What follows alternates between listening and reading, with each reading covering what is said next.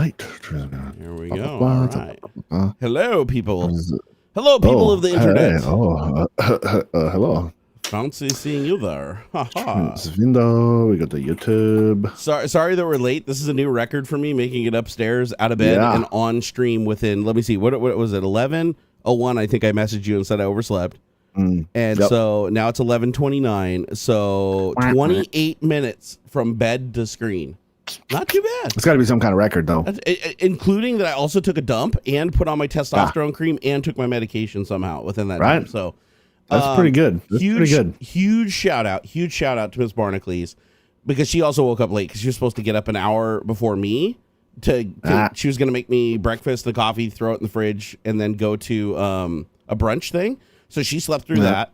So she woke up and she still made me a coffee. So I have an iced coffee right here. Still courtesy of Miss Barnacules. Thank you so much. And I took my Adderall. That'll kick in probably somewhere in the next 20 to 30 minutes. So we're all going to get there together. That's right. For some reason, I'm logged into the wrong YouTube account. Hold on. Oops. We're streaming to the right channel, so you got that at least. There we go. I opened up my dashboard and about shit my pants. It's like, you have 20 subscribers. I was like, what? I was like, I know I'm not famous anymore, but Jesus Christ. That's the huge anus one. Right? Actually, I don't have a huge anus. I do have a huge anus. No, your alt Twitter. No, I have an alt Twitter, but I don't have an alt Google. I don't have a Google huge anus. I would have made a whole Gmail for it. I know. I should have. It was a good name for an account. I thought. I was actually surprised that I was able to get it. All right, let me get my dashboard open here. Live, open dashboard. Click on this. All right, cool.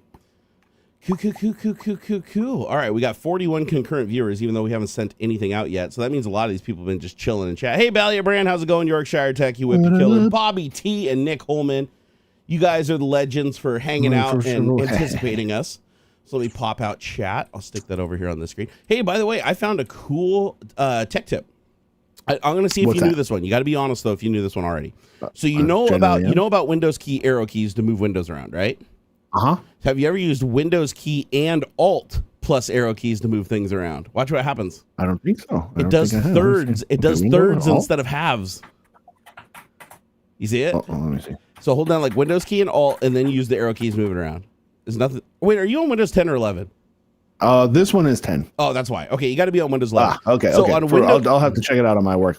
So on Windows 11, I found this out completely by accident yesterday, because I held down the Alt key and the Windows key accidentally at the same time while using the arrow keys, and instead of moving to halves and quarters, it moves to thirds or horizontally half. So you can switch between, and that's not using fancy zones. That's like straight up. It just does it. I was like, dude, that's rad, man. Speaking of, that just popped into my head. The fancy zones led me to think about Power Toys, right? Oh yeah, I love Power Toys. Dude, it foobarred my Plex server. For whatever reason, the Plex server software will not stay running with Power Toys running at the same time. That's weird. I don't know what's going on, but that's the only thing. I come back from my vacation and I can't. I'm like, why my Plex server's not working? What's going on? Like, it's on. I'm logged in. Everything's fine. But the server software, I double click on it. It pops into the system tray, and I'm watching the process. Instant, like 2 seconds, closes. I'm like, what the fuck is going on? So I just start closing everything that's running, just because who knows? Maybe it's not a resource issue, but who knows? Some weird, funny business, gremlins, right? And it was Power Toys. Power Toys, for some reason, I don't know if it's directly related, but closing out Power Toys and disabling the service, my Plex server will run now. So maybe there's some setting I fussed with in Power Toys that is conflicting, but yeah, that was. Dude, it took me like a day to figure that out. I'm trying to figure out. I uninstalled it, I reinstalled it, I deleted all kinds of caches and shit. It's like, so obviously it was because otherwise, why would it work as soon as you removed it? I'm trying to figure out what Power Toy could do that, because I can't think of a single Power Toy that like would block a process from operating. The only thing I can think of, and this is off the top of my head, is that some feature of your media center, like the way the window pops up or whatever, like fancy zones fucked it, like because it tried to like something, right? Yeah, like something saw the window, tried to do something, and the process died out from underneath it, like because it just did something weird. It's whack. Yeah, that doesn't make any sense to me. Yeah, you know what I would do? What I would do is just reinstall Power. I don't need any of that fancy shit. I should reinstall Windows on that machine anyway and just have it like fresh. But I'm lazy and I don't want to do that. I think you should just upgrade it to Windows 11 and hail the overlords of Microsoft. Come on, bro. I think You I know could, you actually. want to. You know you want to. I'm just gonna not peer sure. pressure you. I'd Peer pressure. have to do like a custom ISO or something to remove some of the requirements, because I think it's a 10700K in that one. Oh, okay. Which but I don't know. I'd have to fuss around with the TPM thing or whatever. Oh, speaking of which, you might not even be able to do anymore. I heard, and I haven't put this to the test myself, but you guys will have to let me know in chat if you guys have tried this. I heard that Microsoft introduced an update in the latest Windows, I think it's 23H2 or 24H2, one of the two, where you can no longer do the little hack to bypass the TPM module thing to install Windows 11. They patched it. What? So like the little trick they used to do to bypass the TPM where you just like, you know, go and set up or whatever and then drop out to the command prompt, run the little thing and then reboot and then bypass it. Apparently that doesn't work anymore. Lame. So I was like, what the hell? Why would they patch that? I'm trying to figure out like why they would do that, because all that's going to do is cut off a bunch of people from doing it. Now, if you already did it, if you already have Windows installed, it'll still patch and it'll still work. It's not like it breaks it once you do it, but the install thing was patched.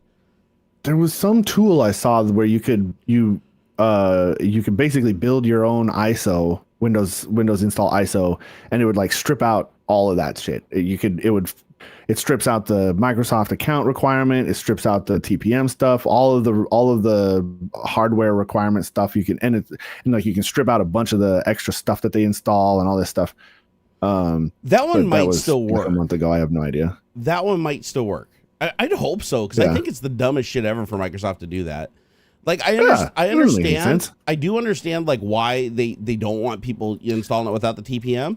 But what I don't understand is like, because BitLocker, and there's some other features that are going to be dependent on it, but not everybody's going to use those features. So and none of the features that I know of are like global, like you're being, unless they're forcing. This is the only thing I can think of is in the next version of Windows, the like upcoming version of Windows, they're going to force BitLocker. Ugh, I hope not. That's going to cause so much chaos, dude. If they because the people thing are going to get locked out of their shit and stuff, and their machines are going to be or somebody's going to be able to like fuss with it, and now suddenly they can't get in the machine. I worked at Microsoft. It's like basically built-in ransomware. Why would you do that? I worked at Microsoft and got locked out of my own workstation many times because of BitLocker. Because what it's supposed to do when you're on the corporate domain, I don't know. Do you guys have a domain at Puget Systems, like where you guys all get on a domain with your like little workstation computers? Yes, it's not every.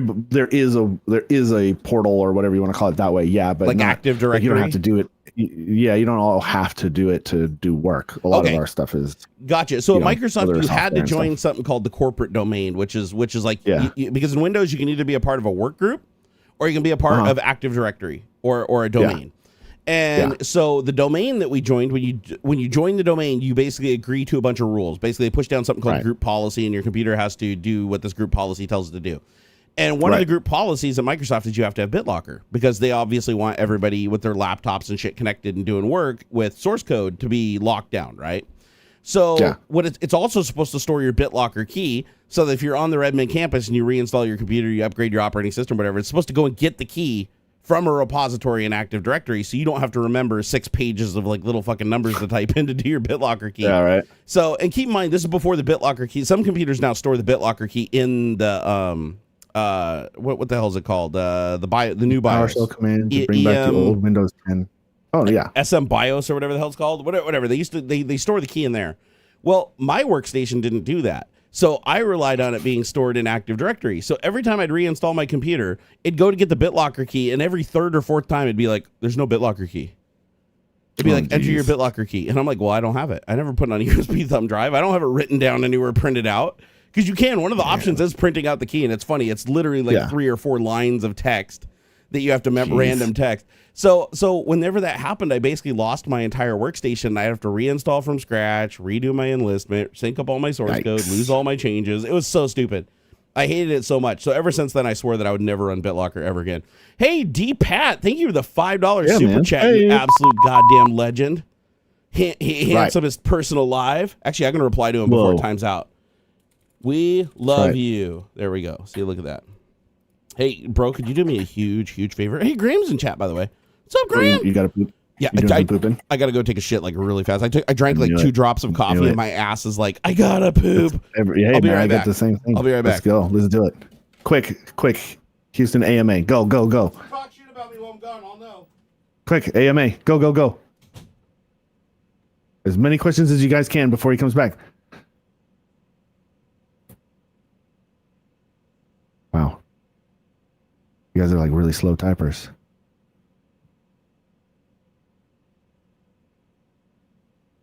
Where's Poppy? He left. He's getting cigarettes. He'll be back soon. Does Jerry's farts smell like tacos? No. Occasionally it's like a really nice pot roast. How long is the beard? I don't know. This long. What is that? Maybe 8 inches? Do you want to, I mean, and do you go from like the chin or from where the bottom of my lip? What is the meaning of life? 42. What's your beard measurements? Yeah, about 8 inches, I think. Would you ever use Linux? Yes. That has to be a world record. Glass nail file. I have one. I'm back. I have a glass nail file. You showed that off to before. bottom, yeah. So I'd say, what is BitLocker? Hard drive encryption. Woo, that was good. That was like a fucking like lightning round. Oh, I missed one. Most expensive PC you built so far. It was a quad Xeon machine. I think the total for it was around 175K. Bro, there's like 2 terabytes of memory, 4 Xeon something or others, like Xeon Golds or something. I washed my hands. They're not dry yet though. It was yeah, it was like 175K for the one. Can you hear me still? Yeah, I hear you. Okay, I just want to make sure. Over you. No, fucking asshole. I forgot. Wait a second. I keep forgetting. I have control. I can just mute you. I forgot I can do that. I mean, I could mute me too. So what? That's not very powerful. Touche, sir. Touche. Dude, that was the fastest shit I ever took in my life. Goddamn. Dude, he was pooping before he even got there. He's like, no, seriously, dude. It was prairie dogging before I hit the seat. Like I hit the seat, and it was like the momentum of me hitting the seat just like rammed it out. It was over. Oh my God. So for those of you guys that are just joining us, I rolled out of bed at 11 a.m. instead of 10 a.m. like I was supposed to. Slept through 2 alarms. So did my wife. She had an alarm set too. She slept through her 1. I slept through my 2. Somehow she had an alarm set for 11 that she didn't even know about, that she forgot to remove from her phone. Thank goodness that woke us up. Lucky. But I remember seeing a message. I pick up my phone and AuxxZillary's like, ready to go. Like exactly like at 11, which neither one of us is usually ever ready to go at exactly 11. I pick up the phone. I'm like, oh shit. So yeah, I was like, it was on, man. I was like medication, testosterone cream, skip the shower, haul ass upstairs. Wife made me a coffee while I was taking my first dump of the morning. Yeah, that was my second dump I took in like a half an hour, man. That's how it works with me. What can I say? Yeah. You guys probably notice I'm wearing different headphones today. That's because my Sonys were touching my earlobe, and I have an infected earlobe, so I got this gnarly infected earlobe under here. So I've got the deep dish cups on today to protect my little eerie poos. So what, you were doing like a speed round AMA kind of thing, or while I was gone? Yep. Nice. Just whatever questions they could get in there before you got back. Yeah, you talked about that glass nail file before. I remember you showing that off on stream when we were talking about like grooming kits like a long time ago. Yeah, I it's like a nervous tick. I pick at my fingernails. And sometimes like to the quick, like it, it's bad. Especially like when I'm anxious or bored. Wait, like at the bed, like the top bedding, or like where do you pick them? Like to the edges, like. Sometimes I'll pick at it and until the quick, or to the bed, and it'll be bleedy and stuff, and that's bad. Don't do that. No, I've done it when I'm stressed. But it's a nervous energy. Yep. I fuss, right? I got to fidget and stuff. And so what I've done is I've been able to train myself to focus some of that energy toward just keeping my nails like smooth. Because like what kills me is like, oh, there's an edge, and I'll start picking at the edge, and then eventually, they'll get really down. I pick them really low, and usually it's when I'm in like a high stress or high anxiety situation, or like when I'm really uncomfortable in some place. I'm like, fucking whatever. I'll peel them really good. Sadly, I chew my nails. Like, that's my problem. Yeah, right. Instead, though, like if it's just like a situation like this, it's more just to keep my hands busy, and so I will file them. No, it's good. That's good, man.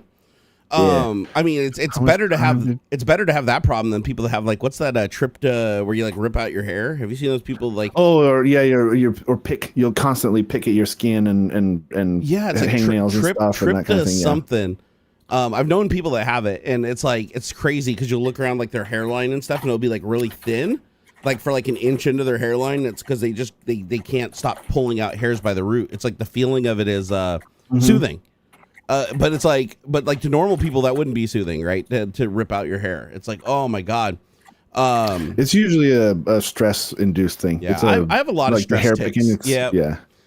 My worst one that I'm dealing with right now is actually just picking skin, like you just said. Like I'll have like a slightly clogged pore, and I'll basically pick it until it's like bloody and like raw skin, and it's like that's not normal. Like normal people don't fucking do that, right? So here I gotta plug this. I'm gonna put this here, grab that, put that on there, give myself a little more time on my little cooler, my little neck cools. I wish I had the right cable for it though. The cable that I had that worked great before broke, so I gotta send it. Oh, that just reminded me. I gotta send that back to Amazon. So I bought a USB-C cable from Amazon that has a flat connector on it, and the reviews even said that they're known to break. And sure enough, I didn't even have it a week, and it already broke and stopped making a connection. And I was like, God damn it! So that sucked. That made me really sad. So it's not normal. No, it's picking like that is it tends to be an expression of stress, nervous. And when I say nervous energy, I don't mean nervous in the sense of like, oh no, like I'm nervous and I'm gonna, like you're anxious, like oh, stage fright kind of nervous. Right. It's more related to your nervous system. You have a lot of there's some sort of extra energy from, it's usually an anxious sort of thing. It does sort of come from that sort area, like, of mentality. Yep. But it isn't necessarily, worry, anxiousness. It isn't always necessarily a nervous, like, oh, I'm scared kind of a thing. I mean, it can be, but either way, it's a stress response. For me, it's a distraction. For me, it's like when I get overwhelmed, I do it and it pulls my attention to it. And it's sometimes, like, so for me, it's an attention thing. Sometimes people get addicted to the endorphins, the pain part. Sometimes it is a sort of a self-harm expression. And I know that's part of it as well for me. Surprisingly, that is typical. That is like the pain response. Sometimes people associate pain response with pleasure response, like specific types of pain, and that's actually pretty common. It feels good. Yeah, the endorphins, you get addicted to that shit, and but so it's got to be something to be conscious of. It's like those people that put belts around their neck when they're choking their chicken. Yeah, it's like, that's a little different. Like, why would you do that? It comes from a different place, I think. But no, I mean, to a degree, but similar in that it's like I know the asphyxiation part of that also plays like an endorphin thing. But it's also the fear. That part, yes. It's the fear and the discomfort. Yeah. It creates a more pleasurable response because your body goes into panic mode, and panic mode heightens all your senses. So so people try to put themselves into fight or flight mode on purpose. It's the same exact response as, like, have you ever been on like a roller coaster and it like dips out and it scares the shit out of you? Yeah. Because you're not expecting it. It's that same kind of response, and then after that's why I love haunted houses. Yeah, like haunted houses are a great example. Dude, those like really crazy ones where they grab you, they jump out and grab you and yell at you and shit. Yeah, no, that shit's crazy, man. No, the haunted house shit's crazy because when they jump out and scare you, you get like that tingly sensation through your whole body, and then all of a sudden everything does that. Like every sound, every creak, it's like your whole body goes into like overdrive, and your listening turns up to like 22. And so I could totally see people like wanting to recreate that feeling. And at the end of the day, I think that's what it is. Hey, networking guy said those goth mommies can make pain so good. Yeah. The dommy mommies. Wait a second. Yeah. What do you know what a dom? Why do you know what a dommy mommy is? What's going on? What are you doing? Are you kidding? You kidding? My entire life is spent online. I know all the memes. Bro, Miss Barnacules and I are into all kinds of kinky shit. What are you talking about? Skibbity toilet Ohio Riz, man. I'm down with the fucking like 8-year-old middle schoolers and shit now too. I'm all over the place. Bro, I have to. Hey, bro, I got a repetitive stress disorder in my right hand from a Hitachi magic wand. Trust me, I know some kinky shit. Right? It's like when you got to go to the doctor and they got to x-ray your wrist because you've been holding on to a jackhammer and you don't work a construction job. Yeah, it's like, they start asking questions. Yeah. Eric said, I bite the skin around my fingernails when I drive long distances while tired. Yep. Actually, the thing that you said you pick at the sides of your fingernails. So only when like, so I'll be peeling the nail sometimes it gets caught and it'll tear up the side. Yeah. Yep. I do the same thing where that little skin flap, like tries that, like a little skin flap will stick up. And you just there pick at it and pull on it until it's like a ripcord that goes all the way around your nail. Yeah. Yeah, I do the around same winter thing. time. the cuticles will get all dried out and flaky, and same deal. Oh man. Hey, D Pat earlier with a super chat. I noticed he had a message and I didn't see it. It said there's a PowerShell command to bring back the old Windows 10 right-click menus. Yes. It's priceless. Not only a PowerShell command, you can also do that through a registry key. I know the PowerShell command's easier, but there is a registry key edit. That's one registry key that you edit that brings back the menu. And there's a power tool that also will let you tweak the menu so you can keep some of the new features while having it have the style of the old menu. And Stardock, a third party, also makes a tool that you can download. And I don't think it's free. I think you have to pay like $9 for it. But it will full on let you make your menu look like any Windows version that's ever existed. Like you can go all the way back to like NT40 and have like legit NT40 style like menus, Windows XP, Windows 2000. I mean, you can be very specific, and you can even mix styles from like different types of start menus from different operating systems and make it do whatever you want. I would love if it were simple enough to just, I would go back to XP. Everything. I want the control panel. I want the fucking everything to just be XP. That'd be so much. I think it'd be a lot better. Or at least Windows 7. Yeah. I'd say Windows 7. Windows 7 was the magnum opus as far as I'm concerned for Microsoft. I agree. Like I feel like Windows 7 was my favorite project I worked on. It was... Oh, that's the one. OpenShell. Yeah, I've used OpenShell, Ian. Oh, what's OpenShell? I don't think I've used it.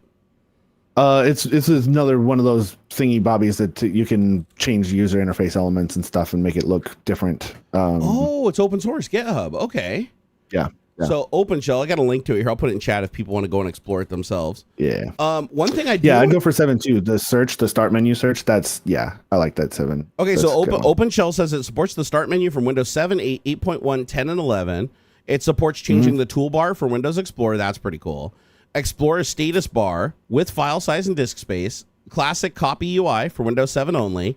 And title bar and status bar for Internet Explorer. That's pretty cool. You know what I did find out the other day is I didn't realize this. I thought they completely removed Internet Explorer from Windows 11. They didn't. You can actually... Did you know IE6, you mean? Not Edge? No, like legitimate Internet Explorer, not Edge. Legitimate Internet Explorer. If you open up Microsoft Edge and you go into settings, you can enable IE compatibility mode. And then you can select a tab, put it into IE compatibility mode, and it'll use IE's engine and SHDoc VW DLL, like the whole old school engine. And it'll even load ActiveX controls. So if you have like old shit, like I found this out because my security system for my house is like 12 years old, right? So the security system requires an ActiveX control to show the cameras, the live feed from the cameras. Edge doesn't support ActiveX. Neither does Chrome. It's a Microsoft technology that only existed in Internet Explorer, nowhere else. So in order to get that to work, I was like, shit, I was using a VM for the longest time that was just running like Windows 7 with Internet Explorer. So I ditched that, and now I can actually open the tab in Internet Explorer mode inside of Edge, and it shows like a little thing showing it's in IE mode so that you know, and then it'll load the ActiveX control. You have to disable a bunch of security stuff. Like by default, the security is really tight, but you have to go in and basically say Internet Explorer mode, no security. Like I don't give a shit if my computer gets hacked by like shitty ActiveX controls, because that was a big security issue back in the day. So, and then it loads up. I go to my I go to my camera system. It tries to load an ActiveX control. It actually successfully loads and it works, and I can see all my cameras and everything works. So I was like, dude, that's really, really cool. I do need to update my DVR, though, because check this out, dude. I have a DVR, no shit, that's been running for 12 years, 24/7. Never has been offline or powered down for more than 24 hours in its entire life, right? Because of only power outages. That's it. So maybe like a week, right? Actually, no, because I had generator backup. Never mind. So no more than 24 hours in 12 years. And this thing still has the original hard drive in it. 12 years, a spinning disc. I don't know what brand it is. I've never looked at it, but 12 years of continuously recording 6 cameras 24/7 for 12 years. And who knows how many bad sectors? There could be a billion bad sectors, right? But it logs in, and I can successfully go back and recall video like months ago. Like it has enough storage that it's storing, because I mean they're low res cameras, right? So being 12 years old, but yeah, I could not fucking believe that the hard drive still works. Like I want to pull the hard drive out just to see what brand and model it is, because it's got to be like the most OG server class. If I pull it out and it's like a WD Green, like I don't even know what I'll think. It's got to be like a Seagate, like Iron Horse V. Oh, actually, that didn't even exist back then. It's got to be something good though. It's got to be something good, because I've never seen a spinning disc ever in my life exceed even like 6 or 7 years without falling apart under moderate use. but 24/7 continuously restoring, like it's literally just streaming 6 video feeds, and when it gets to the end of the disk, it goes back and rewrites the start. Just writes over it. Wow. In a loop. That's incredible. Yeah, and I think it's only the drive is only like I think not even 100 gigabytes. It's like 50 gigabytes or 40 gigabytes or something. It's not even a huge drive. And it's like 12 years old and it's still going. I was blown away by that. I was like, dude, how is this still working? I can't believe it. So I'm gonna open it up one of these days and take a look inside. But I do need to get another DVR because it is getting long in the tooth. It sucks that I have to use Internet Explorer mode with like all the security disabled. Like I had to literally go in and say only open this IP address in this tab, because if I went to any other like Internet Explorer ActiveX control enabled site that's still floating out there on the internet somewhere, I'd basically open my computer up to be hacked, because those ActiveX controls do give such a low level of access when the security settings aren't high, which is why they ended up getting rid of them. Dude, Daniel Terry, $20, brother. Woo! Whoa. Thank you very much, brother. Good man. to see you guys. No, it's good to see you. No, it's damn good to see you. I'm going to reply to you. Here, where's the reply button? I got to do this. Me too. I hit this button. I'm going to do these things for you. I'm going to say something nice. I'm going to say, Daniel Terry makes my nethers tingle when I take a shower outside in front of my neighbors while they look at me funny. All right, there we go. Done deal. It's funny. I don't know if you guys can hear this on the microphone, but my little air conditioner, I have it in auto mode, so it's like. Oh, is that what's on your neck? Yeah. It's like it's a little portable air conditioner. Oh, dude, this thing's tits. Changed my life. Guess where I got it? Guess where I got it? Where did I get this very expensive electronic device that I couldn't afford myself? Like who got it for me? One guess. I don't know. Amazon. Yeah, there you go. I was like, what are you talking about, dude? Like, look at the PS5 on the ground and half the other shit you own.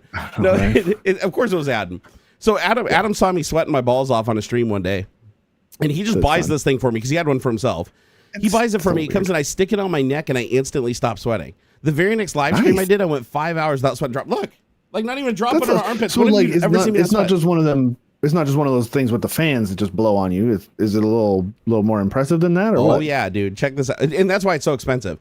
It has 3 Peltier arrays. So when I pull out, oh man, that's cool. Dude, you passively cooling your neck. That's freaking. So check this out. Holy cow, that is intense. This back here is all Peltiers all the way around. Peltiers all the way down the side. Peltiers all the way down the side. So 3 zones. And check this out. You can control them independently. I can turn these on as heat, and I can turn this on as cold, or vice versa. I can make these cold, and I can make this heat. So it's all programmable zones. Check this out. Not done yet. Air curtain. So it blows cold air over the Peltiers, up your neck, up your ears, over your face, and down your back and your shirt. These are high pressure fans. Like these actually will force their way down your collar. Talk about ice in your neck, man. Yeah, check this out. The heat. Ballier brand, $5. Thank you very much. Yep.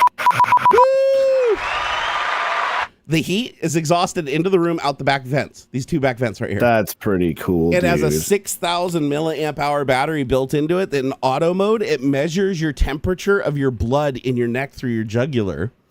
And as your heart rate increases and your blood temperature, it anticipates and turns up the voltage on the Peltiers to actively cool you. And in auto mode, it is badass. Like if I start just like running around, it automatically anticipates like immediately. Like as soon as I start moving, it's like, whoo, it starts cooling my neck because it knows I'm going to get hot. And then it spins down. But yeah, I don't sweat at all. As long as this thing's got power, I won't sweat a drop. It's amazing.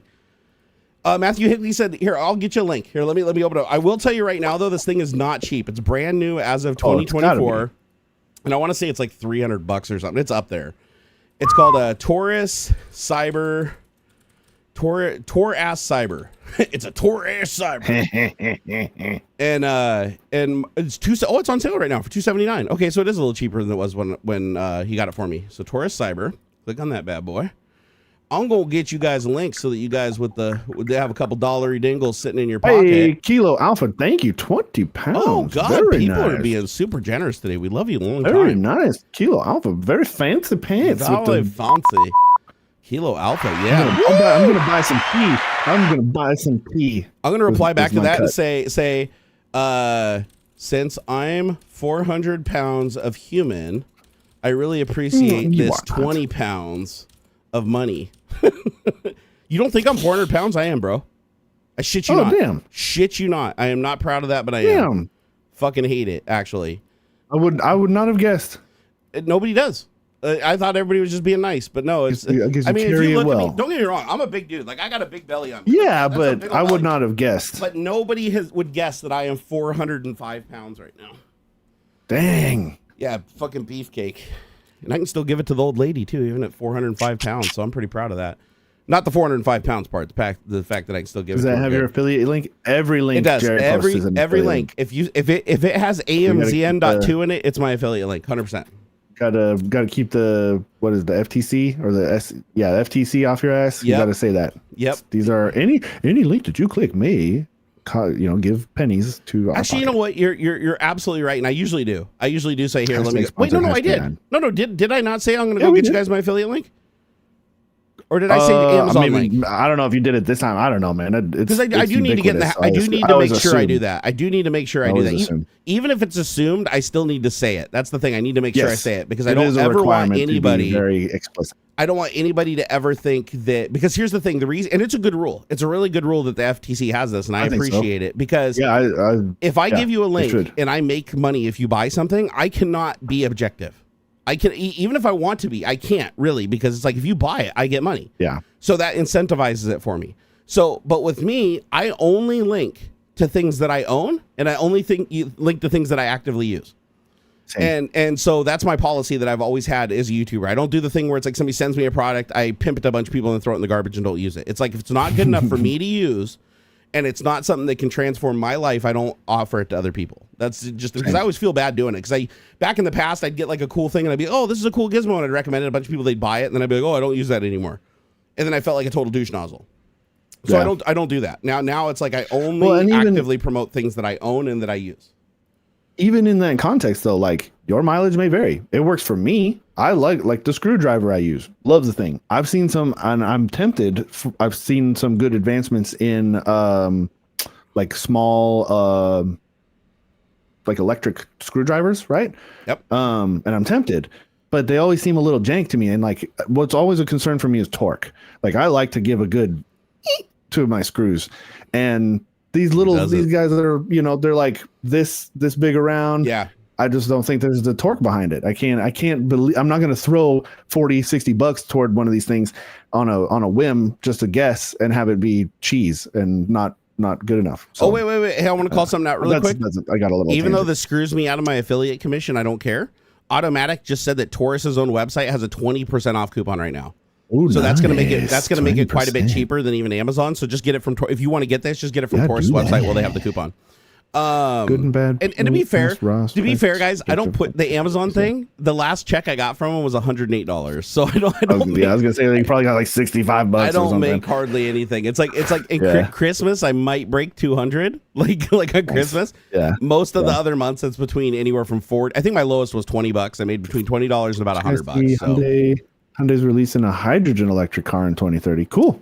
I think hydrogen is it's dead. A little silly. I think hydrogen's a dead Toyota tech. tried really hard. It's just nobody's putting in the infrastructure. What's it called? The Morai or Toyota Morai or Ori or something? Something like that. The one that they launched in California.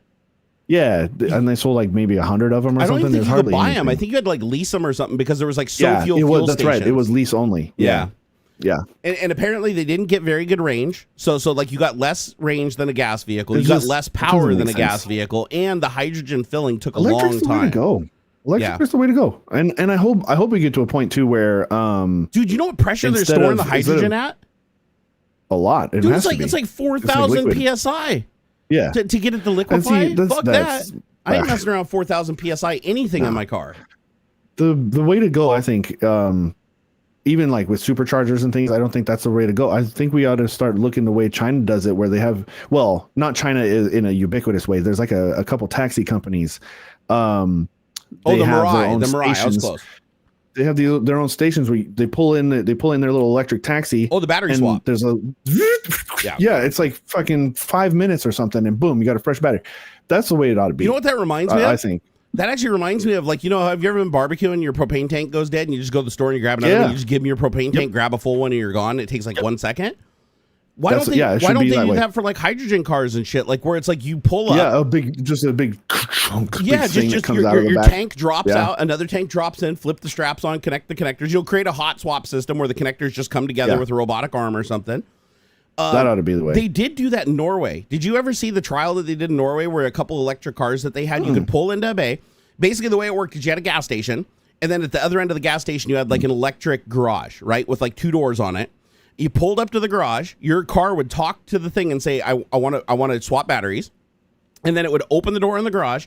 You wouldn't even pull forward. It would take full control of the car. There's a YouTube video on it.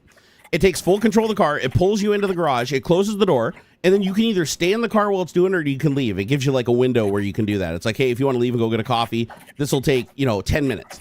The car pulls in, you get out or you stay in the car. The car will actually drive itself over a bay, and then a battery slides down out of a cassette, like a huge full-size, skateboard car battery, slides down out of a cassette, goes under the car, gets lifted. The old cassette drops down, goes into storage where it charges. A new one comes over, goes up, and the whole thing takes like 10 minutes. The thing goes in, and you've got a full 100% charged battery ready to go. And then the door opens on the other side of the garage, you pull out, and then the next person pulls in and does it again. And they could do 2 cars at a time at each one of these little garage stations. So it's like, if you have a person in front of you, then maybe it's 20 minutes to get a full charge. If you have 3 people in front of you, it's like 30 minutes. But to get 100% charge on a modern EV, even at a supercharger, is going to take you well over an hour. So it's totally worth it. At a bare minimum, from like 10 to 80% is 20 minutes. Yep. On the fastest ones that I know of that I've been used. Yeah, you know what I think is even more important though about that is not the convenience of how fast it is. The fact that you don't have to worry about battery degradation because it's built into the system. Every time you get a battery, you get a good battery with range, and then 10 years later, you're still got a good battery. Yep. That's how it should be. And then as they age out, the companies can recycle them and put in new batteries into the charging stations. That's part of what's slowing the adoption of EVs is that it takes so long. Yep. If you could guarantee to full charge like overnight or whatever, that'd be great. But it'd be so much easier to just pull in like it'd be like an auto car wash. As I was saying to James 100%. Campbell, literally it could be exactly that. You just fucking get in line. You pull into the thing, you pull up till the red light says stop. It grabs your wheels, it lifts you up a little bit. You go. Bro, you're forgetting though. Minutes, electric cars are like drive-by-wire, so it can just take control of the car. You don't have to do shit. You just pull up, get out of your car, go get a coffee, and when your car's ready, it pulls your car into the garage, changes the battery, pulls it out, and parks it, and it's waiting for you. Like you don't have to do shit. It's the greatest idea ever. And it's better for the grid because what happens is that superchargers, like, have you seen some of the big superchargers off the freeway that have like 20 plus charging stations? There's like one on I-5 that has like 40 or 50 charging stations.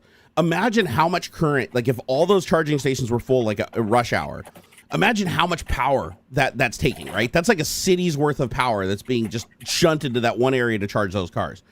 Well, when you have the battery swapping system, you're basically just trickle charging those batteries over a 24-hour period. You can even choose during like low times, prime time, cheap energy hours to charge the batteries. And now you're not putting all this load on the grid because you can slowly trickle charge these batteries up. And it just is, and it basically anticipates demand by seeing how many people at what time on what day, just like we do for traffic. That's how traffic's predicted. If you've ever wondered how your app knows like when traffic's going to be bad and when it's not going to be bad, it's not doing that by like cameras measuring the cars in real time and looking at it. It does do that to a certain extent, but it's prediction. It's Google Map knowing where everybody's phones are, exactly. and iPhone knowing where everybody's phones are. There was a guy in I know exactly who you're going to talk somewhere. about. Yep. He drug around a bunch of phones in a wagon, and he fucked up traffic on the Google Maps in his city for a little while. Bro, just I knew what you're talking about. To show the thing, but yeah. Dude, the second you mentioned the first word of that, I knew exactly who you were talking about because I read that same article and I thought it was great. It's so funny. I should do that. Just buy up a bunch of phones on eBay for cheap. Yeah. So this guy had keep them in my trunk. I want to say he had it was a lot. It was like 70 phones or something. He puts them in a wheelbarrow. He installs Waze. Yeah. He installs the Waze app. And the Waze app. And so what he does, he pulls the wheelbarrow around. It looks like gridlock traffic, even though cars are passing him. It doesn't matter because he has the highest concentration of phones that are moving the slowest, and their algorithm looks at like the average. So even if like 5 cars drive on the shoulder and pass everybody, it doesn't matter to them. They're like, oh, it's still prime time traffic because the majority are sitting still. And so he figured out how to do that. And the other thing he did too is he could set a police point. Like in his thing, he'd just have a thing. And he'd say set a police waypoint, and all the cars would slow down to like 20 miles an hour right there and create an actual traffic jam. So this dude figured out how to like game the system because so many people were using the Waze app, and they still do. I mean, Waze is still really popular. Didn't Google buy him or something?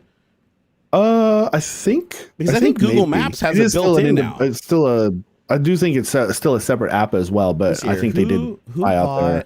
Waze. What is it? WAYZ or something? Waze. Oh, there it is. Waze. WAZE. There we go. Yep, Google bought them. So Google acquired Waze in 2013. Wow, I didn't know they owned it for that long.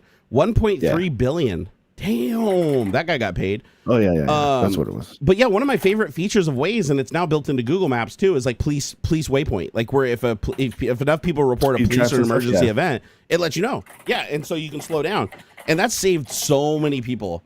They got. I remember Waze got sued for it as like because it was like supposedly endangering officers or something. Yeah, but the police hate it. It got dismissed because it's like freedom of information, First Amendment stuff. Yeah, because like here in Washington, it's illegal now for a police officer to hide. So like they can be on an on-ramp, but they have to be in plain view. Back in the day, police would like hide behind trees and hide in like little nooks and crannies and shit to catch you. And at night, they have to have the car's running lights on at a minimum. Yep. Like they don't have to have their flashers or whatever, but like if you just turn your car on and have your lights, the running lights, the ambers. Yeah. Yeah. Is that so they can't hide? Is that like so they're visible at night from a distance? Yeah, because here in Washington, it was so bad. Like cops were pulling in under overpasses, turning off all their lights and shit, and like waiting for one car to drive by at like 3 a.m. just so they could chase you down. I got snatched by a car hiding. It's a highway, but it's still technically like just 2 lanes, one each direction. And it's technically a 3-way stop because the 4th side is somebody's driveway, and the cop was tucked maybe 10 feet back on this driveway. That's ass. And in the dark is nighttime. Yep. And I do a California stop. I admit I did not come to a complete stop. And as I'm rolling through, I look to my right. And I see the fucking guy. Lock eyes with him. Man. Yep. We saw each other. And I'm like, okay, here it comes. He pulls out behind me and you know why I pulled you? Oh, yeah, man. He freaking saw me not stop. Of course I know why you pulled me. Well, you do better, blah, blah, blah. Yeah, we actually had to call the police department where I live because I'm on good terms with the police. You have to be if you're a YouTuber, like you just because back in the day. That's smart. Yeah. Well, I had so many SWAT attempts on me. I had to get like SWAT protection on 911. So now if somebody tries to SWAT me, 911 gets a call. You have to give them a password. If you don't give them a password, then they call me and like give me a heads up and everything. Yeah. But not only for the E911 thing, but I got to know him just in case anything bad went down in the neighborhood. I wanted them to know of that. I'm a live streamer. A crazy fan might try to do something stupid or whatever. Just know that this is my car. This is my house. They even drove to my house. I thought that was cool. The police, when I filled out the E911 SWAT paperwork, I didn't go to the office. They drove to my house. And I was like, I thought that was really weird that the police actually came to my house to do that. They said the reason they did that is because they wanted to show the officers what my house looked like, my car looked like, where I lived, so that they were familiar with it in case a call came in. And it was like a quick thinking thing. They could be like, oh no, this is a YouTuber's house. Like this could be a fake call or something if it was something high profile. But no, so the police were actually doing a naughty thing. They were backing into our I live in a cul-de-sac. So they were backing into the cul-de-sac at night, turning off all their lights and sitting in the cul-de-sac. But then when people were trying to leave, like I was trying to leave at night to go and do shit because I was a night owl, right? And I'd go to pull out of the cul-de-sac and I couldn't because there's a cop with his lights shut down just parked. And I don't want to drive around him because I don't want him to like pull me over because I pulled into the opposing lane and tried to pull out into traffic, from the wrong lane. So I'd pull up behind him, and half the time they'd be like sleeping or fucking around on their phone or whatever, and I'd flash my headlights. Nothing. They wouldn't see it. I'd have to get out of my car, walk up to it, and dude, there's nothing scarier than walking up to a police officer's window at night in the dark. Oh, hell yeah. When all their lights are turned off and their windows rolled up. And having to knock on their window to be like, hey, just so you know, I'm gonna drive. I have to drive around you. Or could you please move so I can get out of the cul-de-sac? So that happened like a dozen times, and we finally had enough of it. So we called the police department. We're like, could you guys please just like pull out on the main strip and stop like hiding out in our cul-de-sac? So now they pull off to the side of the road like they're supposed to, but they were totally hiding, dude. They were totally hiding, and because what happens is the main strip right out in front of our house. There was these guys on sport bikes that were basically drag racing up and down the street at night, and so the cops wanted to bust them, but if they were out on the main strip, they could see them. So they wanted to tuck back in the cul-de-sac, turn off all the lights, and then when they saw them zipping by, they could turn on the lights because they were back a ways. They weren't like sitting right at the intersection because there's a light there. They'd back up like 50 feet, and it looked like they were parked in front of a house. And so, dude, it was like so dirty pool. And like when we called them on it, they didn't argue or anything. They're like, okay, yeah, no, we'll let our officers not do that. They haven't done it since. So, but I was like, man, that's some dirty shit, man. Please do some dirty shit sometimes for sure. You know? Dude, all the time. Did I ever tell you? So Redmond police, in my opinion, are the worst police in Washington State. That and Yelm, Redmond, I've had the worst encounters with of any police. Surprisingly, I've had good encounters with police. I've had police literally pull me over for doing 165 and let me go with a warning. Like I've had good police and good police encounters. I've generally had okay. The only time I didn't was well, I was driving on a suspended license I didn't know about for ignoring some stuff I shouldn't have and that kind of thing. But that guy was just being just. What's your worst police encounter? Bad circumstance. What is your worst police encounter you've ever had? I was cruising my scoot. I was on a 50cc scooter. It was like 1 a.m. So just rolled over to Halloween. Scooter. Okay. Yeah, little thing. It's not supposed to go more. And they pulled me over. I didn't even realize it was me. Yeah. Yeah, it wasn't even I didn't even realize he was trying to get me. I thought he was trying to pull over this SUV that was in front of me. I've done that before too, riding my bike, thinking that they were trying to pull a car over when they're trying to get me. Yep. Pull through the intersection, pull into the gas station parking lot. He says he clocked me doing 40 or something, which maybe technically the thing's not supposed to go over 30, but I'm not going to admit that. Yeah, I probably was going faster than the bike should have. I'd be shocked if a 50cc anything could do that. Barely, right? Downhill with a tailwind, maybe. Barely. Yeah. Right. I got you going like 38 or something. This thing's not supposed to go. Plus, how the hell did he clock you? You have to hit a hard surface. Radar doesn't work off soft surface like bodies and shit. Like you'd have to hit like a reflective surface. Well, that's the thing, right? I think he was pacing me because he didn't give me a speeding ticket. Didn't end up giving me a speeding ticket. Ended up. And that's your worst encounter is not getting a ticket? Well, no, he didn't give me a speeding ticket. He gave me driving on a suspended license, following too close because like I'm behind the SUV crossing through the intersection. And so that's a do not pass go. Wait, you got driving on a suspended license on a scooter? That's not even like registered for the street, doesn't have a license plate, like riding in like the bike lane kind of thing? You do register it. You don't need an endorsement. Because it's a moped. Right? Yeah, you get a license as a moped. not like a razor scooter, like a moped, like a motorcycle. No, 50cc. 50cc gas, like a Vespa. Like a pit bike kind of thing. Like like a Vespa, bigger, like a Vespa. I got you. I misunderstood. Yep. Okay. And so driving on a suspended license, which that was suspended because of a failure to appear to a review hearing for a theft charge. It's a whole thing. But the guy was just kind of a dick about it. Is the thing. A lot of cops are real dicks. He's all, I'm sober as a bell, right? And he's all, because originally he pulled me over on suspicion of DUI. Yep. He admits, I think you're drunk. And I'm like, bro, I'm sober as a bell. What are you talking about? I'm driving this thing. It's 1 a.m. What are you talking about? Oh, I'm not going to get, and he mumbles under his, I'm not going to get any DUIs tonight. Yeah. Fuck you, man. The shit they say to people's faces, like, oh my God, they think they're God. Give me the freaking rah, rah, rah, just a freaking, I'm like, bro, this is ridiculous. I'm like, the guy who pulled me over was a dick. The guy who ended up actually like taking me in, much cooler dude. Yeah. Right. Like that was cool. Yeah. Theft, man. Stop sign fell off of the post during a nasty windstorm when I'm at the just as I'm pulling into the mall. Yep. And I snatch it up off the ground and I throw it in my trunk. And the cop didn't even really want to. The PD didn't want to charge me at all because I just like, here you go. I didn't even the guy didn't even ask me anything. I just cops coming up to me. So they saw you do it. They saw you do it and then approached you, or the mall saw me do it. I think the mall had me on camera. Cops coming up to me, I just pop my trunk and say, "Hey, this is what you want." But like at the site, you haven't left the area, right? Yeah, I'm in the mall parking lot. Okay, yeah. Because I had gone shopping after I picked the fucking thing up. I went and had lunch. You haven't stolen anything yet. You're still there. That's what I was thinking too, right? The cop's like, dude, you're super cool. I'm sorry. If it was up to me, I wouldn't even press charge. I wouldn't even write you the ticket or anything. I've had him do that before for tickets. Like, I'm sorry, I already called the private guy. Fucking the mall cop is like rah, rah, rah, rah, giving me a ration of shit for it. Like, what do you think you do? What are you gonna do with the stop sign? I'm like, I don't know, man. I was thinking I'd just give it to my brother or something. Like, well, there's a stop sign, right? Somebody get hurt. It's a fucking parking lot, bro. It wasn't letters, doing anybody any good on the ground. Letters on the ground. Yeah. I'm like, this guy's being a butthead. Bro, rip the bolts out of it. Like, I'm sorry. Yeah. He's like, I'm sorry. The least I can give you is misdemeanor theft because the sign's not worth more than like $250. I have to give you something. I have to, because he's pressing charges. He has to. Fine, whatever. I'll take the hit. I guess, you're doing what you got to do. I'm like thinking about all the other, a little bit. Yeah. Good. I didn't know well enough, and the public defender's not going to do a very good job. So yeah, actually, if you defend yourself, good luck. It's the same as not like you will never win if you defend yourself. Never.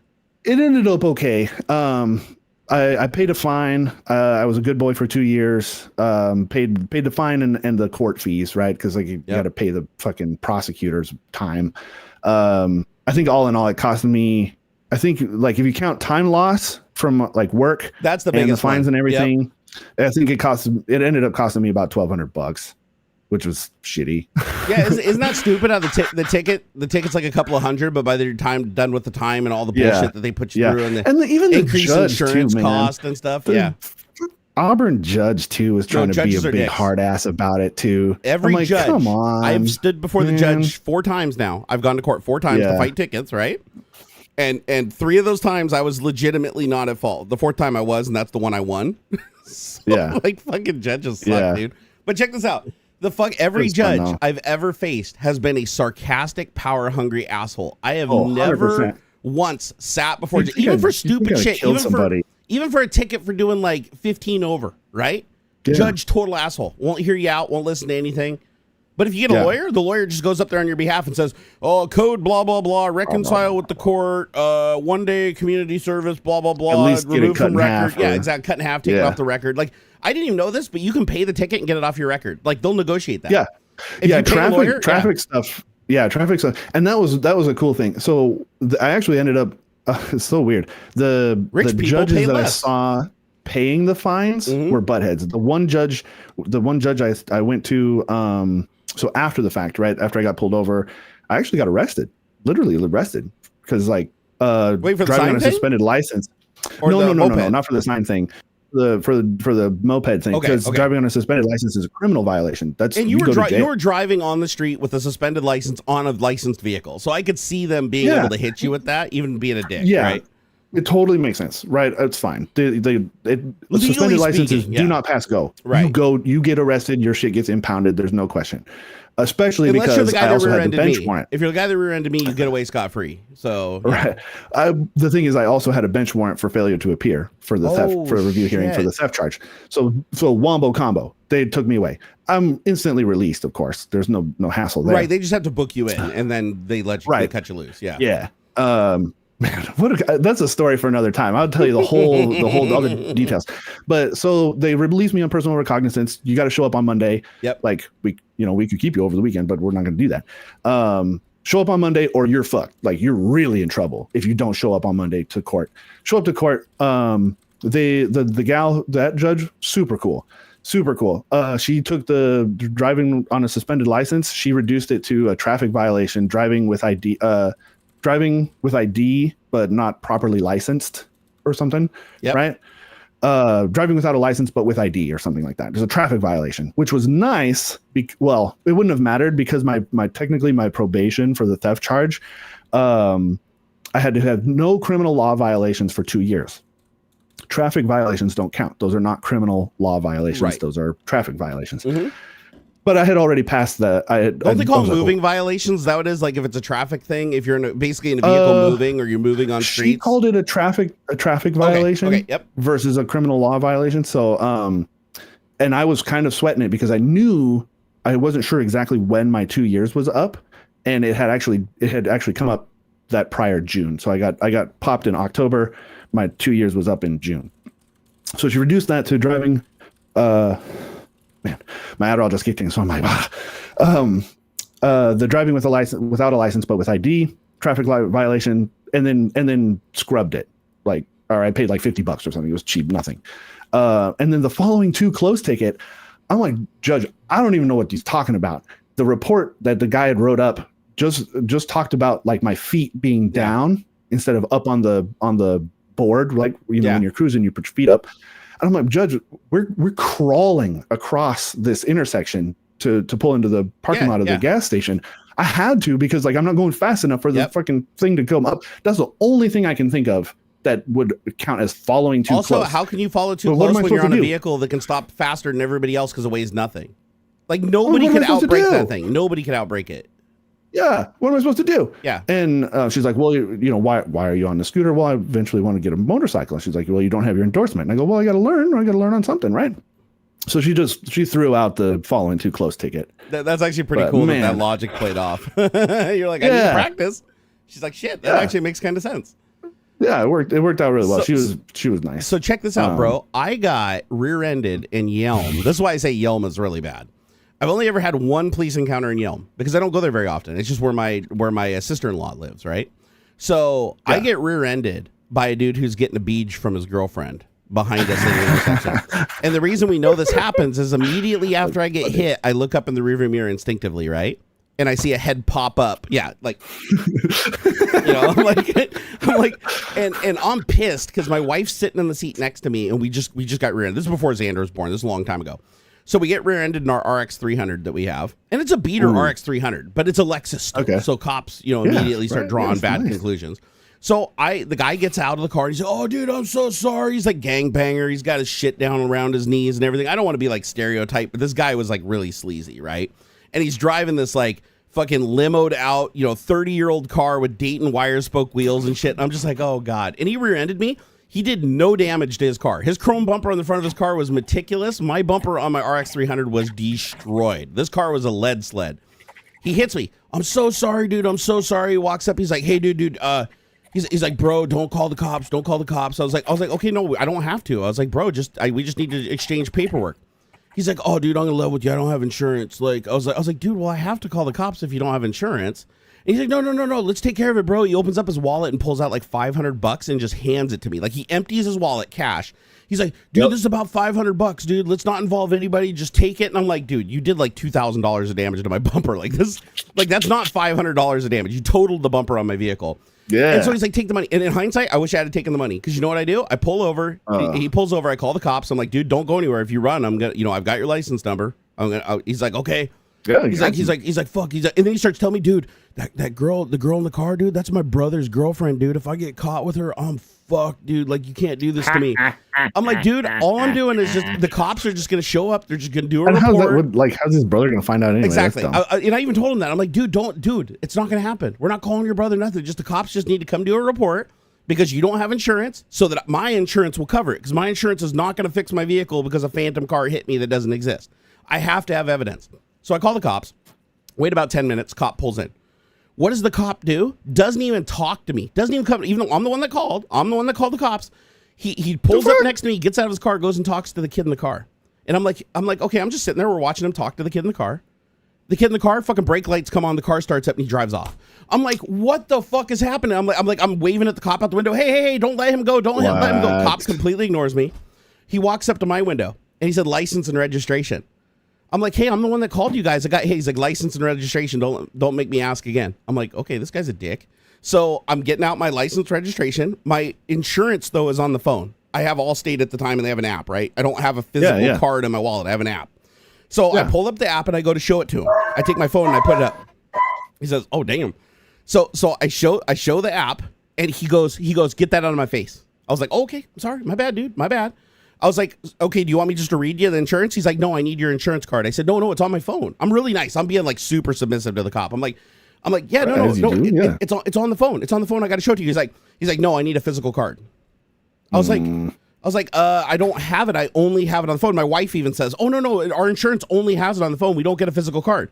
Yeah. He's like, no, I need to see a physical card. I'm like, okay, well, here it's on the phone. And he's like, nope, I can't accept that.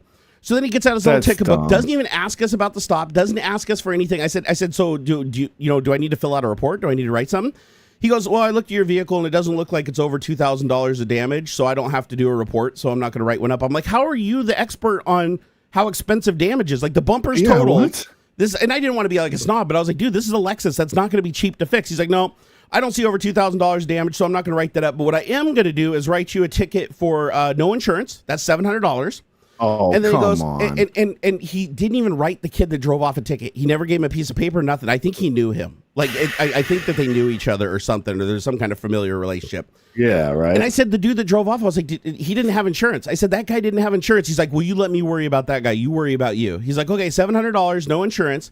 And he hands me the ticket, and I'm like, well, what do I do about the bumper damage or whatever? And he's like, oh, you'll have to take that up with your insurance company. Because he still was acting like I didn't have insurance, even though I had it on the phone.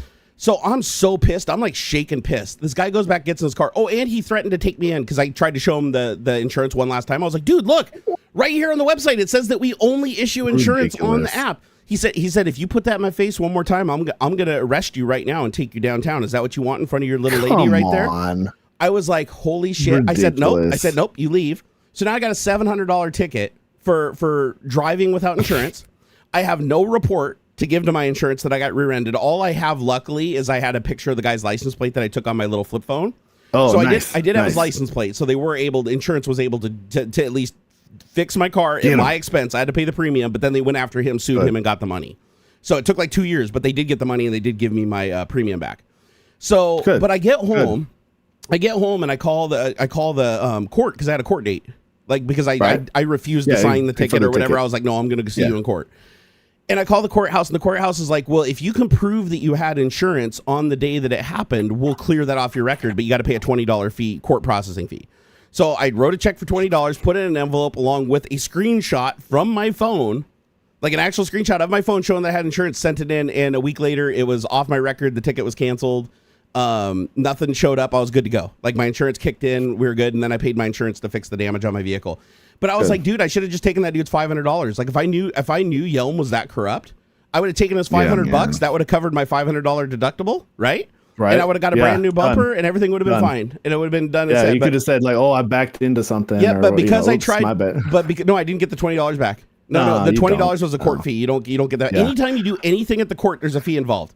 As a matter of fact, this is funny. Did you know that if you pay with a credit card, there's a convenience fee? So if you pay at the courthouse with a credit card, there's a convenience fee. But if you pay cash out of pocket and you mail it to them like in an envelope, there's no fee. But if you're there and you give them cash, there's a convenience. They call it a convenience fee. Yeah. The website, or you do like convenience fee. What'd you do? So I got to go to my review hearing, right? And it's been 2 years, and I haven't paid the fine like I'm supposed to. Oops. So I get a big rah from the judge, and I ask him, "Hey, look, man, can I have just 30 more days?" He goes, "No, you've had 2 years. You're going to get 2 weeks. You come back here in 2 weeks, and if it's not paid, then whatever. I think the minimum is like a year, and it's either $5,000 fine and a year or a year in jail for misdemeanor theft." Oh crap! Okay, so I got to come up with whatever $1,200 in 2 weeks. I'm like, oh geez. I scrape it together. It's no big deal, but I'm not taking more time out of my freaking life to come. I'm like live in Browns Point, and I'm working in Federal Way at this point. I'm not going to take time out of my day to come all the way to Auburn just to pay this fine. I'll show up early on my court date. I love this part. So I show up like an hour early or something for my court date, or no, not even. I'm barely. I don't know. I'm supposed to be in court at 11 or something, right? And I get there like maybe 10:45. I got to wait in line while other people are handling their fines and stuff. I finally pay the thing. I get the receipt. I go in. They call me up. Sit down with the public defender. I love this because this judge was such a fucking dick. Judge opened up the paper. Yep. Judge opens up his folder and he goes, "Oh, here it says here, Mr. Bennett, you haven't paid your fine." I go, "Actually, sir, I have." And I slide the receipt over to the public defender. He looks at it. He looks at me and he goes, "Man, you can't do this kind of thing to me, man. I'm an old man. You give me a heart attack." I'm like, "Hey, the court order said that I had to pay the fine before my court date. My court date was 11 a.m. on today. At least they let you present evidence. They wouldn't let me present evidence after the court started. Public defender brings his receipt up there, hands it to the judge. He looks at the thing. He goes, cutting it a little close there, don't you think, Mr. Bennett?" I said, "I had 3 minutes, sir." Yep. Okay. Dismissed with prejudice, blah, blah, blah. That's awesome. Easy. So it's gone. It's gone. I just love to be, thank you, judge. Nothing feels better than winning over the judge to the point where they're so mad at you that they're like, have you ever been threatened to be found in contempt if you say another word? Oh, no, because I try not to talk I talk as little as possible. So the ticket that I got that I actually did technically deserve is is the one ticket I beat. It's every other ticket that I didn't deserve, I didn't beat. But the one ticket I did deserve, I went to court and fought that shit because I'm like, this system is so fucking corrupt that I'm gonna win any way I can. So what I did is go into Microsoft. They were doing construction on the main road, so I cut through my friend's apartment complex and to go to work because you could cut through the apartment complex and then you didn't have to sit in traffic for like 10 or 20 minutes. So I cut through this apartment complex. Apparently other people got the same idea, so a lot of people cut through this apartment complex. Somebody called the cops. The cops created a sting operation, and then as soon as you pulled in the parking lot and you rounded the corner, there was about 12 cop cars lined up, and they were literally just directing you into parking spaces to write you tickets. So I get pulled into no shit. So I get pulled into a parking spot. I roll down the window. I'm like, "Oh, hello, officer." You know, they roll right up your window like it's a fucking restaurant or something. Like, yeah, do you know why we pulled you over today or whatever? And I was like, I have no idea. The cop's like, "Oh, you're driving through the apartment complex to cut across to Microsoft." I was like, no, I'm not. I'm here to pick up my friend to take him to work. That's what I told him. Here, hold on a second. They're in the cabinet. Top shelf, all the way to the right. Yeah, duh, top shelf. Jeez, come on. Or wherever maybe you put them when you tied it up. Everybody knows it's on the top shelf. Mm-hmm. Yeah. See, even chat knows it's in the top totally, shelf. 100%. I don't even know what I'm talking about. What? Yeah, yes. What is she talking about? Do you know what she was asking for? No, I don't. I didn't hear that part. She didn't hear that part. All I know is everybody knows it's on the top shelf. Come on, lady. Yeah, see, top shelf, bro. Top shelf. It's right there. Top shelf. Here, I'll put it there too. Here, top shelf. We're all ganging up. So, bro, check this shit out. So they pull me over. They profile me. They literally look at the little hanging thing. Dude, I felt so like as a white male in society, I felt so bad. The police officer looks at my parking pass, my Microsoft parking pass, because I told him I was there to pick up my friend for work. Because I did. Yeah. Most mornings, I would pick up my friend Aaron from that apartment complex, and I would drive him across the street to work so he didn't have to walk because the building was on the far side of the campus, so he'd have to walk like a mile, right? Yeah, so I usually pick him up. I didn't pick him up that morning because he had gone in with his friend Jake. I knew this, so technically I was at fault, right? I was cutting through the apartment complex with no intention of actually picking him up that morning, but I do usually pick him up. So I tell the officer, I'm like, "Oh no, I'm here to pick up my friend." I even told them, I said, "No, we can go over and knock on his door." I even gave him the apartment number, everything. I'm like, "We can go right over there right now. I'm here to pick him up, take him to work." Right? I knew he wasn't home. Like we'd knock on the door, but I wanted to see if they do it. The officer looks at me and goes, "Nah, you're cutting through here just to get to work. We know it," or whatever. And then they looked, and I was like, "No, I'm seriously picking up my friend." Like I was dead serious. Like I'm picking up my friend. Let me go. They literally reach in my window across me and flicked the little parking pass hanging from my mirror and said, "Oh, you're a full-time Microsoft employee. You can afford a ticket." The officer looked at me and was like, why are you even giving me a story? You're rich enough to afford a ticket. Like, here, look, you're a big fancy Microsoft guy. You can afford. I was so pissed. I was like livid after that because I'm like, you're literally telling me that it doesn't matter if I committed the crime or not. You care about is that I can afford the ticket, so you should be able to write me one. That's it. That's all you give a shit about. So I get the ticket. I pull out of there. I go to work. I get my court date. I go into the court. I pay my friend with lunch. I bribe him with lunch. I'm like, "Bro, will you come to court with me if I buy you lunch and just tell them that I was there to pick you up in the morning?" So we walk up to the judge. I say, "Hey, judge, this is the guy I was there to pick up that morning," because they didn't even put it in the report. Like, even though I told the officer that I was picking up a friend, they didn't put it in the report. They just said I was cutting corners. So I tell the judge, I'm like, I get my time to talk, and I say, "Hey, judge, I was there to pick up my friend. This is my friend. I brought him to court with me. This is the guy I was picking up." The judge said, "Approach the bench." We walk up there. He said, "Pull out your driver's license," to my friend. And he looks at his driver's license and he's like, "Okay, yep, this is the apartment complex that he was cutting corners through." And then he looks at it, and he puts it down, he goes, "Okay, dismissed." He said, nice. And so then I say, "Hey, judge, one more thing." The officer, he goes, "I'm going to stop you right there, Mr. Berg." He said, "If you don't leave my court without saying if you say one more word before you leave my court, I will find you in contempt for 30 days and you will go to jail." I was like, I just turned around and I just walked out. I was like, he would not let me correct the record that this officer was like profiling people, like flicking their little badges and shaming them for their jobs. That's where, like, I feel like it made me so mad that they did that. Be recorded. Like, I mean, and this was what, years ago, probably 10 plus years ago, right? This long time ago. Yeah, this would have been like 2005, 2006. More and more of that kind of stuff. Like, dude, it made me so mad. So mad. But check this out. This is Redmond. Record everything you can. This is my first encounter with Redmond police, right? This is my first like real encounter with them. Second encounter I have with them the same year. So there's a place where you pull off the freeway right there at Microsoft at 154th Street and 148th. You pull off the freeway, and then you have to basically, the light turns green, you pull off the on-ramp, and then get onto the bridge, crossing over. There's traffic every morning there for Microsoft. What the cops were doing is they set up a trap. So what the cops would do is you'd be sitting there at the light would turn green, and then you'd see a spot that you could pull into, right? Because the traffic would move a little, so you'd see 1 or 2 car links that you could pull into. As soon as you pull out into the intersection, a cop would whip over from the side of the road and turn on his lights, pull in front of you, take that spot, and force you out into the intersection. And dude, I had this on dash cam. The court would not allow me to submit it as evidence.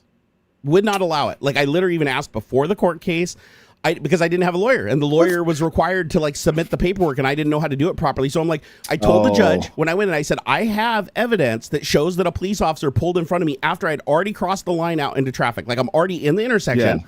I can prove there was a spot for my car to go that they whipped out into. Like, they were on the shoulder. They saw me coming through the intersection, and they purposely turned on their lights, whipped out, took up the spot, and pushed me out in the intersection a half a car length.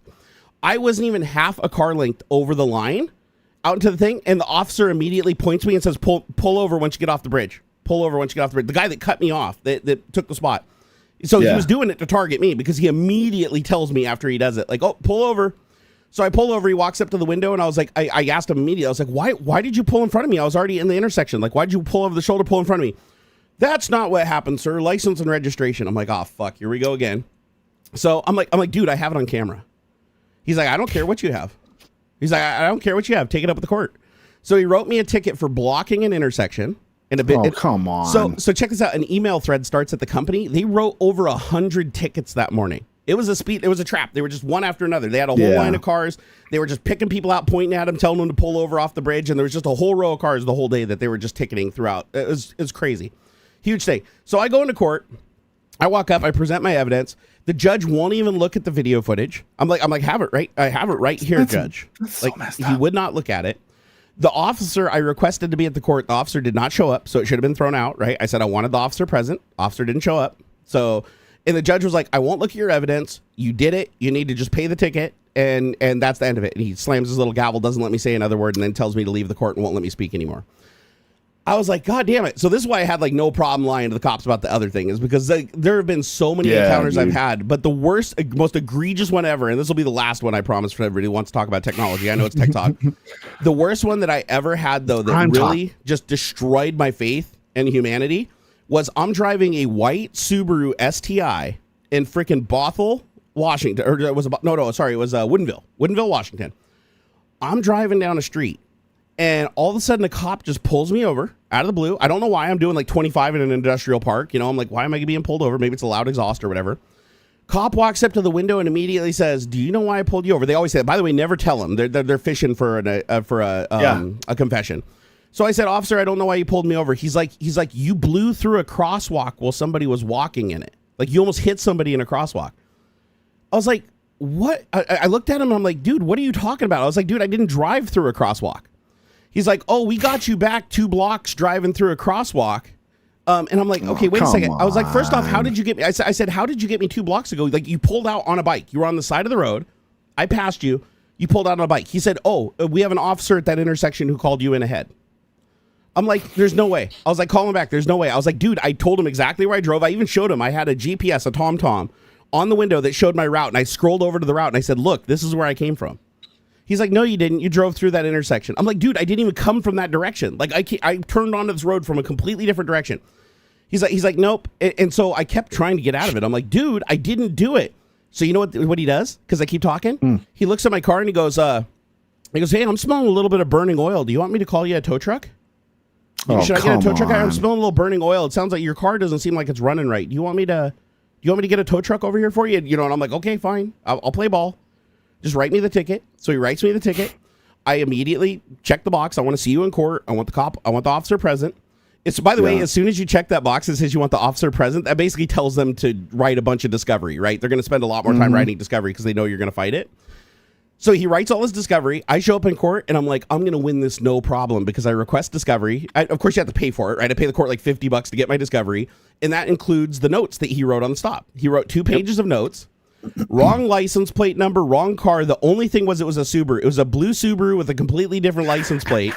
somebody must have called ahead and said a Subaru blew through an intersection, so he just pulled over the first Subaru he saw, right? Yeah. So right. his notes say a blue Subaru. Keep in mind, he wrote this after he'd already pulled me over, so he's literally referencing the call to him, not what he physically did. He's like, blue Subaru, wrong license plate number. I'm like, I got the motherfucker. So I walk up to the judge, and I have discovery, and I said, the court will see. And he did show up, by the way. The cop did show up, so I'm grinning. I'm grinning. I'm like, I got you, bitch. Like, you're up there. I was feeling all like my Perry Mason moment, right? I'm like, I got you, bitch. So I tell the judge, I'm like, as you can clearly see from discovery, he says that I drive a blue Subaru. You can clearly see because I was parked right outside the window. I was like, my Subaru is white. Nice. My license plate number is not blah, blah, blah. And I did not drive that route that day. It says that another officer called him ahead, which means he didn't physically see me do anything. Yep. He pulled over the wrong Subaru. And I'm like, yep, I got this. So the judge said, okay, well, now I'm going to let the police officer speak. The police officer gets up on the stand smiling, and he goes, Mr. Berg over there says that I wrote blue in the notes. Well, that was just a little confusion because I remember it like it happened yesterday. Now, keep in mind, this is 3 months after he wrote the ticket. He's like, I remember it like it was yesterday, and Mr. Berg did actually blow through that intersection. And, I accidentally wrote down a blue car because I pulled that car over later that day. It actually was his car, and it was his license plate number, and he absolutely did commit the crime, and he's just trying to get out of it, judge, blah, blah, blah, blah. And he smiles at me, winks, and gets off the stand. I'm like, what a fucking liar. And he's under oath, right? We all are. Yeah. I'm like, I got you, bitch. I got you. The judge literally says, hey, Mr. Berg, in lieu of his 20 years of meticulous service on the force, I'm going to have to side with him. I was like, I'm sitting there like, are you fucking shitting me? Everybody, like a whole bunch of people, cases behind me watching this go down. The public defender's even sitting there. That's like, the people that are supposed to represent the state. Yeah. They're even like kind of blown away. They're like, Judge, what are you doing? Like, this dude obviously didn't do it. And the judge is like, I have to go with the police officer literally smiles at me, winks, walks by me, and just slowly sachets out of the court. I'm like, Judge. And he goes, Mr. Berg, you would be good to be silent. He said, the only thing I want to see you do is approach the public defender, get your paperwork, and go pay your bill, and have a nice day. I was like, dude, I was shaking livid from that because I'm like, I got pulled over for something I really didn't do. I could prove that I didn't do it. The cop even admit I didn't do it in his own paperwork and discovery. And the judge is like, I'm going to believe the officer made a huge mistake, wrote down all the information three months ago, yet still remembers it meticulously after 3 months and the hundreds of other people he pulled over, and he's able to pick you out, and I'm going to go ahead and take his word over yours, even though you have evidence. Nope, I couldn't appeal the judge's decision. You can't appeal stuff at the traffic court level. It'd have to be, traffic probably not, but even then it'd have to be like a procedural thing. Yep, like they didn't say something right or didn't. Yep. Blah, and that's blah, the problem with traffic stuff. court. It's so easy to, the rules for that because keep in mind, traffic court isn't a misdemeanor and it's not a felony. It's literally a moving violation. It's a traffic thing. It's a non-criminal offense. So there's nowhere to appeal it. Like once the judgment is made, you're done. And what really pissed me off is all I had to do was pay. And somebody told me to do this, and I was really mad that I didn't. In hindsight, at Microsoft, we get this group legal service that we get as a benefit at Microsoft that we can use at our discretion. One of the things it does is it gives us half price access to this Mucklestone and Mucklestone Legal. If you've ever worked at Microsoft, you know exactly what I'm talking about. So Mucklestone and Mucklestone is a brother and sister that started a legal office together called Mucklestone and Mucklestone. It's Jeannie Mucklestone, and I can't remember her brother's name. But all they do is traffic tickets. That's all they do, and their biggest customer is Microsoft. You pay them $300. They go to court. You don't even have to be there. They go to court. They get they guarantee they will get your ticket removed, not reduced. They guarantee they will get your ticket removed. Otherwise, you don't pay them a cent. They'll refund you 100%. So it's $300. They get it removed entirely. You don't have to pay any fee. You don't have to do anything. No negotiation. Just the ticket's gone. So I got to see him work that morning. I sat there because I showed up hours early, right? I wanted to make sure I was very punctual and everything, So I'm sitting there watching the cases before me. The very first person that gets to go up ahead of everybody else's case is Mucklestone. They call Mucklestone to the bench. Oh, nice. Mucklestone opens up a little folder and says, state versus this, state versus this, state versus this. And some of them weren't even like traffic. They were like bad DUI accidents and shit. Move for the court to dismiss. Move to the court to dismiss. And the judge is like, granted. Every once in a while, the judge would ask an additional question, but it always ended the same. Granted. In 20 minutes, they would go through like all of these cases and ahead of everybody else, and they just dismiss like 20 or 30 cases a day. And all they did was pay the court a portion of the fee. So of the $300 you pay Mucklestone, they would give the court like a $50 or $100 kickback because the court could settle like 20 cases in 10 minutes. And they're getting like $100 per case. It's actually more financially viable for them. So it's like this arrangement between Mucklestone and the court, and I didn't know this ahead of time. I thought that they were just good attorneys, but no, it's a total fucking racket. So if you pay Mucklestone here in Washington, if you get a ticket in I think it's like Redmond, Seattle, like any of these outlying areas of Redmond, they guarantee it'll go away. It'll just go away. It's a fucking racket. When I saw this with my own eyes, though, and keep in mind, this is the same judge that I went up to next, thinking that, I got my evidence proving this cop lied with the discovery. Like, I literally can prove the cop is wrong by his own words, his own handwriting on his own ledger that he wrote that day after pulling me over, right? and they still made me pay the whole ticket. It still went on my record for like 5 years. I was so mad. But yeah, those are the bad encounters. But just to end on a good note, I have had good encounters with the police before. Yeah, and they have been like, there are good police out there. Like most of my traffic stops have been okay for the most part. Like the one of my very first ones, I was legit. I had screwed up like three easy tickets. Like there's no fight. I was doing 15 to 35. I had popped a clutch and chirped around a corner in the rain while on my cell phone. The guy could have took my car away, right? Oh, and the car I hadn't transferred title yet. Insurance was in my name, but the title car still hadn't been registered in my name yet. So like there was all kind of stuff. But he was real nice. I was coming home I was like 18 or so at this time, and guy was really nice about it. Yep, so. I've been pulled over for doing over 160. And got let go with a warning because it was like 3 a.m. in the morning. There wasn't another car on the road. I wasn't drunk. He just wanted to pull me over to make sure I wasn't drunk. The same. And he just cut me loose. He said, listen, could you slow it down? Like, it's not, he said, I know you're not going to hit anybody else at this hour, but we don't want you to get hurt. You know, he was like, he seemed like he was genuinely worried. He didn't seem like he was trying to pull any shit. He was very polite the entire time. As a matter of fact, I couldn't even show him my proof of insurance because I had all my LAN equipment from a LAN party I was coming from. And so my shit was in the glove compartment. And I said, I have insurance. And I said, oh, dude, I'm going to have to get out of the truck and go around and unload all this on but I have it. I promise I'll show it to you. And he goes, you really do have insurance, right? And I was like, yes, I promise, officer. He goes, I'll believe you. And he just let me go. Yeah. And that would have been a huge ticket. That would have been a massive ticket doing like 100 and like a 65. So that was one I got cut almost loose reckless. From. That's almost reckless driving. The other one that I think showed cops being really, really cool was when they thought my house was being invaded. So I accidentally triggered. So I have an alarm system in my house that has a distress mode where if somebody kicks in the front door or somebody tries to hold me hostage at gunpoint and tries to get me to disarm the alarm, I can type in a code that basically disarms the alarm from their perspective, but it notifies the police I'm in a hostage situation. Yeah, like your code backwards or something, right? Yeah, exactly. It's something like that, right? Yeah. Right? Because the person obviously doesn't know what your code is. So when you enter it, it's like, oh, alarm disabled. And they're like, oh, phew, but they don't know the cops are being tipped off that you're in a distress situation. So I accidentally did this one day when I was disabling the alarm because I was trying to add a new sensor and I got the programming backwards and accidentally hit the wrong sequence of buttons. And I didn't realize it did it because it just said alarm disabled. And nothing else happened. I don't get a call from the alarm company because they know not to call if it's a duress, right? So I'm just sitting there, trying to figure out how to get this thing on, the sensor added. I end up calling the company for my alarm system because I'm not getting the sensor added. And I'm on the phone talking to them. And then while I'm on the phone talking to them, I look over because I hear a guy through my window. My window was open on the side of my house to the alley. And I hear a person say, slowly put the phone down. And I was like, whoa, I kind of got spooked by it. And I turn around, I got a fucking gun aimed at me and a flashlight.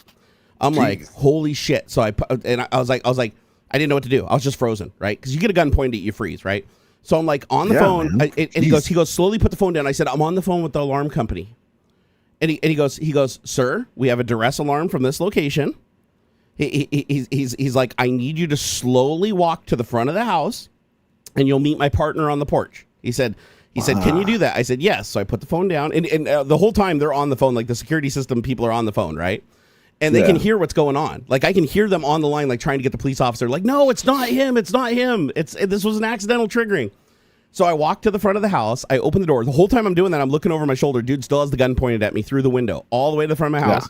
I open the door. I walk out. The other officer's standing there. Luckily, his gun wasn't drawn. He just had his hand on his gun in his holster. I walk outside, and he said, sir, we have a duress alarm from this location.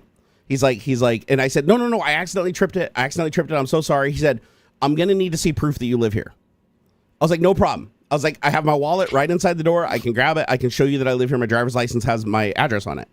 So he follows me into the house because he's not letting me go in alone, right? So he follows me into the house. He was polite though. He asked. He said, can I follow you into the house? I was like, yep. I just want to get this over with. I pull out my license. He looks at the license and he goes, sir, this isn't your address. I was like, the fuck? Because again, I'd only moved into this house. I've only been in this house for like 6 months at this point. So I'm like, fuck, I didn't have my address updated on my driver's license yet. Oops. I got Which is also bad. Yep. You're supposed to do that 30 days. You're supposed to do it immediately. Yeah, within 30 days. So he says, this isn't your address. My heart sinks. I'm like, oh shit, I'm getting arrested. He flips over the license, and luckily I had written it partially with a marker on the back and it was rubbed off. Oh, nice. But he could actually see like the first part of my house number and it matched up. And as soon as he saw that, he was like, okay, no, you're good. You're good. He's like, you're good. And they both breathed the sigh of relief, and they're like, and they both had a good laugh about it. I had a good laugh about it. But yeah, that was a tense situation. Like that was one of 3 times in my life I've had a cop pull a gun on me. And it was like butt puckering. Like, dude, imagine being in your own house and being drawn down on through a window. Yeah, man. And knowing a gun is trained on you, like where the dude is like high strung because he really thinks that you're in like some kind of a hostage situation. So yeah. So needless to say, after that, I stopped adding modules to my alarm system. Now I just pay him the $100 or whatever to come out and do it. Nice. But yeah. Don't fuck around with that duress signal, man. And their response time was insane. I was only on the phone with like the alarm company for maybe 60 seconds, maybe. Like I had just gotten a human. Like literally, I called. It was like, dun, dun, dun. Boom, here's your human. Hello, how can I help you today? Officer's drawn down on me through the window. Jeez. It wasn't even enough time for them to tell me that there was an alarm triggered at my location. Because they would have told me. If I called them and there was an alarm triggered, they immediately tell you, like right on the phone. They're like, oh, you triggered it. Because usually when you call them, you're like, you accidentally triggered the alarm. I didn't realize I triggered it, though. So it completely caught me off guard. But that was a good experience with the police. No tickets. We all had a good laugh.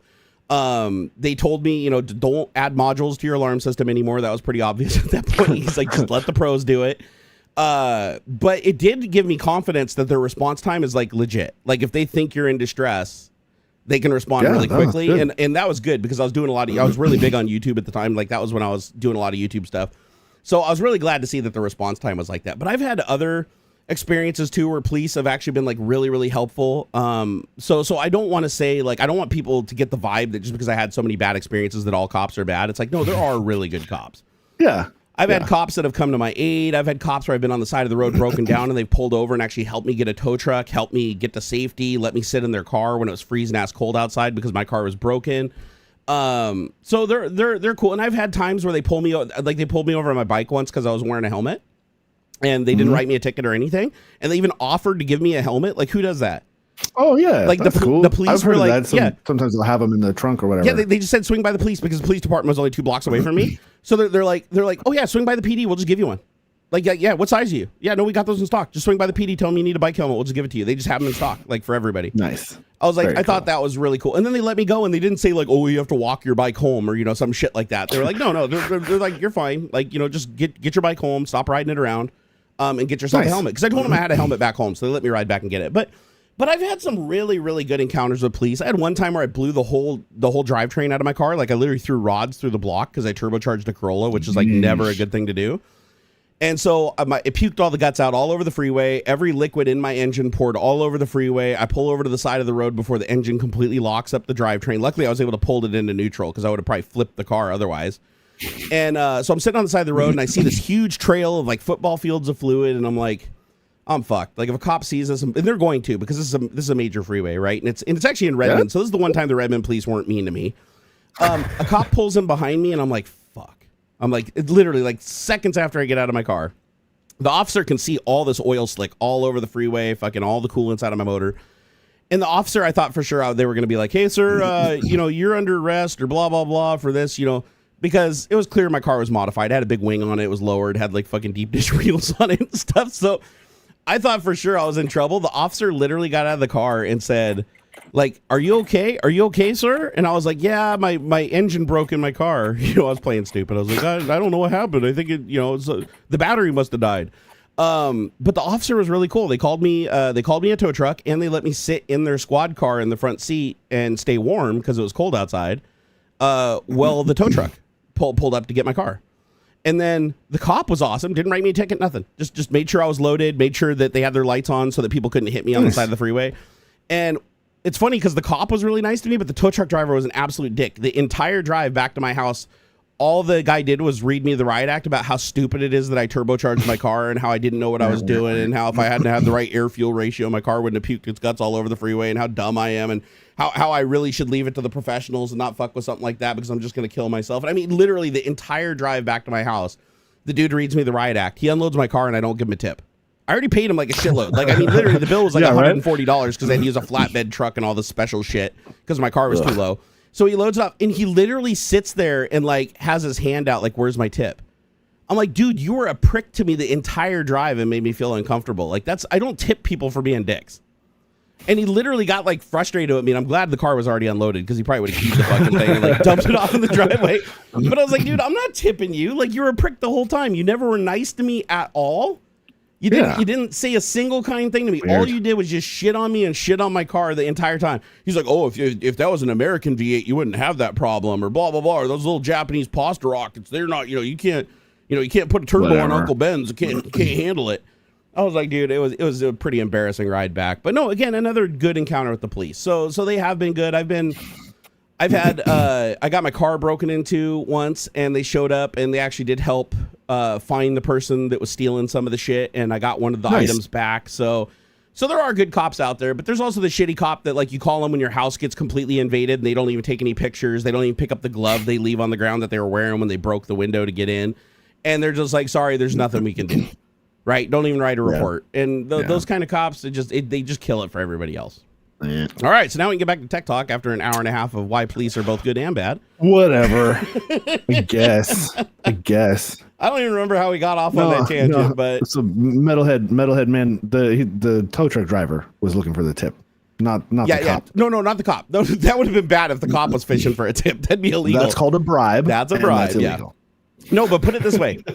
That cop, I thought for sure, because I'd had so many other encounters with Redmond police, I thought the cops were just going to run my plate, pull it, because that's what they do. Anytime a cop pulls you over, they run your plate because they want to make sure you're not somebody dangerous or somebody who has warrants or suspended license. And I thought when they ran my plate, they were going to immediately see me as, oh, he's been pulled over twice before and lost his court cases and blah, blah, blah, because that all stays in the system for years. And they never said anything like that. They just pulled over and asked me if I was okay, let me sit in their car and stay warm, and they even called me a tow truck. And it was a lady cop, and she was nice to me the entire time. She was like, I'm really sorry this happened to you. That really sucks. Like, I'm glad that you were safe and you got it over to the side of the road like you did. And then she called the DOT to come out and put kitty litter or whatever down on the road to soak up the oil and shit that I dumped all over the freeway. That's what I was most worried about, honestly. When this happened, I wasn't worried about my health. It's when I got out and saw like 3 football fields of like an oil slick on the freeway. And I thought, oh shit, if somebody hits that, are they going to spin and hit somebody else? And so, but the cop already was like on it. Like, while she called me the tow truck, she already called DOT. DOT was already on the way to like, mop up the shit. So, and they never charged me for anything. Like, I thought that I'd get a bill or something for, like putting down the, DOT having to clean up the oil slick. No, they was just included in tax dollars. They're like, nobody mentioned it. No bill ever showed up, nothing. So I thought that was a good experience overall. So I've had good and bad experiences, but the fact that I've had a cop point a gun at me 3 times is a little concerning. Considering that one time I was literally just a teenager, 15 years old, riding a BMX. That's it. That's all I was doing. I was a 15-year-old riding a BMX in Port Orchard, and a cop thought it necessary to pull a gun on me and yell at me on a bullhorn. And I had another cop literally pull me over at gunpoint, yelling at me over the megaphone, thinking that I was like trying to get away from them, even though I was riding a mountain bike in the bike lane on the side of the road, and I just had earbuds in so I couldn't hear them. I couldn't see their lights because it was the broad daylight, right? You don't see the lights in broad daylight when they're behind you. So I'm riding along and they literally thought I was like ignoring their lights. So they decided that it was a good idea to pull alongside me, yell at me, cut my bike off, and then get out and point a gun at me. That was pretty shitty. And that was when I was actually working at Microsoft. So this would have been when I was like 19 or 20. And I was like, holy shit, great welcome, Redmond. Like, I don't even live here for 8 months and I've already had a cop like pull a gun on me. And the only reason they were pulling me over is because I didn't have a helmet on. This was another me just riding a mountain bike without a helmet down the street called Avondale, which is near the Microsoft campus at the end of 520 in Washington. And the cops literally I guess they were trying to pull me over for a couple 100 yards and I wasn't complying, but they didn't chirp their siren or nothing. They just turned on their lights. That's it, in broad daylight where I can't see any of the reflections. I'm just looking ahead, riding, trying to stay out of traffic and stay in the bike lane. And then they finally decided to just like aggressively pull up alongside me and cut me off and then point a gun at me. I was like, God damn it, man. So yeah, scary shit.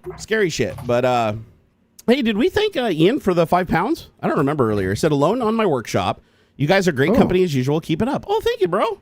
Mucho apreciado. All right, so in typical tech talk fashion, we have now gotten all the random shit out of the way, so now we can get into topics. So AnandTech, how many people here used to read the articles from AnandTech? Yeah. So AnandTech, another one of those like Tom's Hardware-y kind of sites that's been around forever and a day and has been leading the charge of like PC 27 reporting. years or something like that? Forever, dude. Crazy. Forever. They wrapped it up. They didn't really say why, though, that I could see. Does anybody in chat know why they shut things down? All I heard was I watched a portion of the video and they're like, it's time to wrap things up or whatever. I'm like, what happened? Like, I can't imagine this was some random decision. They were like, they weren't making enough money. Were people not getting along? Like, does anybody really know? Let's this real fast here. I couldn't find it. Years have also still a few things left forever.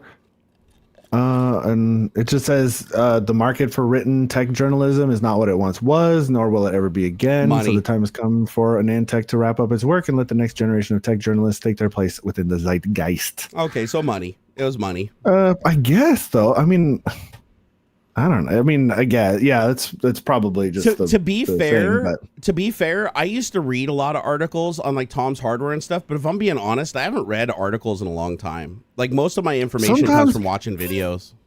Man, sometimes I want to read, especially when it's like a tutorial or something that I need that I need steps. I don't want a video. Yeah. I want an article so that I can okay, do this step, do this thing, then come back, do it again, back and forth. Videos on pause, but I don't know. It's not as convenient in my opinion. I want to voice an AI complaint right here because I do think AI could have something to do with this. I don't know that for sure. They didn't name AI as the source, but here's why I think AI could be a part of this. And that is because I've been noticing a growing trend where AI will immediately, the second articles are released, they'll grab 3 or 4 articles that come out like breaking news, right? They take those 3 or 4 articles, they throw them in a chat GPT and say, write me a master article, including all the highlights from all these different articles and everything, and just create one big master publication. And it can even get you images and stuff too. Like AI can actually, some of the AIs can actually go out and give you links to images that can go right in the article. So now 4 people pay their journalists to write these great articles that are all great different perspectives. AI comes along and within minutes of them publishing their article already has another article that has all 4 of them put together in one location with more information. It's kind of like, think of it like Daily Dose of Internet, where it takes the funniest videos so people stop watching the funny videos directly. They just go to the source where they're all aggregated. So I feel like AI has become such a good aggregator, and because the people that use AI to do the aggregating don't have to pay the employees, they can use that money to pay for advertisement on Google and SEO on X and social media. So you no longer see like AnandTech as the top article or CNET as the top article. It's always some AI generated third-party site that's trending now that I see all over the place. Like half the time I don't even recognize the site because it's a different one every single time. And I really think this is killing journalism, because the journalists put all this work and time and effort and because they get paid to do this. This is their craft. Well, and it just gets stolen by AI and mimicked by AI. It's also the search isn't what it used to be either. Like Google isn't trying to give you the right answer. They try to give you the most popular one, not the right answer, but the most popular answer, and 2, the most revenue generating answer, frankly. Whether like your first 3 fucking results are going to be ads, doesn't matter if it's relevant or not. I mean, it tends to be close, but like the Google search thing just isn't what it used to be. I feel like, and I definitely feel that is across the board when it comes to journalism, whether it's mainstream media or newspapers or the time, newspaper websites or whatever. All of that stuff is just become so whack. Yeah, that. I agree. Because it's funny that come up because with the DNC, I think invited a bunch of like content creator or sort of like TikTok news people, right? More social media journalists, let's say. And it was like massively successful, like 400 million impressions or something. And there was like a lot of complaints, like, oh, how come all these like fucking Gen Zers are getting invited to this thing and not like real journalists? Yeah. And it's because of that. It's because 1, real journalists aren't really doing what they're supposed to be doing as journalists anymore, and people just aren't going to go this legacy way of doing news anymore. Just they want I don't know, man. It's just it's part of it's like personality, but it's I don't know. It's just the evolution of it, in my opinion. So check this out, Ox. While you were saying that, I decided to try a little experiment just to put my money where my mouth is. Right. So that article that I linked you to about AnandTech going out of business, right? It was like 3 pages, right? About 3-4 pages. All I did was Control A. I didn't even tactfully select the text. I grabbed all the images, the whole block of just scrambled text. I just Control A, copy, dump it into GPT-4o, right? And I say, all I put at the beginning is I said, rewrite this into a more concise and engaging article that'll hold the reader's attention, that's shorter and easier to get all the information. And this is what it spits out. I want to read this.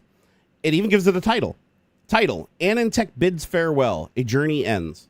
After 27 incredible years, AnandTech is closing its doors. From our first review of an AMD processor to our last, we've passionately covered the heart of computing, the chips themselves. We've even witnessed the evolution from bulky desktops to powerful pocket computers, and it's been a thrilling ride. The tech world and publishing landscapes have changed dramatically. While AnandTech thrived when many did not, the market for written tech journalism has shifted, unfortunately. Now it's time for new voices to take the stage. I've had the privilege of being a part of AnandTech for 19 years as editor-in-chief for the last decade. We've celebrated legendary products, provided insightful tech primers, and watched new stars rise in our field with over 21,500 articles written. Our legacy remains strong. Though we're not publishing new content, our site will still stay alive thanks to future PLC.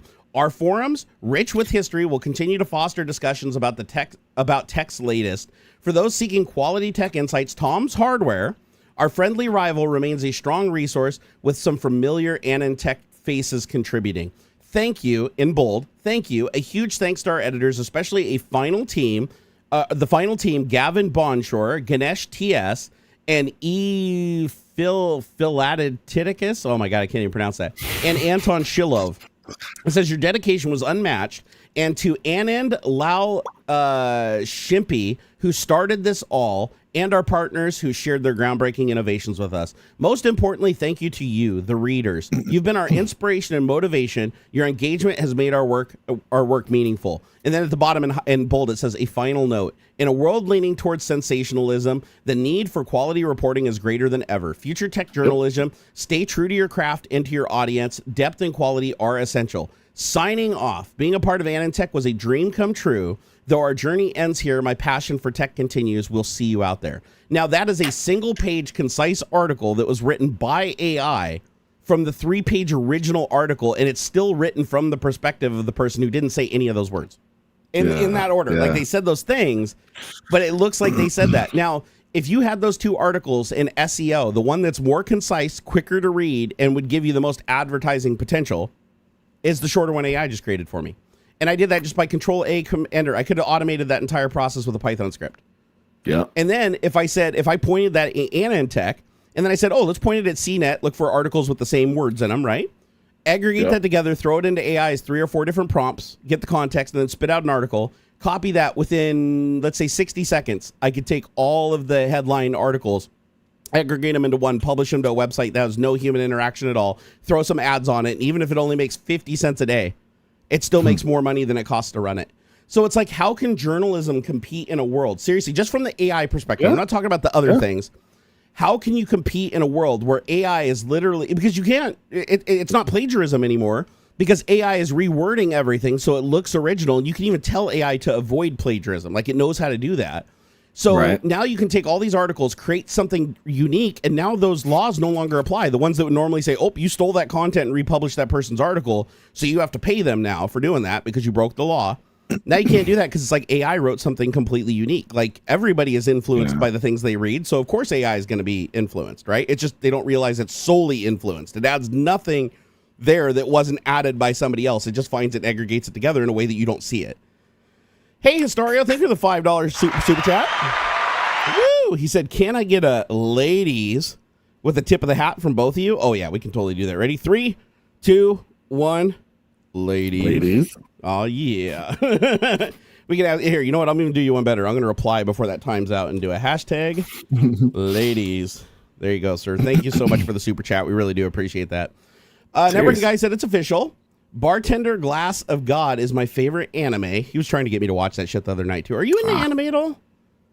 Some. Me, not so much. When I was a kid, I was really into like the really weird ones, like Ruksuki Doji, Mice in a Cuckoo or Mace in a Cuckoo. I don't remember that one. What was the name of it? That was funny. It's like a harem style guy, young guy. Like he's got to stay at like his auntie's spa thing or something. You just described like 80% of all anime.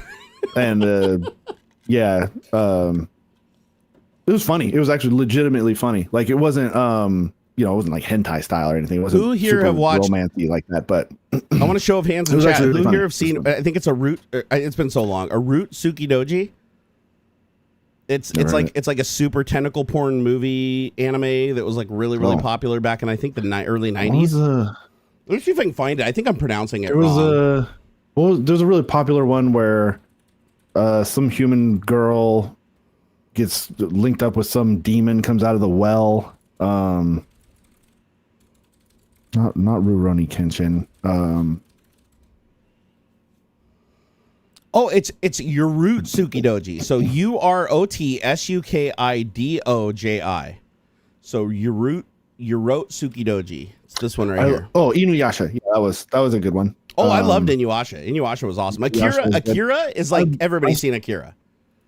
I started to get into Fairy Tail, but then like around season 3, I think it just got so much filler that I just didn't bother. If there's like some super cut where they drop all the bullshit filler, I would get back into Fairy Tail. That was fun.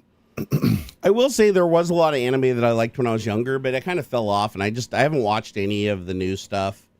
Man, there has been some really good. Like you got Netflix, right, man? There's a lot on there. Castlevania is a good one. I don't know if that's technically anime, but it's done in an anime style. They just come out with a Terminator one, like literally just like yesterday or something. It's like Terminator, like robots and Skynet and stuff. I saw that pop up. Just came out. Yeah, I saw that pop up.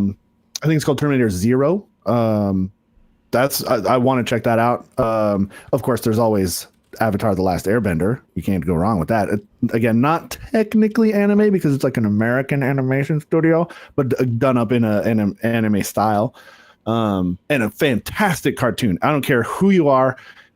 Avatar: The Last Airbender, a tremendous, like, in my mind, like just a tremendously great cartoon show. Whether you're a kid or an adult, it's amazing. The movies are terrible though. The Last Airbender movies that try to pull it, they're terrible. Don't watch the freaking M. Night Shyamalan bullshit. They're bad. They're really bad. Don't. And actually, I liked Netflix's live adaptation. They did a pretty good job. It's only like 8 episodes or something, so that sucks. But they did a good job of keeping the spirit there. What was the name of the live action anime that Netflix did with the dude with the stretchy arms who's like the sailor? One Piece. God, I love One Piece. That was brilliant. Sure. I got to watch that. And I'm sad that they canceled the, what was it, Cowboy Bebop or whatever? I was really getting into it. I couldn't really get into it. I didn't watch the I didn't watch the old anime, but the show, I was in it. Like that looked really neat. Did it get better in season 2? Because season 1 just didn't get me. There was no season 2. Oh, it was only the first season? I couldn't get into it. They got really, really slammed by the anime fans. What I hate is I love the actors. The actors that they chose for it were fantastic. Fun. I just couldn't really get into them trying to play off an anime fast pace in live action. Yeah. I just could not get into it. It was weird. I can understand that. But I do love Cowboy Bebop. Like Cowboy Bebop as an anime, it was good. I used to watch that. I'll have to go back and watch the anime now because I really did enjoy the live action thing quite a bit. Yeah, I haven't watched the anime of One Note though. That's the weird thing. I've only watched, One Piece. I've only watched the live action, but now I kind of want to go back and watch the animation because it's so much further ahead. Yeah, well, there's like fucking 1,700 episodes of One Piece, man. You're gonna be at that for years. So good. I've heard the sentiment that I've seen on social media is that the One Piece live action is probably one of the best live action adaptations. Yeah. Check this out. There was another great one. They've only done one season because it's by the same company that did Attack on Titan. It was called Cabaneri of the Iron Fortress. Great show, but I think there's only one season because, again, like I said, it's like the same studio that did Attack on Titan did that one, and there's like, I don't know, 8 of them or something. They can't do both. They have to focus on one or the other, and that's too bad because that was a really good Cabaneri of the Iron Fortress. Cabaneri of the Iron Fortress. Kind of a zombie steampunky show, and that was it was great, dude. So here's another example of AI just like dominating, right? So remember how I was trying to remember the name of that movie from my childhood, or Arutsuki Doji? I didn't know how to spell it. I didn't even know how to pronounce it right. So I typed it in chat. If you look over in chat, all I did is type in and said, what is the name of the anime movie that sounds like, and I spelled it ARUKSUKIDOJI, right? And it goes, the anime movie you're thinking of is Urotsuki Doji. It's UROTSUKIDOJI, which is like massively different. But check this out. I said, okay, and then so that was correct. I double checked because I said, hey, what is the movie about? Because I wanted to make sure it wasn't like some other movie that was similar. Arutsuki Doji, Legend of the Overfiend. That immediately reminded me because that was what it was called, Legend of the Overfiend. It's an anime film that blends elements of humor, fantasy, and erotica. It centers around the legend of the Kojin, a powerful being destined to unite the realms of humans, demons, and man-beasts. The story follows a high school student who becomes entangled in the battle between these worlds. Known for its graphic content and intense themes, because it's literally a giant tentacle porn with people being like ripped from the inside out. It played a significant role in popularizing the hentai genre outside of Japan. And that was like my first, that movie was my first, other than Akira. I'd say Akira was partially too, but this was like my first real experience of like the true like hentai, bad as it gets, crazy Japanese anime, right? Oh man. So I remember seeing it as a kid. I was like 12 years old, and I was just like, holy shit, what am I watching? Blaz Blue? No, that's a different one. Never mind. Turns out there's a lot of animes like that, though. I thought that was like a unique thing. Like there wasn't very many. No, they're like 90% of them are like that. Like tentacle monsters taking over high schools seems to be like a reoccurring theme in Japanese anime. Yeah. I don't know. Does anybody get offended by me saying anime? Because I don't know. There was a phase years ago where I'd say anime and people would jump my shit and say it's like, no, it's Japanese animation. You can't call it anime. No, that's silly. That's gotta be white people fucking just. It was like it was my friend. Virtue signaling kind of thing or something. That's dumb. No, although. Okay, good. Thank you, I do understand that it is important to not miscategorize. Like anime is Japanese. Like that's why I was like, it is Avatar: The Last Airbender, not anime. It's an American animation done in an anime style. I do think that there is a pretty strict like no. If you're calling it anime, like champagne is supposed to be from the Champagne region of France, otherwise it's sparkling white wine. It's that kind of a thing. But I do think that it's important to make that distinction because like you can't just call anything anime. I do think it's supposed to be like it has to be from Japan for it to be anime. Hold on here. Based on this one using outside resources, I'm going to try something with a different AI because dude, if you guys use Poe, it's growing on me actually. I don't like their model for their pricing now on Poe, but I do like the access it gives you to AIs because there's literally like 150 plus some odd AIs that you could access through their one portal. So like you get Llama, you get Grok with a Q, Grok with a K, Code, Claude. All the different Claude models, all the Mixtrals, all the Mistrals, all the GPTs from 3.5 all the way through 4.0. You get Gemini, you get Gemma, you get, let's see what else. Command R, I've never even heard of that. SD3 Turbo, Stable Diffusion, all the generative AIs, except for you don't get that fancy one that everybody uses. Midjourney? Is it Midjourney? Yeah, Midjourney. Oh, sure. You don't get Midjourney, but you get like all of these under one hood where you can just go and use them all, and they just have a credit system where it's like some cost more than others depending on how much processing power they use. But yeah, I still use it like almost more than any other AI just because it puts everything in one nice little area. So check this out. I just tried something and it worked. So there's a bot called Assistant on Poe that uses like multiple different AIs that can go out to web pages and actually pull in data. So most of the LLMs that I have access to, you have to copy and paste the data into, and then it has the context, and then it does what you want with the data, right? But there's a lot of AIs now that can actually surf the web. Like you can actually say, hey, go out to this URL, and it'll actually, the server will connect to that URL, pull all the data, even like crawl through some URLs, pull it in, and then use that data and do something with it. So all I did now for the AnandTech thing is I took that same AnandTech article that I used with the other AI with GPT-4o. This time I fed it into Assistant on Poe, which is a general purpose AI bot, really cheap to run, and it can reach out to websites. I put in the URL this time to the article. So I didn't even copy and paste the text. I just gave it the entire article, and it can also do vision and look at images. Now it wrote me a huge article that's like 4 pages long that pulls in multiple different sites and gleans data from each of them. And it literally has like all the headings for the articles, like the end of an era, AnandTech bids farewell, a legacy of excellence. That's what chapter 1. The changing landscape of tech journalism. That's chapter 2. Community and collaboration, chapter 3. Looking ahead, chapter 4. In conclusion, chapter 5. And it gleaned this not just from the URL I gave it, but it also found other sources online to pull data from on the same topic. Nice. So it's like, how the fuck does how does tech journalism compete with this when the AI can just grab anything any tech journalist writes and immediately assimilate it in with everything else? Yeah. How the fuck do even like story writers survive in the future when you can just say, I want 300 volumes of Harry Potter, and it takes the entire fucking lore and then just starts building onto it using other similar stories and architecture and stuff to like build new characters and everything like that.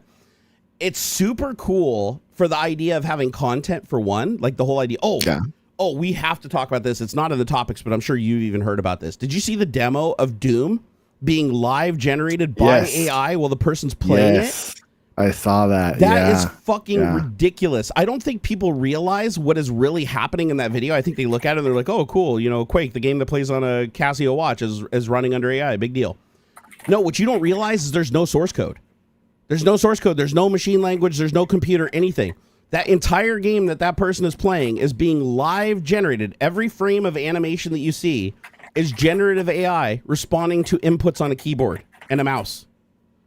Like think about that for a second. So it's not like you're not playing Doom. You're not actually playing Doom.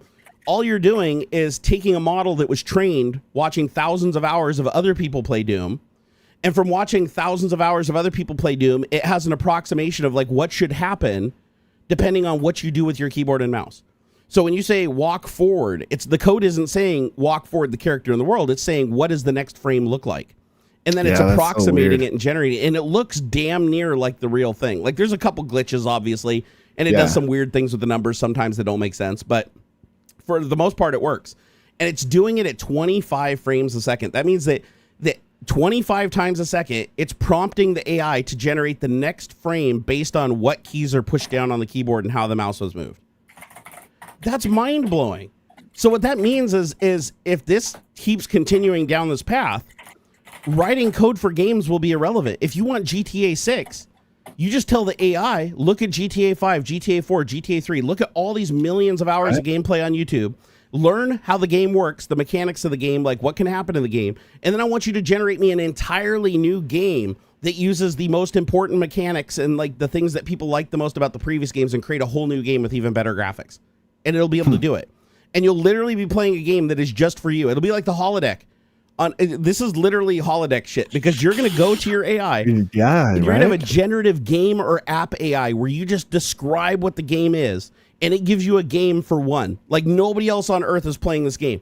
You could go to this thing and say, I want a game that's like Doom, except for it's a bunch of people running around doing meat spins that you know, I want this game and I want these weird mechanics, and you just explain it in text or even voice, right? Communication. And it just creates this game, and you're just, boom, sitting at the menu, start game, new campaign. It's got load states, save states, and everything. But just keep in mind, it's presenting that to the user as like code that's running. But in reality, it's all just being fabricated and imagined by AI as you're playing it. So when you shoot a guy, it's not going through and subtracting hit points off the guy or any shit like that. It's just looking at its training and saying, oh, if a guy has the crosshairs over a person that's identified in this image and hits the button, then there should be an animation of a bullet moving towards them at this rate. And then when it gets to them in this 2D picture that it's looking at, you know, thinking it's 3D, right? Pretending it is. When it hits that person, then that person needs to fall down and die. But it's still not code doing it. Every frame is literally just generative, like you're typing text into Stable Diffusion. Dude, when I saw that and saw that they actually got the demo to run at 25 frames per second, I was like, dude, it's game over. That's hey man, that's where it starts. Because imagine what this would mean for like planning of a game. Let's say you're Rockstar and you're like, we want to make GTA 6. No more having to write storyboards and hire artists to do concept art or any of that. You literally just type in text telling it what you want. It creates something. You tell it if it's getting closer, warmer, or colder towards what you want. And then in the end, you have a complete game as you're teaching it, right, with more mechanics and everything. And then once it looks exactly like what you want, then you tell the AI, write me code that'll do this. Like I want you to write code that will do the same thing as what I'm seeing right now in this imaginary world you've created. Yeah. Fucking mind-blowing, dude. So yeah, it's like, at first it was just coming for journalists, then it was coming for tech support jobs, then it was coming for the person ordering through the drive-thru at your local restaurant, which, by the way, have you been seeing that? Like, a lot more restaurants now, even here in Washington, are moving to AI ordering in the drive-thru. Have you encountered this yet? Oh, no, No. It's happening all over the place. I think Wendy's in Woodinville that does it now, where you pull up to the window. I don't think that's a good idea. It's an AI voice, and it says, hey, welcome to Wendy's. How can I help you with your order today? It sounds very human. And then you say you want something, and then it's like, hey, would you like to upsize that for blah, blah, blah? Hey, would you like to get your drink? Like, it's way overly enthusiastic. You're like, this obviously isn't a human. So somebody did a YouTube video where they figured out how to break it so they can talk to a human. All they do is ask for 10,000 glasses of ice water. They say, hey, can I get 10,000 glasses of ice water? And then the AI goes, holding. And then a human comes on and goes, oh, yeah, can I help you? But that sucks because it's like, that's a human job, right? One of the first jobs that everybody has is working at a restaurant. And the first thing that you do working at a restaurant is customer service and working with customers and taking orders. It's not being the cook. It's not being the manager. It's the interaction with customers, right? That's usually everybody's first experience. And I feel like if AI replaces that entire genre of job, how the hell do people get the experience working with humans and communicating with humans? That's why I think it's going to be weird. I don't think it's not going to take off the right way. Hit me with your alternate reality, because I know we disagree, and I think that's a good thing. Starbucks. Yeah. Look what's happening to Starbucks. Starbucks is dropping bad, right? I mean, I don't know how. Like, I haven't seen their P&Ls or anything, but like they brought in the old Chipotle CEO because they got to figure this shit out, man. People aren't buying our $12 drinks anymore, and I think it's because Starbucks has become like super commodified or not. That's not the right word. When I worked for Starbucks, this was like 10 plus years, a little over 10 years ago. They had a concept of making Starbucks a third place, right? So you got two places. You got work and you got home, and a third place is like Cheers. Like at the bar you go to all the time and everybody knows you and you hang out and you shoot the shit and you're like, yeah, that's fucking cool. A third place that's not work, that's not home, but it's still a place where you and your buddies can gather, or it's a place that you can go and chill and just be, right? Starbucks really, when I was working there, Starbucks really was hardcore about that. That was like their main push. But even as I was working there, they started to lose that vision, that mission. Because like right around that same time, you were starting to get those scandals of like a couple of black dudes just hanging out, drinking their coffee, getting the cops called on them for just hanging out for like an hour or whatever. And they really started like, and even now they just, it's all mobile orders, right? And some people are trying to blame generational shit, like, oh, Gen Z just wants to order on the fucking phone, grab their shit and go, and that's fine. That's an option. There's a market for it. That's fine, but. I pulled up some articles, and it looks like it's political opinions that have been really hurting them lately. It's some of that too, sure. Snopes did an article on that. A lot more of social pressure in that sense, like is adjusting how bigger companies operate and stuff. Yeah, because apparently Starbucks has sided with Israel, whereas the Starbucks workers union, I didn't know they were unionized. I didn't know Starbucks was union. A few. Okay, but that's part of why they brought in this Chipotle CEO. He's a fucking union buster type. He's gonna knock that. They're gonna start closing stores that try to union. Customers won't like that. Customers will totally boycott over that. That's what I mean. In a heartbeat. And exactly the social pressure and the fact that people do still want a third place. They want a place to be able to just come and chill and hang out. And there are so few places like that anymore. So your argument is the craving for human interaction will ultimately ruin the AI implementation of like these businesses. Yes. I think, there's two angles though. Like okay, if you want to double down on the fast service, the I don't want human interaction. I just want to order my coffee, pick it up off the fucking table, and go. And price. That's Don't fine. forget price too. But that's it, right? You can't charge so much for that. The part of the reason that Starbucks got away with charging so much is because people liked there's the same barista every day. They know my name, they know my order. There's an interaction. I can sit and I can justify it because like it's a nice experience. But if you're gonna just knock them out, you're gonna have to drop the price. I agree. $5. I agree with Starbucks. There's no way, because I go to Starbucks because I like it when they hear my voice or see me on the teller box. They're like, "Oh, hey Jerry, how's it going? What'd you like today?" Like I go out of my way to go to the Starbucks that I know to get that experience, right? So I totally agree with that. But here's the part I kind of disagree with when it comes to other restaurants, right? If I go to McDonald's, like I usually don't have great human interaction anyways, because those people are underpaid, they're overworked, they're in a hurry. It's stressful, right? So if I can get my meal for half the price because AI just takes my order and seamlessly I pull up the window and get my food, and it's right most of the time and everything, I would prefer that experience if it was cheaper. If it was the same price, I think it's going to be a personal preference thing. But if it's cheaper, I would go for it. And here's the thing. The most expensive thing in every restaurant isn't the food. It's not the prep. It's not the building. It's the people. So if you get rid of the people, now I get that you say if they don't have to lower the prices, they won't to. Like a lot of the inflation shit we're experiencing right now isn't because they can't lower the prices. It's because people have become accustomed to paying the high prices and they can still gouge you. The second they can't gouge you anymore and people catch on, they have to lower their prices. They will. Kroger and you're starting to see it. Walmart just dropped the prices on like fucking 12,000 grocery items or something because people aren't buying stuff. Bro, you can still get a hot dog and a Coke or whatever at fucking Costco for like $1.99 or something. $1.50, still $1.50, and they're still making gangbusters money. That's profitable. They're profitable at that amount. That's why they can sell the chickens in the back for $5 a piece, is because they know you're not walking out of that place without spending more than $100. You know why they're profitable? Guaranteed. You don't sit around and have a great conversation with them. They're like fucking soup Nazi. You go up there, it's like, here's your hot dog, here's your drink next. Here's your hot dog, here's your drink next. It works. And that's fine. I mean, it's like a food truck or something. I'm not trying to get to know the guy. That's fine. It works, and it's cheap. And it's good. I love it. I do a fucking hot dog all the time. But like, I'm just worried that's too the many balance people, of it, right? Yeah, I'm worried too many people though are going to take the price proposition of no labor to get a cheaper product. Because everybody, this is the thing. People are so fucking two-faced, and I'll even say that I am too. Let me be honest. I am. Because I'll be like, I don't want to support the shitty Chinese company that's undercutting everybody and fucking ripping off domestic jobs. Like, I would rather support the local company. But then I look at my bank account and I'm like, fuck, I'm tapping my 401k just to survive right now. Like, I can't afford to pay double for something to help out an American company. So even though publicly I want to do that, and I know it's the right thing to do, and everybody's saying it, behind the scenes, everybody's running over to the China shop with a mask on and buying the cheap shit.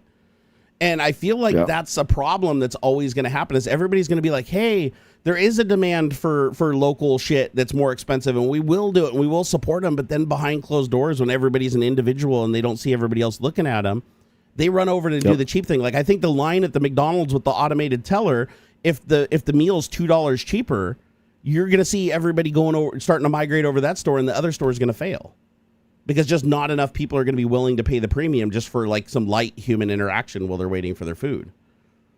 However, I do agree that if AI isn't implemented correctly and it makes too many mistakes, people will also get frustrated with AI and go back to being willing to pay the premium. So the AI has to be implemented correctly, and I feel like people are rushing it like crazy, like to the point where I think so too. Yeah, because I saw a thing where like somebody talked to tech support on the phone for like a business, and they're like, oh, press 1 if you're having a problem with your thing. Boop, press 1. Okay, what problem are you having with your TV after the tone? My TV won't turn on. Blah blah blah. Yeah, exactly. And it turns out, and it's like, have you tried unplugging and replugging in your TV? It's like, no shit. Of course, that's the first thing I tried. Okay. Pull out your remote, push the power button on the remote. Did you change the batteries on the remote? It's like, listen, I tried the first 150 fucking steps. Like, can we get to tier 3 tech support and get shit moving? So I have to do that even when I'm talking to a person. I'm like, look, I know you have a script or like some fucking workflow you got to go through, and that's fine. But like, I guarantee whatever it is you've are going to tell me to do, I've done it. Yep. Please just escalate me to the next thing. I'm like, I'm not trying to be mean to you. I understand. Yeah, exactly. But like, please, I'm not going to waste either of our time. We're just wasting time. please just escalate me to the next person. Yeah, I'm not that guy, pal. I'm not that guy, right? Yeah. It's like, just move me upstream. I could do your job. I could do the next guy's job. Whoa. Like, please. Wait a second. We have Tech Potato in chat worked for AnandTech? Huh? Oh, I didn't see that. I'm just now seeing that in chat. So wait a second. Here, I'm curious what his take was. So it wasn't AI. He was let's go back. So when he left AnandTech, his salary was available for new writers. They go on to say AnandTech had management that pivoted to consumer affiliate sales and didn't invest in new writers as people left. AI was a couple stone throws down the road in the list. When I left AnandTech, my salary was available for new writers. In 12 months, they didn't hire anyone new and lost that budget completely. But why didn't they hire anybody new? I have to imagine that had something to do with AI or something, because otherwise they would have kept hiring if they were liquid and profitable. I think on a tangential note, probably, right? They're not enough clicks or whatever. Like, I don't know. Do I have an ad blocker on right now? Because like I'm not seeing any ads on. Which actually there's a lot of white space. So yeah, I'm probably blocking some clicky ads that from the site. Yeah. But dude, a lot of companies have been losing journalism. So did you guys see? I know Aux isn't really into the car scene like I am, but I know a lot of you guys are. Just like you're car nuts like me. I've been noticing like the big car publications like Donut Media and Hoonigan, which everybody knows Hoonigan was Ken Block, right? Yeah. And so these publications are losing all their people. All their journalists are breaking off and creating their own little YouTube channels, right? Kind of going back to, because apparently big companies are buying everybody up, right? They're buying all these journalist outlets and running them like 10 under one name. And didn't you say AnandTech did that too? Wasn't AnandTech bought by another person? Prior to the stream, we saw that Tom's Hardware had been. It was Tom's Hardware. Okay, I wasn't sure which one you said did, but I noticed the same thing, right? It's like these publications that were profitable on their own. Somebody comes along, gives them a grip shit of money, buys it up, and then they put a bunch of publications under one master thing just so that they get like a bigger piece of the pie, right? Because they know they can't get everybody to come to one publication, so instead they just own 3 publications, keep them separate, but then push their goals and their advertisements across all 3. So it's kind of like when you look at Microsoft owning like 20 game publishers, right? Elliot Rule says AnandTech was bought by the same publisher which bought Tom's Hardware. So no wonder they fucking loved it. You got this. You're eating your tail on that. Same thing that happened to Donut. Same thing that happened to Hoonigan. Company comes in, swoops, buys them up, everybody leaves. And honestly, I think on the one hand, that sucks. On the other, I kind of like the idea of writers and journalists kind of splitting off and doing their own thing. Frankly, more money in the content creators' pocket, whatever it is. Sure. Whether articles, videos, or whatever the fuck. And you can develop your own little audience, and you're more. It gives you, in my opinion, a more flexibility to actually be honest in your opinion. Because I'm sure there's editorial pressure to say, I know for a fact that you can get pressure from whether your boss or from a vendor or whatever when you're doing, especially in the tech space or any space. I'm sure Honda probably fucking comes down on some people for writing bad articles about whatever. So when you're solo, you can develop your own audience and be more authentic and more real and provide a actual opinion. Yeah. So I guess for me, it's good that it doesn't seem like it's AI eating everything up. It looks like right now the biggest problem is companies aggregating and buying up the smaller companies, and then people just lose interest and leave. Like because the bigger companies try to run it more efficiently and try to pay employees less and try to cut corners. People get tired, they leave, and then they're like stuck with a dead brand, right?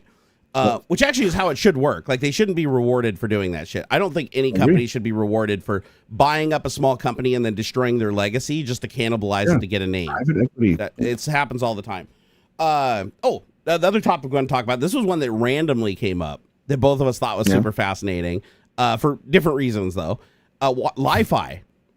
So we saw this article on Li-Fi. Yeah, using light to replace Wi-Fi. So using basically flickering bulbs in your house, flickering at insanely high frequencies, not perceivable by the human eye to replace Wi-Fi. So instead of, think of like the old IR transmitters that you used to have on like old technology, but imagine them at super incredibly high bit rates, just like fiber optic, right? Light travels through air, it travels through a filament of glass It's similar speeds, right? It's like the limits of physics for light and transmission through it's actually faster through open air, honestly, than it is through an actual filament, as far as I know. But still super fast, right? So you can transfer insane amounts of data if you can get a light bulb to flicker fast enough.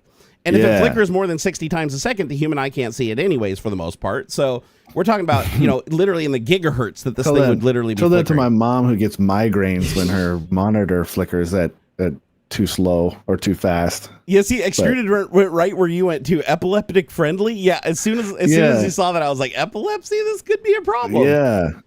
Because, I mean, it is essentially, right? Like, it is. How does this work? Here, let me read yeah, it these here. bulbs. Yep. These bulbs carry pulses of light that produce information similar to Morse code. Yeah. No, this process can't be seen by the naked eye. However, the game changers in this scenario are the compatible devices that can synthesize this information rapidly.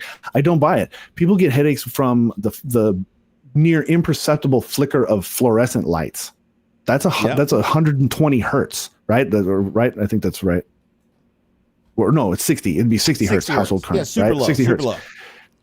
You're apparently not supposed to be able to see that, but people get freaking headaches because it mismatches with whatever the thing they're looking at. Like if your monitor is not at 60 hertz as well, or faster, people get headaches and eye fatigue and things like that. I feel like this is just going to make that worse. See, my people only counter argument, weird headaches. My only counter argument to that is that we're already acclimated to 60 hertz flickering because it's common in our households.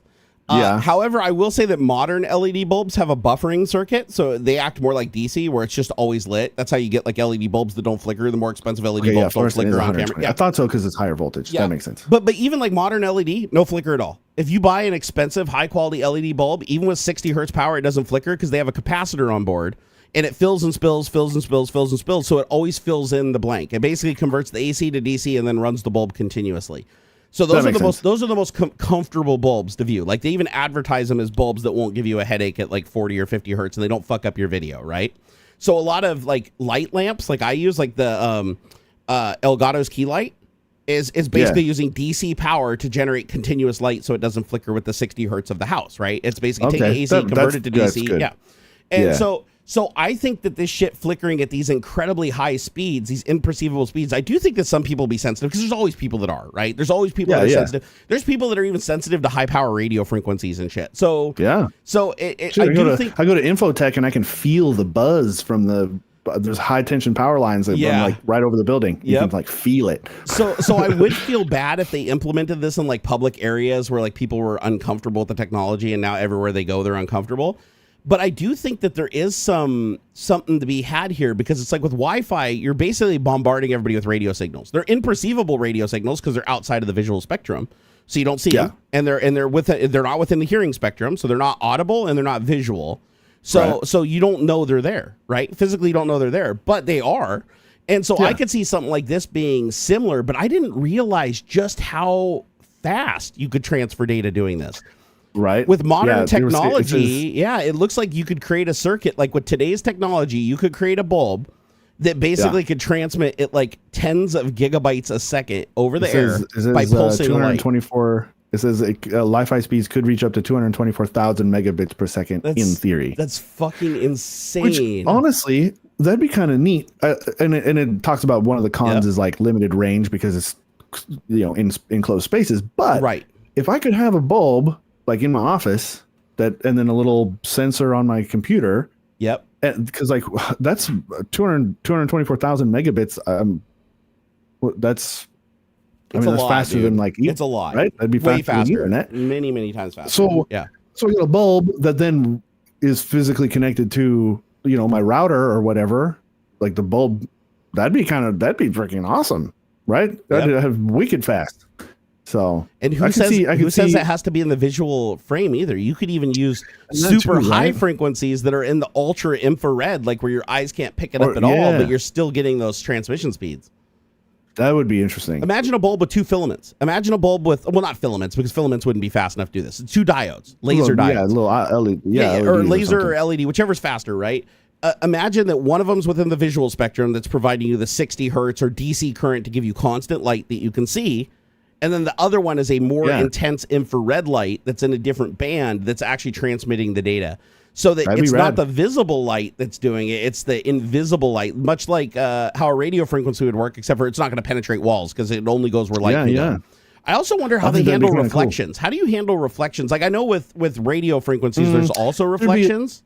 The decoded redundancy and stuff, because I'm sure you get signal noise. There's going to be some sort of signal noise. It's not going to be EM, but there'd be, because what if it bounces how would they off deal with this like chat?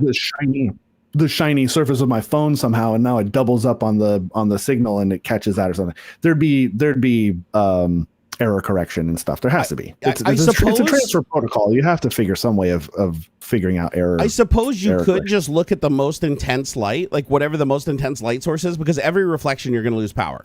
Or so if you only exactly, look at right? the highest light, reflection. yeah, I think that would probably work too. Like if you just looked at the highest light in the room, because every reflection you're going to lose power.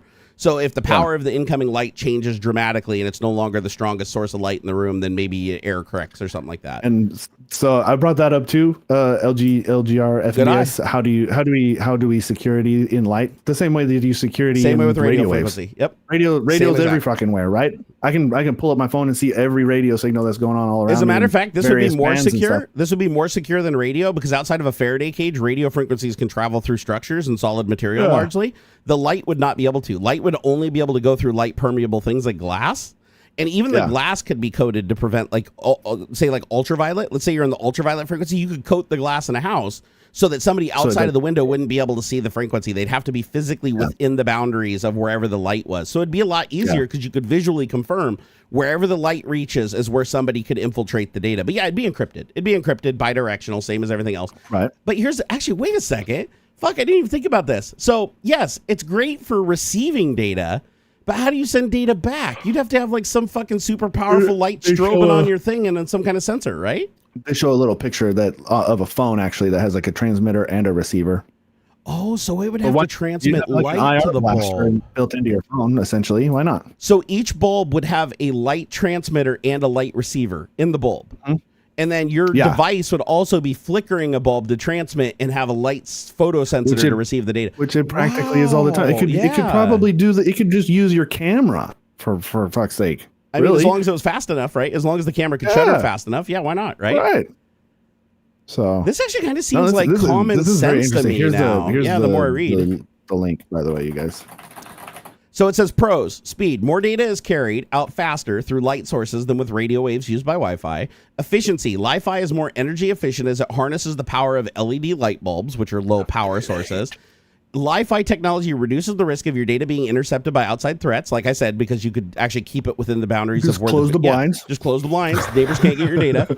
Availability. Light sources are everywhere, increasing your chances to connect to the internet. Think about it. If every light, every street lamp, every light source outside, even during the day, right? As long as it was outside of like the visual light spectrum from the sun, it wouldn't compete with it, right? As long as it's in a wavelength that's not where the sunlight is, it would be just as visible in daylight as it would at nighttime by the photoreceptor on your phone. So the cons, though, is limited range because your connectivity would be confined to closed spaces as far as the light could reach, right? Limited compatibility. So this is newer technology, which means fewer devices would be equipped to decode its data, but that would be true for any new innovation. Doesn't solve slow internet speeds from ISPs because your ISPs would still be limited and could throttle your speeds and stuff like that. But I think that's a no-brainer, really.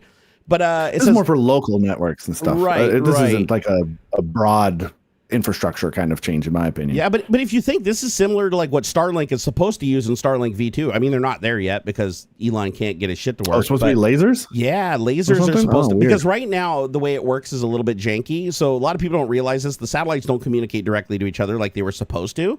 They actually communicate through ground stations. So every satellite that's going around is talking to the ground, and then the ground is talking to the satellite as it's going over. And that's how they relay data between each other. The satellites themselves in V2 are supposed to have lasers that see each other. And because there's so many satellites, there's never one over the horizon. They can always visually see each other, or multiples. And so it's supposed to create a laser web where they basically target each other because they know where the space and coordinates or whatever of every single satellite. Oh, sure. They can target each other and directly shine a laser right at the receiver, and then the same thing shining back at its receiver, and they can have bidirectional fiber optic communication through the vacuum of space. And it's supposed to be really efficient, like way more efficient than like trying to do it with radio waves. And it's super direct, so it's not super interceptable. You're not gonna have people on the ground and shit being able to like listen to the data feeds between the satellites, right? Because you're not gonna have that RF bleed. And I was like, that's really cool, but I think only the V2 satellites support it, the ones that have to be deployed by Starship that haven't been deployed yet because they're too big. But once that happens, the bandwidth of the network will go up dramatically. Because right now the bandwidth on Starlink is really limited to the ground stations themselves. Whereas once these can communicate with each other and relay data halfway around the planet without ever having to go through a single ground station, that's going to increase like the bandwidth available to the network dramatically. So they're supposed to peer using lasers. I don't think they do yet, Randy. Let me double check if like the newest generation, because I know that they've made upgrades to V1 satellites, but as far as I know, they're not using it yet. This here, does Starlink V1 use lasers to communicate between the satellites? Gotta love how you can just talk to AI like fucking Jeeves now. All right, let's see here. I'm waiting for my response from Copilot. Give it a second here. Copilot basically just uses GPT-4o in the background. Oh, I'll be damned. Yes, Starlink V1 satellites do use lasers to communicate between each other. These lasers, known as optical inter-satellite links, or ISLs, allow the satellites to transfer data at high speeds, forming a global internet mesh. This technology helps improve the overall performance and coverage of the Starlink network. Interesting. Do all of the satellites support this, or was this added later? I'm curious, because I thought that the V1s, they didn't do this. Oh, not all Starlink satellites initially supported this laser communication. Oh, the first batch of satellites that were equipped with the laser communication capabilities were introduced in 2021, so they've only been out for 3 years. So a large part of the constellation doesn't support this.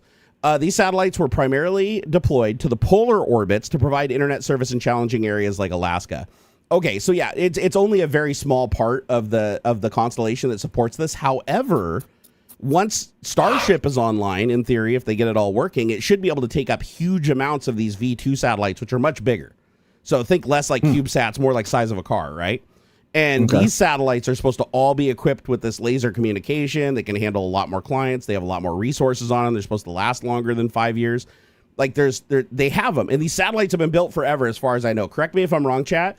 But I think the V2 satellites were like agreed on like they even started manufacturing everything back in like 2020 or 2021. They just had no means of deploying them because they physically do not fit in a Falcon 9. Like the circumference or whatever of the Falcon 9 does not fit them. They need Starship and this cassette system to deploy them. They were like designed from the ground up just to be deployed with Starship. Let's see what we got here. Yep, I believe V2s and V3s were the ones doing the lasers as they come back and burn up or replaced with newer, better tech and better positions. The problem is they can't replenish the network as fast as it's dying. That's why they still haven't. I want to say that they only have like a very small amount. It was like 12,000 out of the 45,000 or something deployed. How many Starlink satellites are currently online? Because I know the entire constellation to cover the entire planet, they said was going to be 45,000. I was like, I laughed when I saw that number. I was like, how the fuck are you going to get 45,000 satellites in orbit in 5 years and replenish them? Remember, they only last 5 years, so that means you have to be planting the 45,000 constantly. Get back up into space. That's weird. You're never not replacing satellites. And the problem is they've had to push a lot into overtime. Like some of the satellites up there have been running for 7 years when they're supposed to die at 5. And so they're not deorbiting them because they need them. Like they just cannot replenish the satellites fast enough with Falcon 9. And they're launching them like every week. Weird. So it says as of August 2024, there are 6,350 active Starlink satellites in orbit, of which 6,290 are working. Oh, okay. So there's 6,350 total. 6,290 are working. That's actually better than I thought. I thought there was a bigger death rate than that. According to astronomer Jonathan McDowell, who tracks the constellation on his personal website. You can go see it here. So just to keep in mind, they only have the 6,290 satellites when there's supposed to be 45,000 for global coverage. But when you consider how much of the ground is just empty space with nobody living there, and that they can place these stripes of satellites around the most populated areas on Earth, they don't really need the 45,000 to cover the populated area. Like they could do a lot less. It's just 45,000 would be needed to cover the entire Earth so that every satellite can see each other. I think that's what it was. Here, let me see how many Starlink satellites need to be deployed for total global coverage. Let's see here. According to Reuters, SpaceX President Gwyneth Shotwell has revealed a web conference that the service will be able to offer continuous global coverage Only 1,800 satellites. Wow, they got the number way down. So wait, how can they do it with 1,800 satellites? There's already 6,290 deployed. Why do they have that? That's got to be wrong. That's got to be an error, because you can't cover the whole global thing with 1,800 satellites when there's currently 6,000 deployed and they don't have global coverage. Let's see here. How many Starlinks are deployed? Navigate to their final destination. Internet shrinkage cost. Real-time map of Starlink satellites orbiting Earth. Oh, that's kind of cool. Oh my God, that's scary looking. Here, let me put a link to this. Shit. Sorry, that was really loud. Let me copy this link for you guys. So this is a video showing just so you can kind of get an idea of what it looks like. And these are in low Earth orbit, by the way. I think they said they're only, what are they, like 2,000 miles away, 1,000 miles away or something? They're not much further than the International Space Station. Because they have to be, because that's the only way your phone can reach them, right? Like your iPhone 14 in your pocket can talk to the satellite from the ground with a clear sky. So, but just seeing how many satellites there are around the planet, and this is just the Starlink satellites. This does not account for the other tens of thousands of satellites that are in orbit right now, alive and dead. But if you look at the constellation, there's only very few areas where there's a continuous stripe of satellites. The rest are really sparsely deployed. So the sparsely deployed ones rely on the ground stations heavily to communicate with each other. But it looks like they purposefully have these like really dense stripes of satellites in areas where they pass over super populated areas where there's a lot of usage. So they are strategically deploying the network. And I think they can reposition satellites, but I don't think they can move them that much, because they're basically moving under solar power and using like reaction control thrusters, right? I don't think they have. Do they have gas thrusters on them? I don't even know. Probably not. It wouldn't. I don't know how that. They're too small. I don't think they can carry enough gas to like really do much. I know they do have to be able to boost their orbit. Like by design, they're supposed to decay and burn up in the atmosphere after 5 years. So if they need to reuse them beyond 5 years, they have to be able to boost the orbit. So my guess is there is some kind of propellant on board that can do that a couple times. Otherwise, I don't know how else they would do that. I don't think you can use reaction wheels to boost the orbit. You can change the orientation of something, but I don't think you can boost the orbit of it. Can you? Somebody in chat who's a space nerd, can you confirm to me, like, can you actually use reaction control wheels to physically alter a heading and move with velocity in a direction, or can you only pretty much orient the object? Because I thought you still needed like a gas thruster or an ion thruster to actually boost your orbit or to push yourself. I don't think you can do that with reaction wheels. I think reaction wheels only change your orientation, correct? Because the way the International Space Station works is really crazy. They have these really heavy gyros that spin up on the space station, and then to change the orientation, to actually rotate and move and change the space station and rotate it, they basically just apply the brakes. And so electricity spins them up.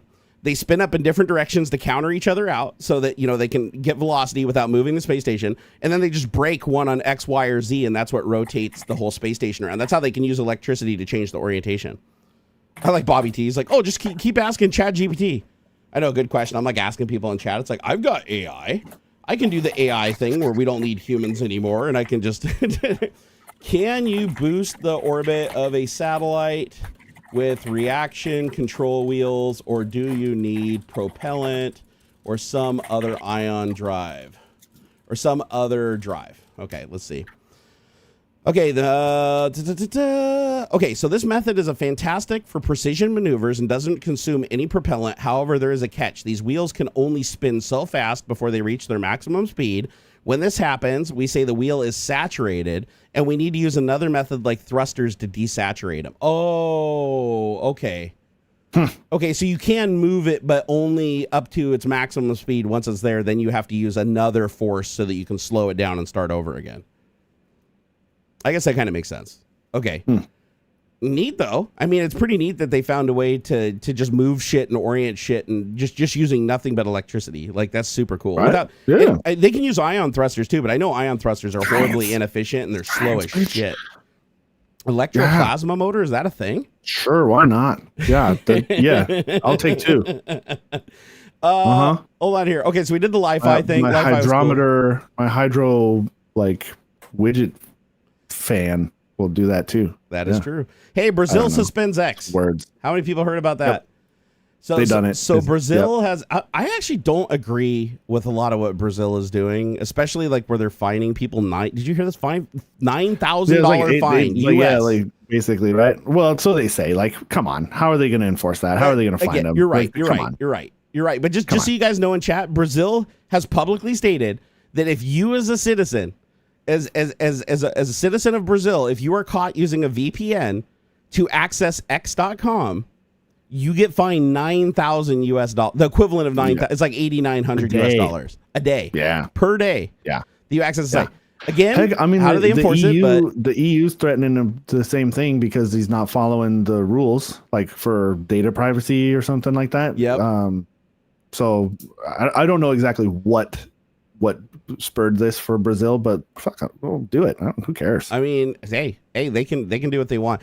I don't mind them banning X for like allowing, misinformation and disinformation, like not censoring, but literally allowing it and participating in it. But I have to say, I don't like the idea of them like saying you can't use a VPN, otherwise we're going to charge you $9,000. I think that's stupid. Like you shouldn't be able to threaten people's internet. That's not nice. The other thing I disagree with is now they're saying that they're not going to allow Starlink to do business in Brazil, meaning that existing Starlink customers in Brazil have no way to pay Elon for their service. Like they're not going to allow those transactions. So now they're blocking people's internet access. So I don't like that. I thought that I was put off by that quite a bit too, but it does look like people are starting to have some pushback. His lawsuit is going nowhere with trying to sue people for not advertising. Of course not. What the hell kind of idea was that, dude? All you have to do. I'm not even a lawyer, and I was like, this is a dumb idea. I was gonna say I'm not even a lawyer, and I can walk into court and just hold up my phone and play the video clip of him saying, "If you don't want to advertise on my platform, fuck off. Go fuck yourselves." Yeah, like he literally that's literally all you needed. Yeah, literally on video telling people not to advertise on his platform. Yet he's trying to sue him for not advertising on his platform. It's so stupid. Yeah, he told me not to. What do you mean? Such a goddamn joke. I feel embarrassed that I ever thought that guy was the real deal. I feel so manipulated. Oh shit, I didn't realize it's 2. I gotta get you out of here, bro. Could you do me a favor though before you take off? Yeah. I gotta go take a pee really quick. Can you entertain the troops for one more minute while I go take a piss and then I'll take over? All right, I'll be right back. Quick AMA, go. Matter, man. How you doing, Bubba?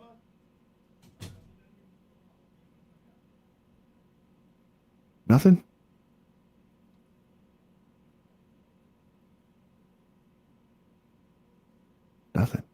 Well, I guess that's it. That's all, everybody. I'm AuxxZillary everywhere. James Janice, I answered your question. I think it's scammy. There's no way you're playing AAA games that well on a $400 laptop. You could if it's like an Intel like Core, Intel Core CPU, you might be able to do some up to about like 1080p, probably some 1080p video editing. The QuickSync thing, but yeah, for video editing, like with the Premiere, what do you recommend for beard care?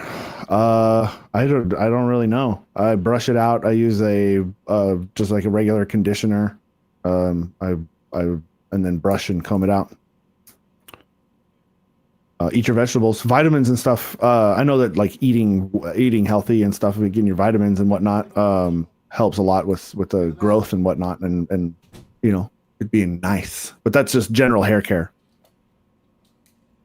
Oh shit! What? The fuck? Look at this. What are you looking at? My headphones broke. Dude, you just broke your headphones. Dude, what? Oh my god! Come on, man. You're just so strong. Man. You can't hear me. Aw. He was telling me those were expensive too. They are.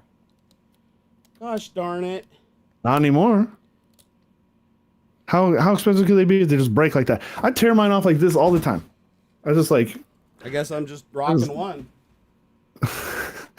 Luckily, I've got super glue so I can fix it, but it's got the mono. That's what broke right there. Look, that little plastic piece broke off. Damn just print a new one. I could. Should I just be like this? No, I'll just set nothing else. It'll be fine. DJ Barnacules. People are gonna look at me and be like, "Why does he look like that? What the shit?" So before you go, tell us what you're gonna do with your weekend. Anything cool? Oh, hey baby. Just for a couple hours. and I'll be back. Okay. All I hear is like A-E-I-O-U. Did you tell her it's on the top shelf? Yeah. Was it on the top shelf? It's on the top shelf. Oh, they were not. Wow, she moved them. Oh, rude. She moved them. Just do the Amazon buy new, return old. I've done that. Wait. What was that from Canada? No, it's from the Hunter. What was that a call reply one. to? The buy new, return old? Your What was headphones. it? Your broken headphones. Dude, do people still really do that? That's so cringe. Yeah. Like buy something off Amazon and then put the old thing back and mail it in. Yeah, And I guess they don't really check, huh?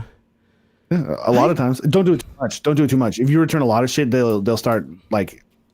I've heard of bad stories of like kids like trying to scam them with putting rocks into PlayStation boxes and shit. I have heard of that. Yeah.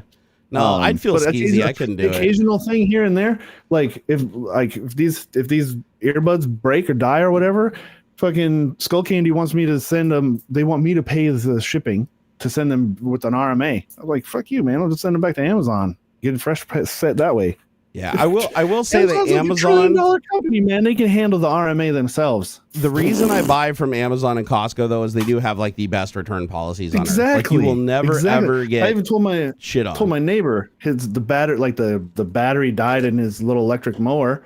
I said, man, just buy a new mower, put the old mower in or take the battery out of the new one and put the bad battery into the one you bought and send it back. Say it doesn't work.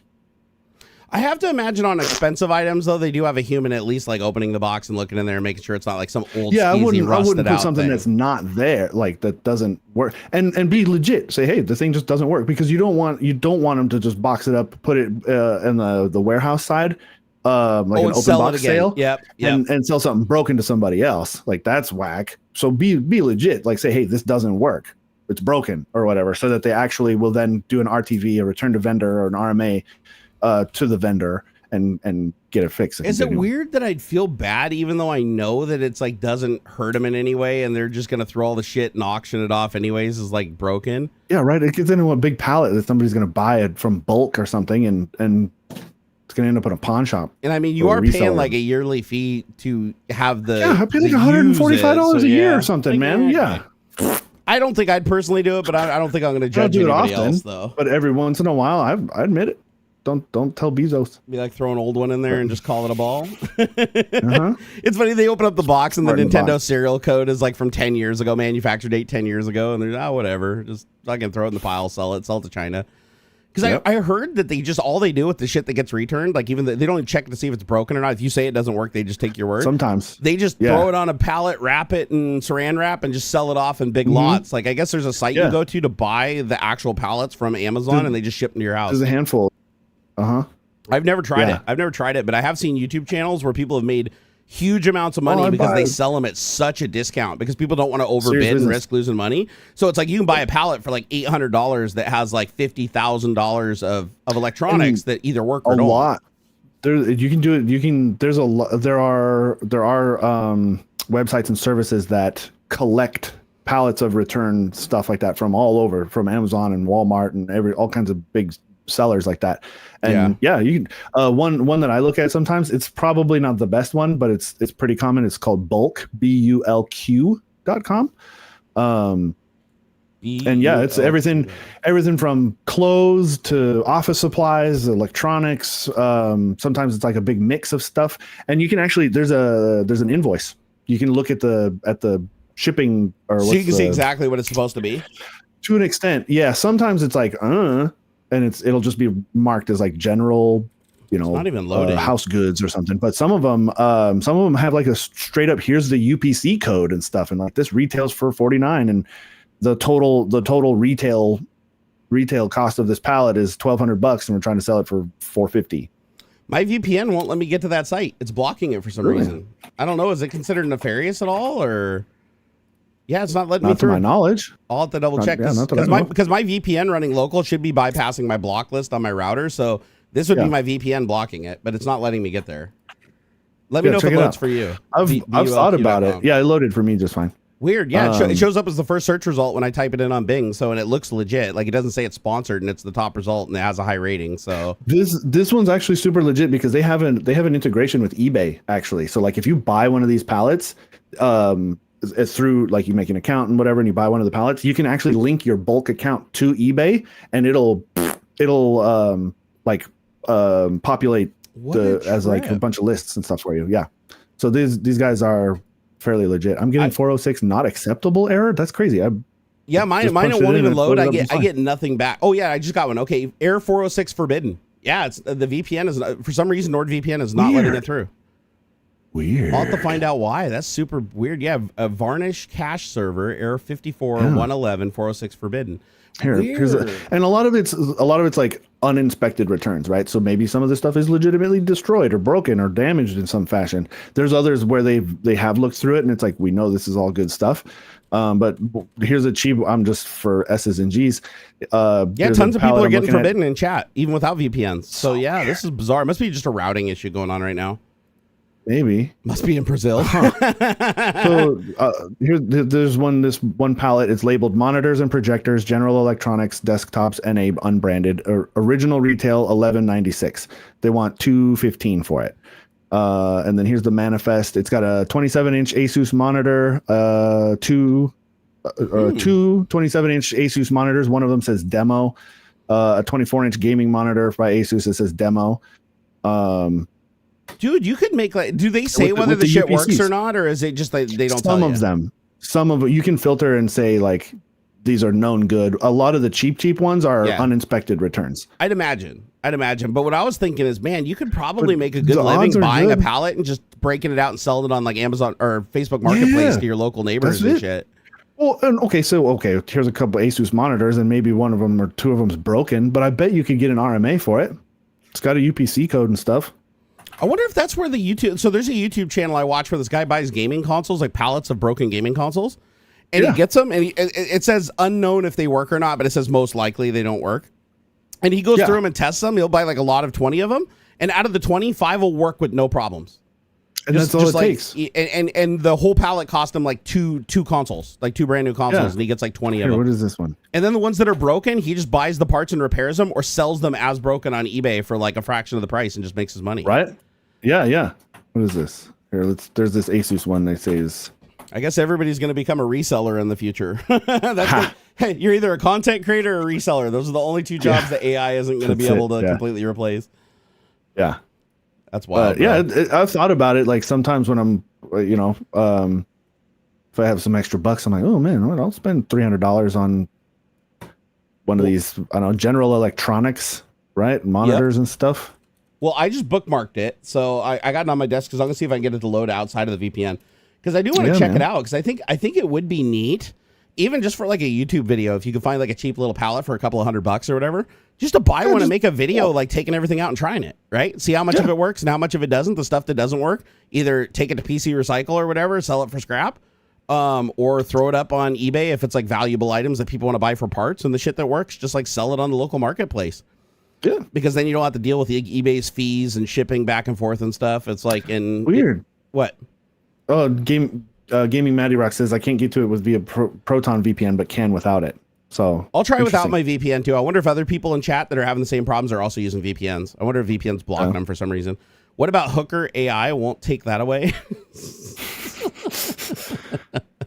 I think it's a while before robots get to the point where they're replacing hookers. So I think here's a pallet that's it's expensive as fuck. It's just shy of 10 grand, but it's full of iPads. It's got doesn't say how many. Pros. 1, 2, 3, 4, 5, 6, 7, 8. 8 iPads. Oh no, I'm sorry. 1, 2, 4, 5, 7, 11, 12, 15. 15 iPads. There's a 12.9 inch iPad Pro. 10 point. There's 2 iPad 10 of those Airs. work. If 10 of those work, you get your money back. Yeah. Does it say unknown, or does it say how many work or anything? Or uninspected returns, condition is unknown, could be working or non-functional. And they have a picture of like just looking down in the box, and like the box, they're all retail boxes. They look good. The boxes look good. I mean, Apple generally has decent. I'm not quality going to control, risk so. $9,768 plus shipping. No, you could get burned so hard on that. Like, I don't think I would bid on a lot. Like, the people that are going to bid on those lots are going to be like people like Louis Rossmann and stuff that know how to fix like every transistor. Yeah, because they're going to be the ones that could take that shit, put $100 into it, and make 1,000, right? They're all they're all like new models and stuff. Dude, there's no way a screen is going to be cheap on an iPad Pro, though. I bet you those screens are probably 3/4 of the money of the machine. Yeah. Speaking of mobile stuff, I'm gonna be getting a framework laptop here pretty soon. Nice. I'm pretty excited about that. I've been following their shit for a while now, and I've been kind of drooling over that. So if you guys don't know what a framework laptop is, it's like a completely modular laptop. Like everything on it. It's got 6 ports on it that are open source and standardized, so anybody can make modules for it. It just uses, I think it uses a standard USB-C interface. But yeah, you can buy modules, make your own modules for it. 6 bays on the 16-inch, 4 bays on the 13-inch. It's got replaceable battery, replaceable keyboard, replaceable motherboard, CPU, RAM, storage, keyboard, macro keypad, the bezels on the screen, speakers, the webcam, everything in it is a module that can be replaced or upgraded. And the cool thing is you can take the shit out of it. Yeah, it's the same company Linus invested in. You can actually take the motherboard out of it, 3D print a case and drop it into it and make it a standalone desktop PC or turn it into like a networking router by plugging in a bunch of networking modules into it and like transplanting it into a 3D printed case. So, and it's all open source. Like they give you all the dimensions and everything. So, and a lot of people have designed different cases to hold the components. So, I think that's neat that like your laptop starts getting a little dated. You order another motherboard, right? You keep the battery. If the battery's still good, right? For 10 years, whatever. Grab another motherboard, grab a new GPU if you want, throw it in there, take the old shit out, stick it in a 3D printed case, and now you got a whole nother computer. Like instead of having to throw it in the garbage, like, or sell it super duper cheap to somebody like you would with a normal laptop and have to replace everything. Plus the screen was really high end and I didn't expect that. I kind of expected to have like a subpar screen, but no, it's like a really high end screen, at least in the 16-inch model. So I'll let you guys know when I get that and give you my thoughts on it. Cause I am going to review it. Man. I'm going to review that sumbitch on YouTube. So you guys will see a little bit of a comeback. I'm going to make a comeback. I'm going to do it. Let's make a video. I actually started watching my old YouTube videos again because it's been so fucking long. I like forgot what I was like. Like I had to go back and like relearn how to be myself. We'll see how that goes. All right, bro. Well, let me get you out of here. So you can start enjoying your weekend. Yeah, thanks everybody. Bye. You guys find all of his links in the video description. Yep. I'm AuxxZillary everywhere. So peace out, brother. Hey, hit me up if you want to do some gaming here one of these days. Yeah, man. Whether we stream or not, I don't care. I just want to play some games, man. I just want to fucking play some games. All right. Peace out, brother. Later. Get out of here. You go away now. And then there was one. How's it going, guys? I need to grab a different pair of headphones. This is fucking ridiculous. Hold on here. That's downright painful now. I can't believe that happened, man. I love these headphones. They're really old, though. So I bet you the plastic just got brittle and broke. Let's see here. Did it actually break or... Oh, the screws stripped through. Okay, so I could probably just fill the holes with glue, retap them, and put the screws through. Or I guess I could just permanent glue it. I don't know. I'll fix it later. Hold on. Let me grab... You know what? We're going to do 3D printed headphones. I love these things. They're awesome. They're just a little bass heavy for doing voice work, but they do sound amazing. All right, here we go. Also super lightweight. Where is the cable? Hold on here. I'm all tangled up. Where is it? There it is. Okay, I found it. Nope, wrong cable. Hold on. Technical difficulties. Have to untangle my shits.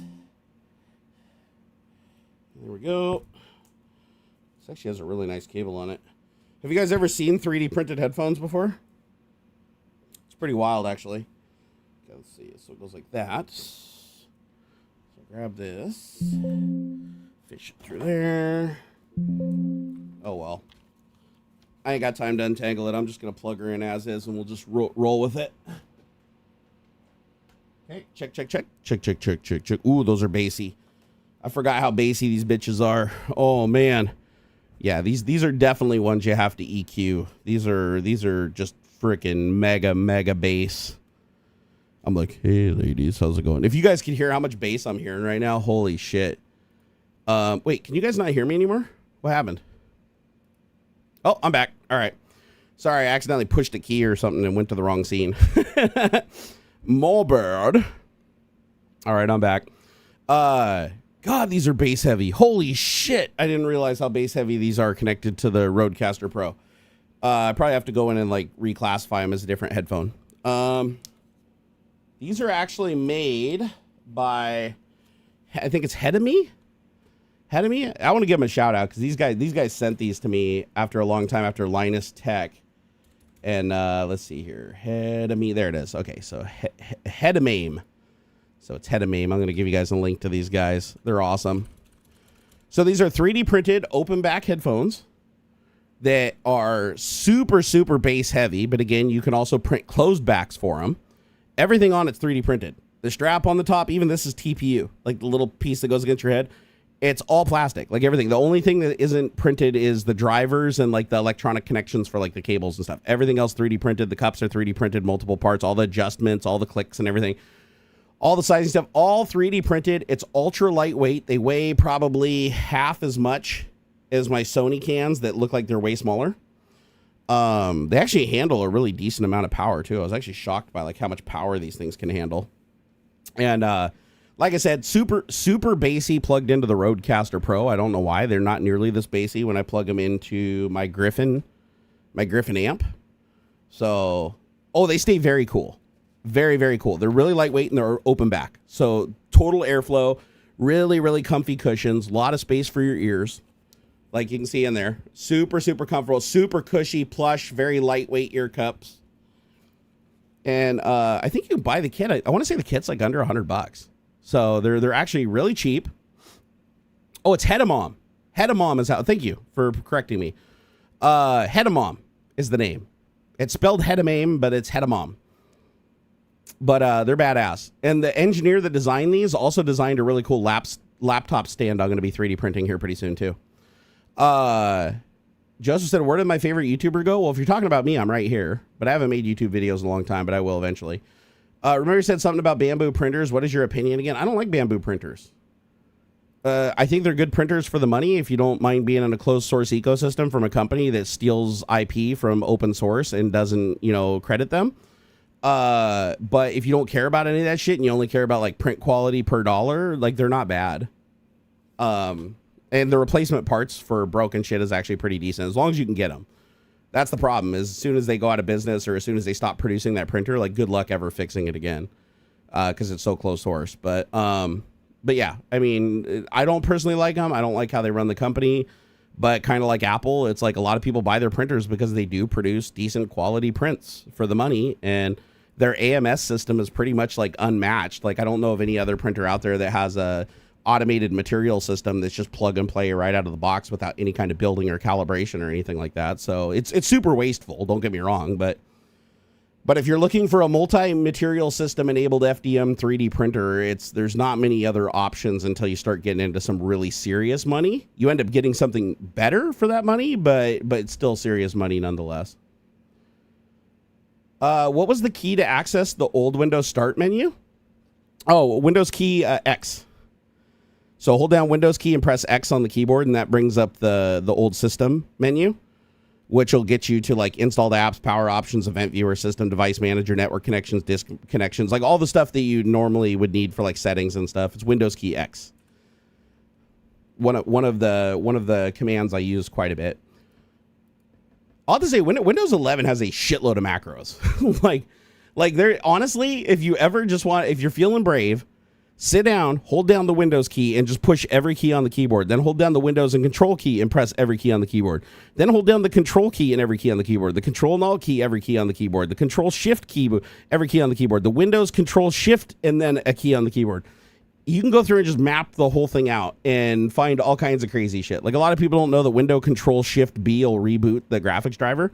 So if you're ever having graphics glitches or your screen hangs, but the computer's still beeping and making noises and shit, but it's just not updating the screen, and you're having a video driver glitch, just do Windows Control Shift B, I believe it is, and that'll reboot your graphics driver. That's one not a lot of people know. That's actually really fucking handy, especially if you have NVIDIA drivers and you fuck around with a lot of CUDA stuff that messes up the graphics driver.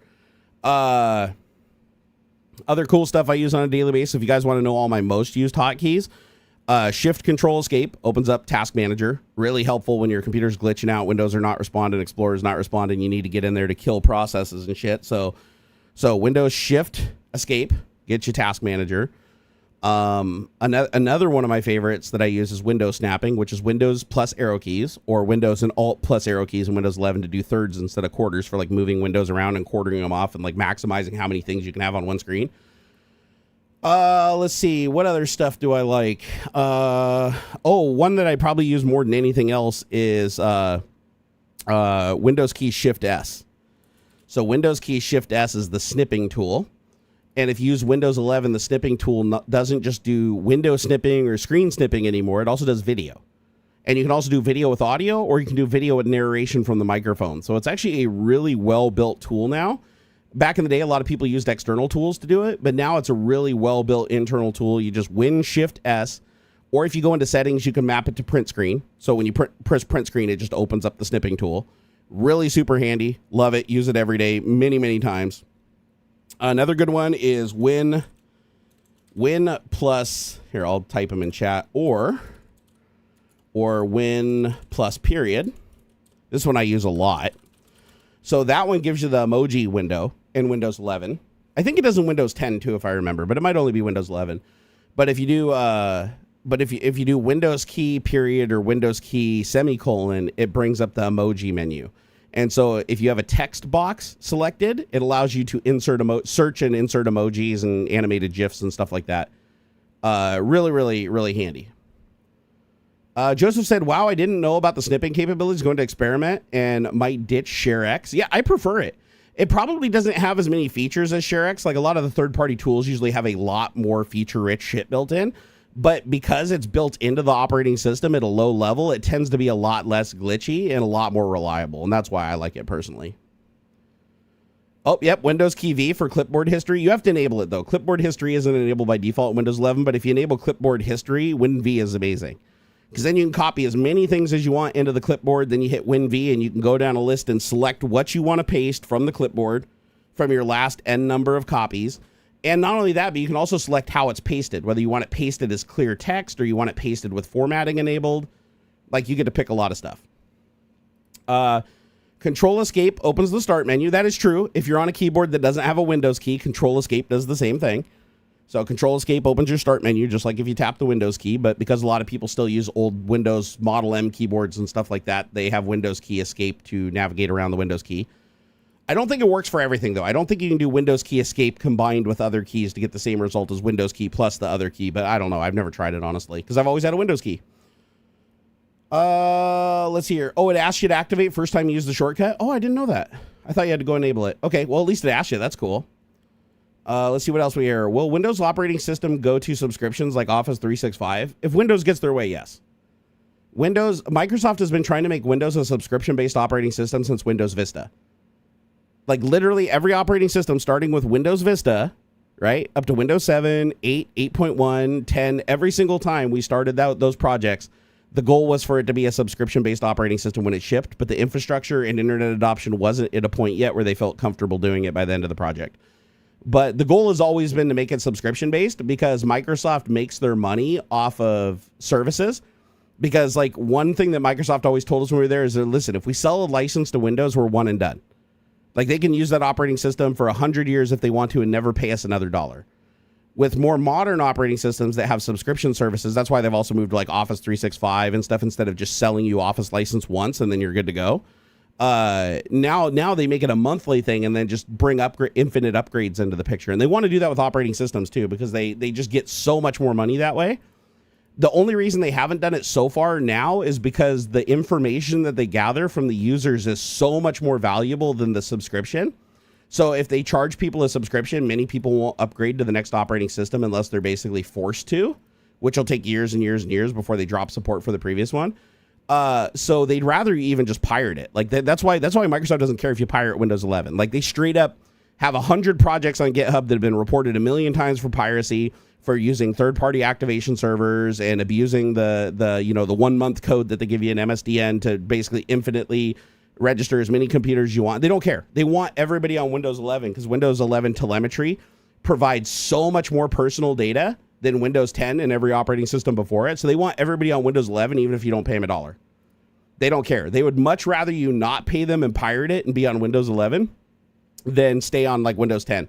or Windows 8 or less, where they get less telemetry. The data is valuable. Data is king. When you're talking about a world where where the big dollars are made from advertisement, and the success of advertisement teeters on how well you know the person you're advertising to at any given point in time, the data is far more valuable.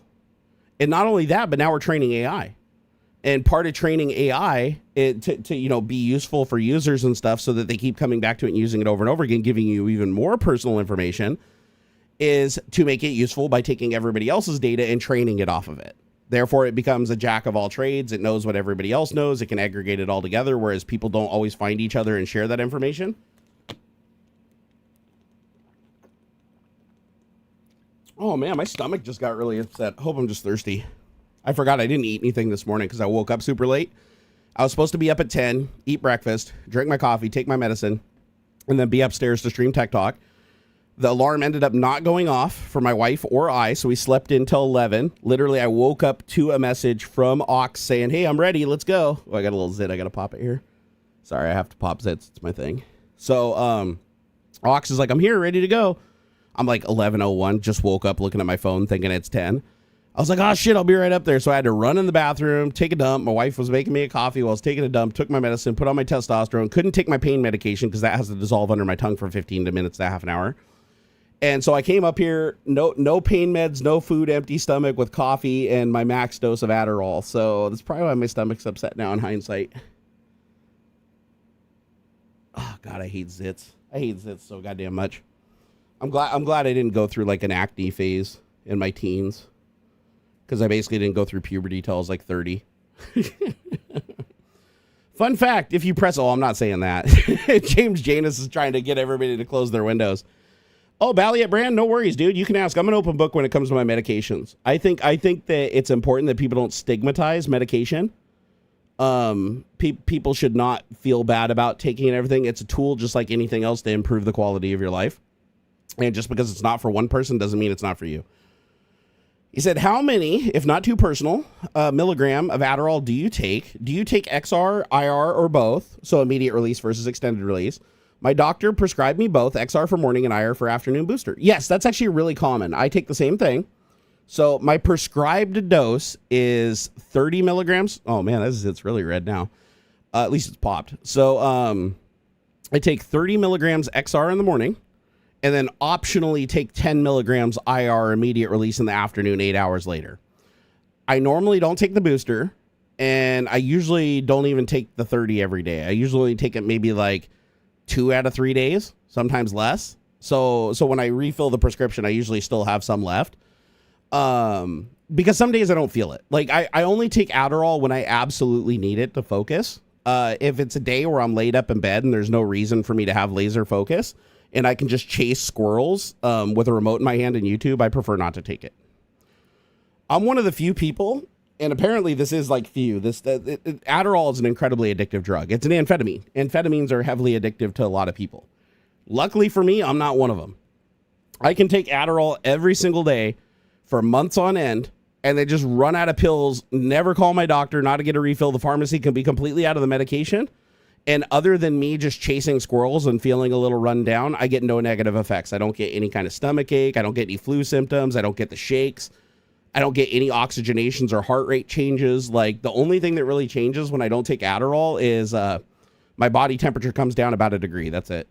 So, and I lose the focus, right? Which is the whole reason why I take it in the first place, is because without it, I chase squirrels and I have a hard time staying on topic. But hey, a lot of people like me when I'm chasing squirrels, so that's why a lot of the time I don't have to take it. But yeah, I take a 30 XR in the morning, which is like 15 immediate release, 15 release 4 hours later, and then a 10 in the afternoon. So isn't Adderall amphetamine salts? It is.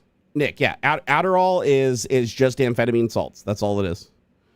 And if you take Ritalin is just dextroamphetamine mixed with another amphetamine. So they're both amphetamines. It's just Ritalin is a mixture of like old school amphetamines, whereas Adderall is a more pure amphetamine. So, but different people react to different things different ways. Like for instance, I can't take Ritalin. We tried to switch me to Ritalin at one point to see if it was a better alternative. And I found out that I get fainting goat syndrome from it. That's not what they call it. They call it something else. I just call it fainting goat syndrome because we had a period of about a week when I was on the medication, And I never made the connection because I didn't really take note of the medication change as being a possibility for what was happening. But I started taking Ritalin, and about a week or two after I started taking Ritalin instead of Adderall, I noticed that when I was getting really anxious, I would just pass out. And so I fell off a ladder, scared the shit out of my wife. I fell down in the hallway twice. I was in the bathroom in the shower, and I fell down in the shower. And each time it was because I was having an anxiety attack, and I just tunnel vision, black, wake up on the ground. And couldn't figure out what it was. Ended up having to go to the hospital. They did a full workup on me. They put me on a treadmill and ran me with a thing on my mouth. Couldn't get it to repeat. Could not get me to faint in a setting, right? My wife was like, yeah, no, he's fainted 7 times in the last 2 weeks or whatever. Like, what the fuck's going on? They could not get me to do it. They even gave me a drug that sped up my heart, purposefully trying to get me to deoxygenate and pass out because they thought it was an oxygen saturation thing. And finally, after I did the EKG and I did the scans, they went through the whole fucking gamut with me. They finally, one of the doctors noticed in my medical history that I had switched from Adderall to Ritalin, and they're like, well, how's that going for you? And I was like, I haven't really noticed a difference. Like, they both seem like they work the same. And he's like, well, has this fainting thing ever happened before when you weren't on Ritalin? And I was like, yeah, come to think of it, no, this is brand new. And he said, well, let's switch you back to Adderall and see if it happens again. And so they switched me back to Adderall, and I never had another fainting episode, and that was literally years ago. So it was definitely the Ritalin. Ritalin is not an amphetamine. It's a methylphenidate that is the active ingredient for Ritalin. It is not an amphetamine. Let me go double check. I think that is incorrect, but let me check. Does Ritalin contain amphetamine? Let's see here. Ritalin is the brand name for methylphenidate. Let's see. Although it contains different ingredients, they both are classified as CNS stimulants and are thought to work in similar ways by increasing the concentration of norepinephrine and dopamine. I think we're both right. Because, yeah, strictly speaking, it is not an amphetamine, but it operates on the nervous system the same as a CNS stimulant, which is what an amphetamine is. So they both have a similar effect on the nervous system, but they are two different compounds. You are correct. So these two neurotransmitters transmit impulses between the nerves, which helps improve ADHD symptoms such as hyperactivity, impulsiveness, and inattentiveness. Methylphenidate is available as a generic as other brands, Concerta, Metadate, Methylene, Equivalent. The mixed amphetamine salts contained in Adderall are dextroamphetamine and amphetamine asparate, dextroamphetamine sulfate, and amphetamine sulfate. Adderall is also available as a generic. Yeah, I always get the generic. Okay, do studies directly compare Ritalin to Adderall? Yes, several trials have directly compared methylphenidate contained in Ritalin to amphetamines such as Adderall in crossover type design. Most were done in the pre-1996. The numbers of patients included in each study were too low to report any statistical significance between the two drugs. One trend did emerge, though, and that was that every study had some subject who responded better to one drug or the other. That's what they told me, too. The doctor said they usually try Ritalin and Adderall. Like, they'll try them both on the person to see which one works better, because some people Ritalin works better, some people Adderall works better, which is weird. But that's how drugs usually work. There's a lot of drugs that I take that make people really fucking sick, but for me, make me feel a lot better. All right, let's see. Behavioral therapy is still recommended as a first line of treatment for ADHD in young children. I actually do agree with that. I think that medicating ADHD with stimulants and stuff should be a last resort. It was for me also. Like, I don't think it should be like the quick, like, oh, your kid's being a little unruly, let's give him some of the drugs. I don't believe in that for a second. Like, my son is diagnosed ADHD, and I don't have him on any medication right now because he still functions well without it, and he can work around of his shortcomings. You know, he has methods to deal with it.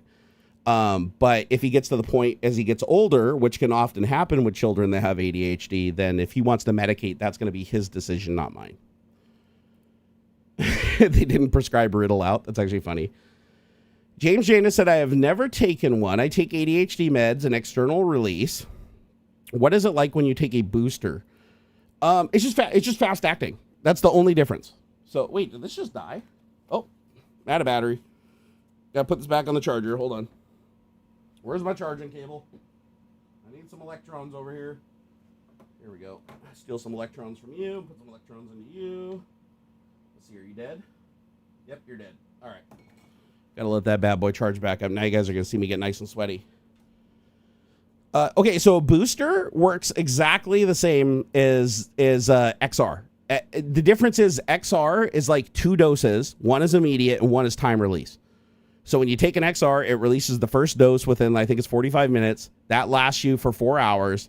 Then the next dose kicks in for another 4 hours. And then the immediate release booster just gives you another 4 hours.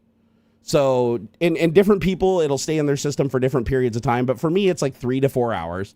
So when I take an XR, it usually lasts me 7 or 8 hours. And then I start to crash a little bit. And then I can either choose to drink a coffee or take my 10 milligram booster. They both do similar things. I've always found that I can get the same effect with coffee that I do with Adderall. So caffeine and Adderall are pretty much interchangeable for me. But the problem is, in order for me to get the same effect as the Adderall, I would have to drink 2 12-ounce black coffees an hour. And that starts creating another problem, which is kidney stones. So for me personally, it's better for me to take the Adderall and reduce my coffee intake. So, but again, it just depends on who you are. If you drink a ton of water, sadly, I don't drink. I need to drink more water, but my impulse that tells me to drink water is suppressed by a lot of the medication I take. So I have to actively remember to drink water. Otherwise, I could go an entire day without drinking a drop and not even realize it. And I'll just get dry mouth and be like, why is my mouth dry? And I'm like, oh shit, I haven't drank water in forever. And that can cause kidney stones. So, but if you drink coffee has a lot of water in it. But because it's a massive diuretic, if you're drinking like 2 cups an hour of it, you'd think, oh, all that extra water is going to keep you hydrated, but your body doesn't absorb it. You just end up pissing it all out. And so you can actually get dehydrated drinking coffee, which is weird because coffee is like 95% water or even more. It's like 98% water, and yet you can actually get dehydrated by drinking it, which is so bizarre to me. Let's see here. Kidney stones are terrible. Worst pain ever. Worst pain ever. Oh my God. If you have never had a kidney stone before, I am telling you right now, as somebody who's had 3 of them in his life, 2 in one kidney, 1 in the other. And I will tell you that every single one of them was an absolute nightmare. And 2 of them were back to back. 2 of them, I literally passed a kidney stone. I had 1 24-hour period of relief, and then the second kidney stone dropped. And the doctors told me it was there when I went in for my update, and they did the x-ray to see, like, you know, how far it was along. They're like, we noticed another kidney stone in your other kidney. And they said that thing could drop any day now. And it was literally 24 hours after I dropped the left stone that the right stone popped in. I was like, God damn it. I was so mad. But yeah, kidney stones are terrible. The best way I could describe it is imagine a pain that is so dull and so intense that you lose consciousness. And some people actually handle kidney stones better than others. I shouldn't say that it's a uniform experience because, like, my neighbor had a kidney stone and he was actually like up and walking around and going to work and stuff. And he said he was like uncomfortable, but he didn't have like a really bad run of it. And his kidney stone was decent size too. Like, they almost had to remove it with ultrasound, and he was mostly okay with just over-the-counter pain med. Me, on the other hand, I went to the hospital, passed out twice, one time in their hallway and fell down. They had to drag me back to the room. They had to put me on anti-nausea meds because I was projectile vomiting all over the place and becoming severely dehydrated. And I basically had to be on like nuclear Rush Limbaugh levels of opiates for the entire week I was laid up at home trying to pass the stone. So many, in fact, that I had to take, even taking stool softeners every day and drinking as much water as I could, I was still getting clogged up to the point where I needed assistance to relieve my bowels. So don't recommend them. 3 kidney stones was my limit. After 3 kidney stones, we figured out what was creating them. We took that out of my diet, never had another one again, and I hope never to get another one in my entire life. It was the most terrible pain ever. I wouldn't wish that on my worst enemy. My wife hated watching me go through it too because I couldn't sleep. Every time I'd pass out and go to sleep, I'd immediately wake up in severe pain, like every 10 minutes. Like, I never slept for more than 10 minutes at a time, even on pain medication. And the problem is, people think pain medication, like just completely gets rid of the pain, like the effects on your body. No. No, your opioid receptors control dopamine, which makes you feel warm and fuzzy. So it makes you not recognize the pain, but the effects of the pain on your body are still prevalent. So you still sweat. You still sweat like absolute crazy, even though the pain in your mind, you can deal with it and it makes you feel better. Like, it's not there. You still feel the pressure from the pain. Your brain still thinks the pain is there and still has all the pain response, rapid heart rate, sweating, all that stuff still happens. The effects on your body and on your bowel and how your stomach works and everything, all the pain responses are still there and they're still doing their things. You're just not really aware of it because the drug cuts off your ability to physically feel it. But it's still there, as weird as that sounds. Now I don't take oxycodone anymore because I was on oxycodone for 15 years for my chronic problems with my back that they can't fix. They ended up moving me over to a drug called buprenorphine, which can't be abused. That's why it was just easier because Washington's been cracking down on opiates.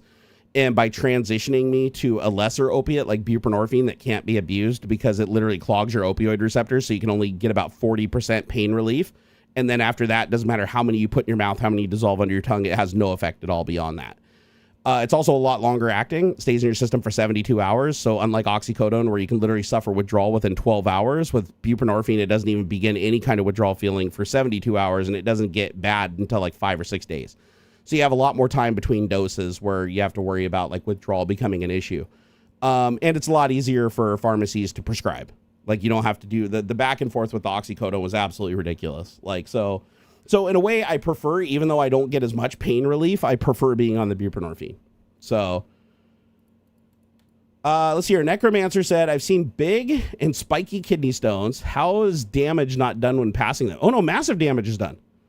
Your body just has to heal from it. No, when you get a kidney stone, even a round kidney stone, not even one that's pointy, like a perfectly round, smooth stone will still tear the shit out of your ureter and make it bleed. And so that's why every time you get a kidney stone, you just piss blood the whole time. Like literally, you're just pissing rainbow Kool-Aid. Yeah. So no, it does tear you up.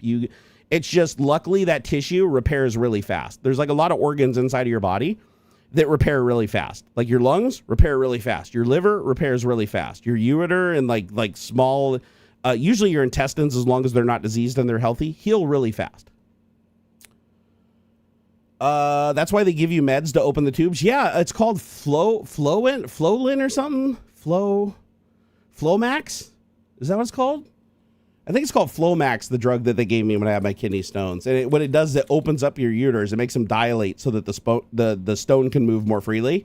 And so you pass the stone a lot faster, but it also makes you to where you feel like you have to piss the whole time. Flomax, that's what it is. Okay. So yeah, you literally feel like you're pissing even when you're not pissing. It's the weirdest sensation ever to just feel like you're perpetually pissing all the time. At least that's what it was like for me. I don't think everybody has that effect, but for me, the entire time I'm on the drug, I just feel like I'm peeing my pants. And it's kind of weird when you just feel like you're always peeing, because then you don't really know when you have to pee. So you just have to kind of sit on the toilet every once in a while and try to pee. And by the way, when you have a kidney stone, peeing is it gives the worst burning sensation you've ever experienced. It's like you're pissing fire. So you really don't want to pee. So you don't want to drink water, even though you need to drink water. Like you want to build up pressure in your bladder to push the kidney stone out. So it hurts to drink water, it hurts to pee, and those are the two things you need to do to pass the stone faster. So it's like your body is telling you, please don't do these things that you have to do to pass the stone faster. It's, like I said, it's a nightmare. Don't get a kidney stone. Don't get a kidney stone. Let's hear. Okay, James is telling me I'm wrong again. Well, technically, I wasn't wrong last time completely, because even though it wasn't an amphetamine, it was still had the exact same effect on the human body. So, but let's see. What am I wrong about this time? Okay, XR and ER ADHD meds, actually IR, not ER. So XR and IR ADHD meds do not give to release a single constant release over time, but it's slower than IR meds, making it longer and not separate releases. Not according to my doctor. According to my doctor, he said that the XR release, there's a fast-acting drug that's in the capsule mixed with a slower release drug. They're not all the same. That's those little beads that are inside of the pill dissolve at different rates inside of your stomach. So, and plus, I can also confirm that taking a 30 milligram XR, which is 2 15 milligram doses, feels exactly the same to me as taking a 15 IR. The onset is exactly the same to me. Maybe not for you, but it is for me. So I'm just saying, from my own experience with the drug over a long period of time, I disagree with you. Stop drinking soda. Yeah, I don't drink soda, metalhead. It's very, very rare that I drink any soda. Not a big soda drinker. The biggest one, but soda isn't the thing that creates the kidney stones the most. It's the energy drinks, because the energy drinks have a couple of chemicals in them that, the doctors told me are responsible for like 90% of the kidney stones that they see come from people that drink too many energy drinks and don't drink enough water. So that's the worst condition for a kidney stone. And we found out all 3 of my kidney stones, that was the recipe. I was drinking 2 Monster energy drinks a day and I was not drinking enough water. And they said the way that I can solve it is either don't drink the Monster energy drinks, or if I'm going to drink the Monster energy drinks, make sure I drink like a gallon of water. They said either one of those situations would have prevented the kidney stones.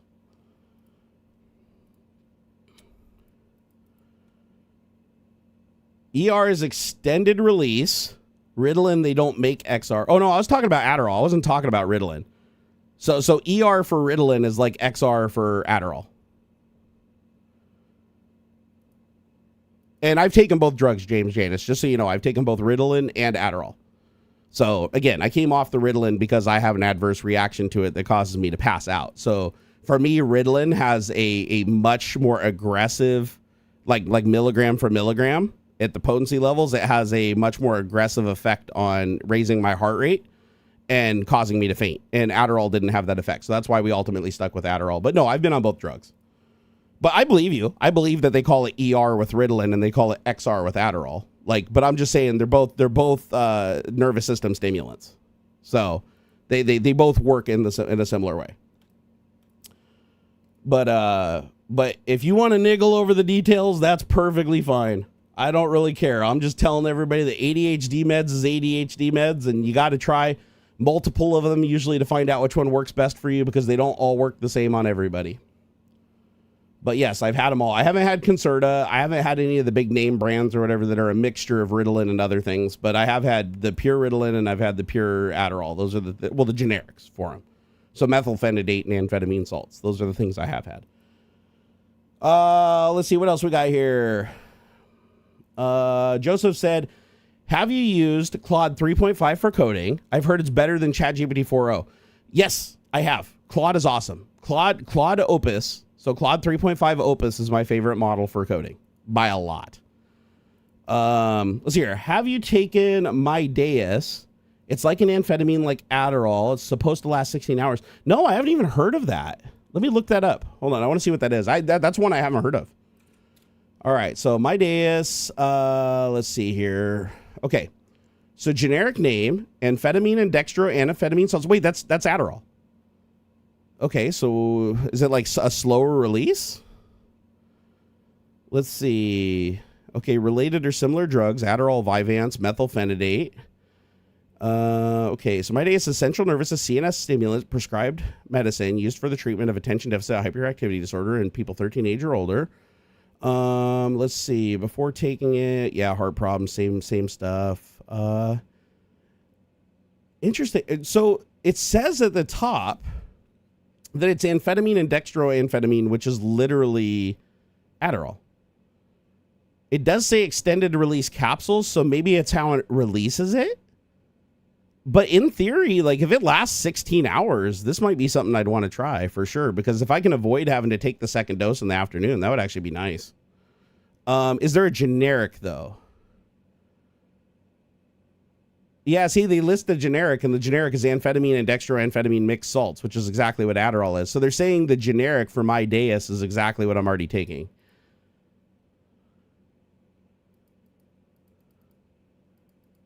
I'm interested. I'm interested though. You said it's lasts 16 hours. Here, let me see if I can find anything. Let's see, 16 hours. Okay, so Mideas is a one-time each day in the morning, right after you wake up. It can last up to 16 hours and can cause difficulty sleep. Well, they all cause difficulty sleeping. Here, let me do a comparison, because yeah, I guarantee you, like XR only lasts 8 hours with Adderall, so it must be a slightly different release formulation. Same drug though, so that means I can take it. Like if the only difference between it and the generic I'm taking for Adderall right now, if the only difference is how it releases into the body, then it should be fine, because they're both exactly the same substances. So let me look. Versus generic Adderall. All right, here we go. How is Mideas different from Adderall XR? Okay, Mideas is specifically formulated to last up to 16 hours, while Adderall XR lasts up to 12 hours. Oh, I thought it was 8. Okay, they do claim 12 hours. Both products are extended release products given once daily to help control ADHD. Adderall XR can be used in patients 6 years of age or older, while Mideas is used in patients 13 or older. Capsule offers triple bead Adderall contains 2 bead formulation. Okay, remember I told you earlier that Adderall has 2 different types of beads in the capsule? Mideas has 3 beads in it. So basically it's releasing the dose in 3 segments instead of 2. So that's how they're getting 16 hours instead of 12. Okay, but same compound. It comes in a 12 milligram, 25, 37.5 milligram, and 50 milligram capsule. Well, XR comes in 5, 10, 15, 20, 25, and 30. So for me, they would probably give me the 37.5 capsule since there'd be another release phase onto it. The only problem is there's no generic for my Deus formulation that I can see here. So Adderall can be purchased because of its generic formulation, but my Deus is not yet available in generic. Okay, so I can't take it. I mean, I could, but my insurance only covers generics. So if there's no generic drug, sadly, I can't take it because I would have to pay full price. And if any of you guys have looked at pricing for amphetamine-based ADHD medication, a single month supply can easily run you $180 all the way up to $300 to $500. I think Concerta was like $380 a month or something that they wanted to charge me because my insurance would cover zero of it and there was no generic, which really sucks.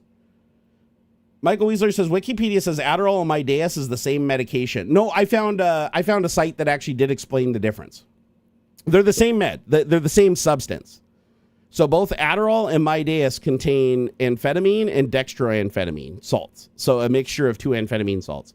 The difference is in the formulation of it. One releases in 2 stages because they have 2 little types of beads in the capsule. One is the slow release, one is the fast release, and then the Mideas has a 3 bead structure so that it releases another stage longer than the Adderall XR. So it releases the medication in 3 stages instead of 2 stages like Adderall XR. But it's the same drug. Same drug, same effect, everything. Let's hear. LG RFBS said, Eli the computer gay. Did you mean to say computer gay or did you mean computer guy? Has begun with online school on YouTube age. Has begun with what is YouTube age? School on YouTube age? Yeah, Eli and I used to talk like way back in the day, but I think we got too far apart of each other like politically. We really didn't see eye to eye on a lot of shit, so we didn't really talk that much anymore. But yeah, there was a time where we were pretty close. I remember meeting him in person. It was really cool. Like we hung out at a donut shop and drank coffee back in the day and talked about a lot of stuff. He's a pretty deep dude. He's got a lot of layers to him. He's a really smart guy too. He really is. It's just, we just didn't agree on a lot of shit and just kind of grew apart. And that's kind of how that went. No, he's not gay, Joseph. He's not gay. I think he just miswrote that. He meant to say computer guy and he put computer gay. I was just laughing at that. Check out patient assistance programs. They usually don't get the cost down enough. I've looked into them. They only get the cost down enough if you're not working, if you're like unemployed and you have no way to pay for your drugs, then they'll usually give you like a really good deal or a coupon or something like that. But we tried to do it. And then the other thing that really sucks, and I don't know if this is a United States thing, but because I have health insurance, I can't use half of the coupons, which is really stupid. I went to like multiple pharmacies and even Costco, and I tried to use like, the little coupons that they give you from the drug manufacturer. And I'm like, I want to use this. And they're like, oh, well, you can't use that because you have insurance. And even if your insurance doesn't cover the drug, we still bill insurance. And then they kick back and say what your portion is. And even if your portion's 100%, you're not allowed to apply that coupon onto that, which is really stupid. So basically, I'm being punished for having insurance because they did the same thing because my doctor tried to put me on, what was it called? Rybelsus or something, semaglutide for losing weight. And it's $1,280 for a 30-day supply. It's like literally the most expensive medication I ever took in my life. And I got a month sample. Luckily, well, I shouldn't say luckily because I wanted it to work, but I tried it and I got really sick after 14 days and felt like absolute shit. So it just wasn't for me. But yeah, I remember going to the pharmacy and I had a coupon to like knock the price down to like, I think it was like $300 a month, and they wouldn't take it. They're like, oh, sorry, you have insurance. And if you have insurance, you can't use this. It's like, okay, well, my insurance doesn't cover any of the semaglutide based medications because there's no generics yet. And they're like, well, because we have to bill it through insurance. And I was like, well, can you just bill me directly? Like, can I just pay for it directly and not go through the insurance? So they're like, no, we have your insurance on file. So we have to bill your insurance. We can't just like bill some things to your insurance and some things not through your insurance. I'm like, why not? It's not how it works. It's stupid. So yeah, I basically get punished for having insurance sometimes. Like they're like, oh, sorry. Because it does go towards your deductible. Like if I paid the full $1,200 for the medication, even though my insurance doesn't cover it, that technically would go towards my deductible. And then once I hit $6,000 for the calendar year, then insurance would start paying for the medication. So if I was going to take it for like 12 months religiously, I'd end up actually getting it probably pretty cheap, but I'd have to commit to that up front. And if I didn't do it, then I'd end up just losing a shitload of money. So it's not worth it.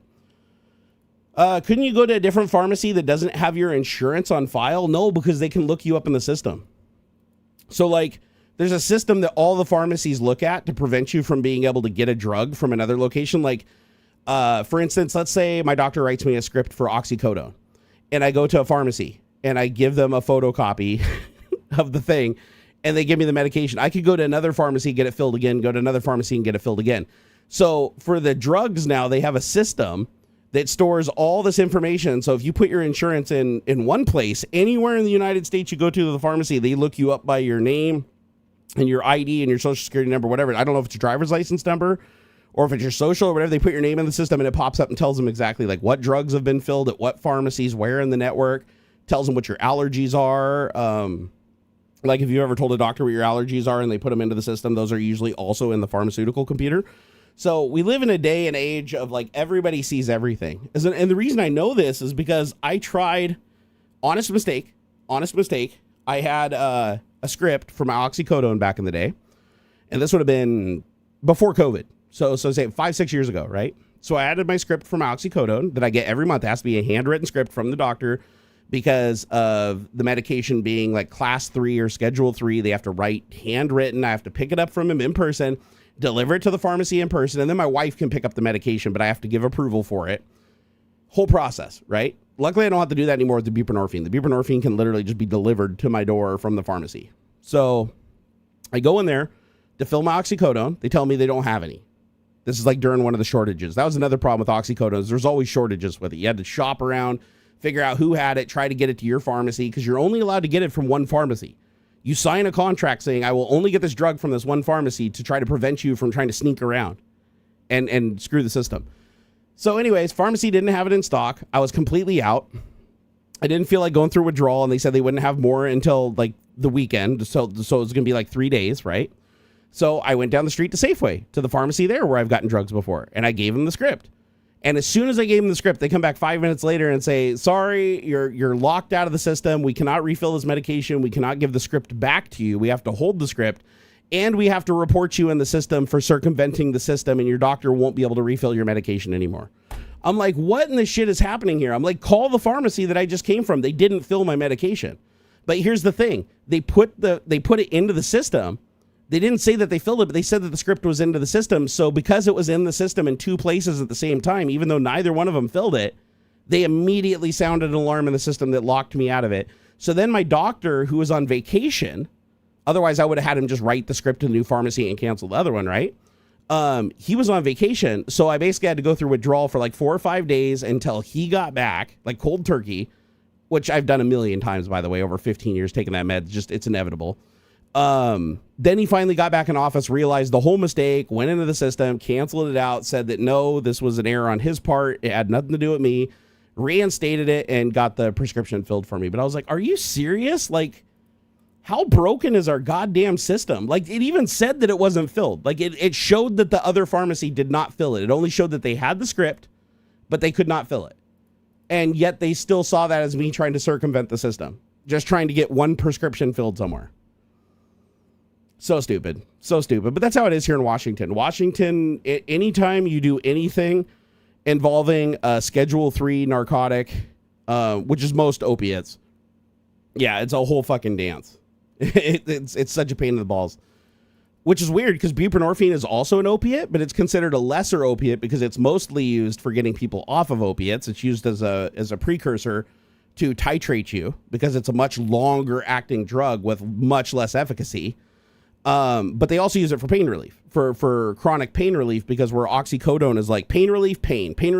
It's just a constant throughout your whole life. Like as buprenorphine is like not quite as much pain relief, but you also don't get those gullies of just being in searing pain waiting for another dose. So it levels everything off, and that's considered a lesser narcotic. It can't be abused, whereas oxycodone, I could technically eat the whole bottle and then die from an overdose, whereas if I dissolve the entire bottle of buprenorphine under my tongue, it does nothing and it just goes to waste and I pissed it out. So it's a much safer drug. And to be honest, I prefer that because one, like having a child in the house, normally I'd have to store my drugs in like a safe. Now he's a little bit older and he understands what's going on. I can store the drugs, and where I can get out of them easier. So I'm not having to go like, break into my safe, hope that an EMP didn't take out the fucking click pad on it or whatever. Like, it was a pain in the ass. So now it's a lot easier for me to take the meds. I can't abuse it. So if I get, if I'm taking a medication that has me woozy, like Ambien or something like that to sleep, and I accidentally take another dose when I'm not supposed to, I don't have to risk any kind of overdose or anything like that. It's just a much safer drug. And honestly, I can really appreciate that. Because that does happen sometimes. Like, there's been times where I've double taken a medication without realizing it because I forgot I took it, or I went to sleep, woke up and thought I didn't take the medication, go and take it again, and then I go back to sleep. And then I wake up in the morning because I took 2 muscle relaxers instead of 1, and then I'm like all dried out. My muscles hurt really severely, and I'm like, fuck. So now what I do is I just take the drugs for the day that I'm going to take. I put them into like a little scheduler, and then I know that I can take everything that's in the little compartment over a 24-hour period, but no more. And then that prevents me from overdosing, which is nice. Guess you have to go to Canada then. Dude, I wish I could go to Canada to get my pharmaceuticals filled, but they will not fill American prescriptions up there. They basically think you're trying to steal from their healthcare system. Michael Weasler said, couldn't you go to a different pharmacy that doesn't have insurance on file? No. However, you know, I could go to Mexico. Like if I really wanted to, I could travel down to the Mexican border.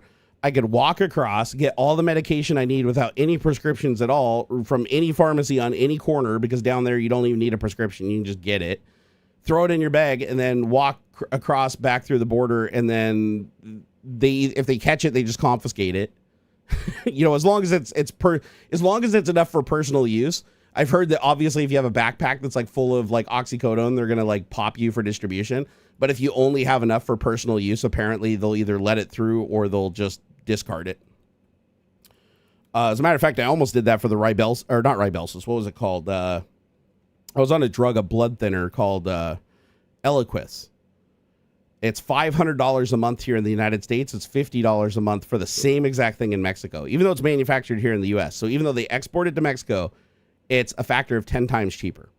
So it's $50 for a month down there. So because I needed it after my deep vein thrombosis surgery, I was like, you know what? I could fly down to Mexico, stay at a resort for a week, go to the pharmacy, load up on a year's supply of the medication, bring it back with me because again, it was down there. It's not considered a controlled substance. It's not a narcotic. It's a blood thinner. So more than likely it would make it through TSA. People have said that they've done that. Like they've gone down there, loaded a bunch, came through TSA, and they didn't get any shit from customs at all. So I was like, should I just do that? Because I could literally stay a week in a resort, like unlimited food, drink, hanging out at the swimming pool, everything, then fly back. And it would still be like over the course of the year for the medication, like a factor of like 5 times cheaper. So I can see why people do medical tourism. Same thing for dentistry. If you need dentistry, go to Mexico. A root canal in Mexico is like $100. Here it's like $2,000, $3,000. You know, it's like down there you can get an entire set of veneers if you want in Mexico for like $1,500 or $2,000. Here in the United States, they're $20,000, and it's the same quality of service. Really, really nice dentist, really nice building, accredited people from the world traveling to go there to get their dentistry done. Even my wife's dad got his dentistry done there. Her mother-in-law got her dentistry done there. It was just because they just go down there. They'd stay at like a resort for like a week, get all of their dentistry done, like go in each day and get a couple more things done over the course of a week, right? Get the whole thing done, recover at the resort, and then fly back. And it was still like a tenth as expensive as it was getting it done here in Washington.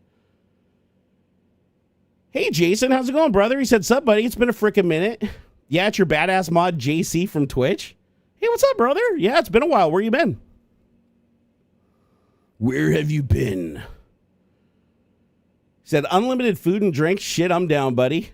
I wish you didn't stream so damn late on Twitch, bud. The goal is to come back to daytime streaming.